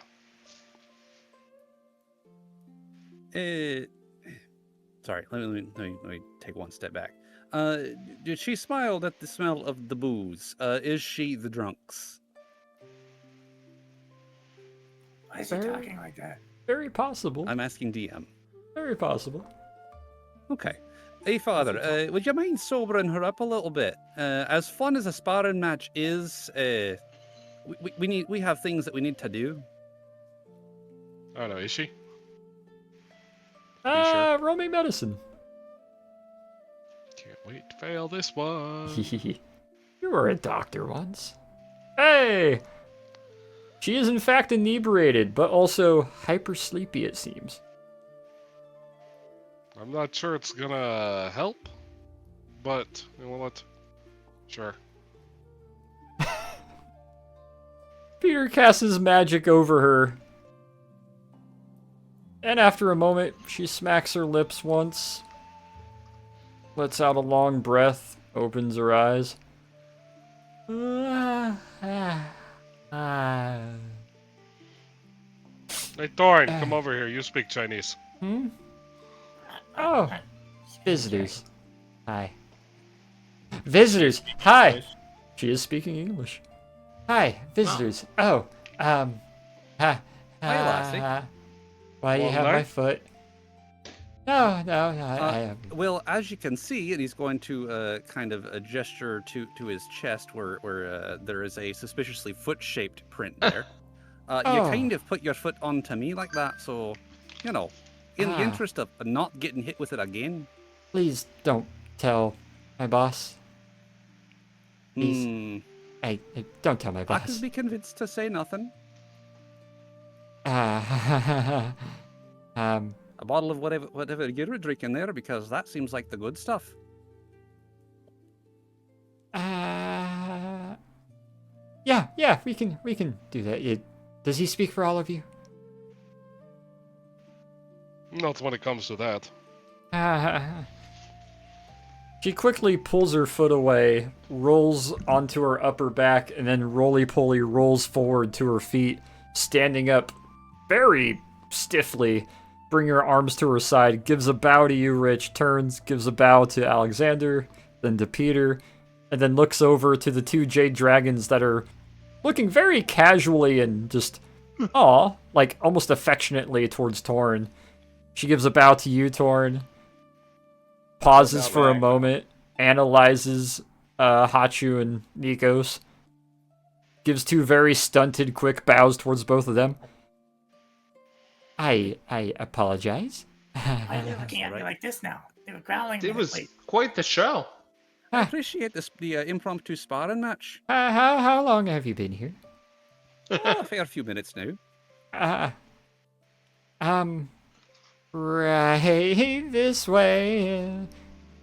Very agilely steps forward, does a very elaborate twirl, almost drunkenly footed around Peter, steps up over the wall, walks past very briskly, goes to the door, and stands in front of the door, now assuming the pose that she should have been assuming, and puts a fist into her palm, bows forward, and hello, welcome to the Taiping Heavenly Kingdom. How can I help you? I really hope you rehearsed what to say, Torin, because I, as a player, am zonked out on it right now. Torn's a bit distracted. He's giving this one on the left celestial scritches. Roll me animal handling. Celestial scritches. Like a glowing claw, like scritchy, scritchy, scritch. Oh. Oh. 9. They're passable. Your claws do help, but doesn't seem super entertained by them, but it is accepting them. And what we could do for the sake of time, considering how it's a little late, a little tired, we will pick up from here with you guys addressing Miss Hong Mei Ling, the drunken, draconic doorman or doorwoman of the Draconic Kingdom or Heavenly Kingdom, and perpetual drunken fist, sleepy dragon. See, you don't growl at the well-dressed smart kobolds. You growl at the stupid ones. You can tell the difference if you look at how they hold themselves. And we will pick up from there next week with you guys speaking with the now awake Draconic Doorman and see about getting your way into the Heavenly Kingdom. Kablam.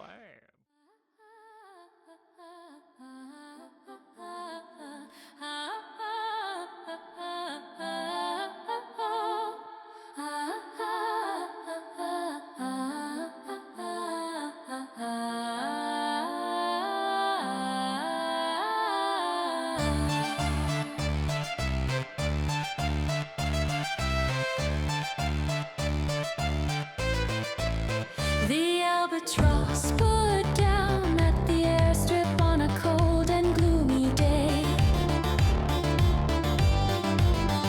and the six aboard all knew, although their homes were very far away, the magic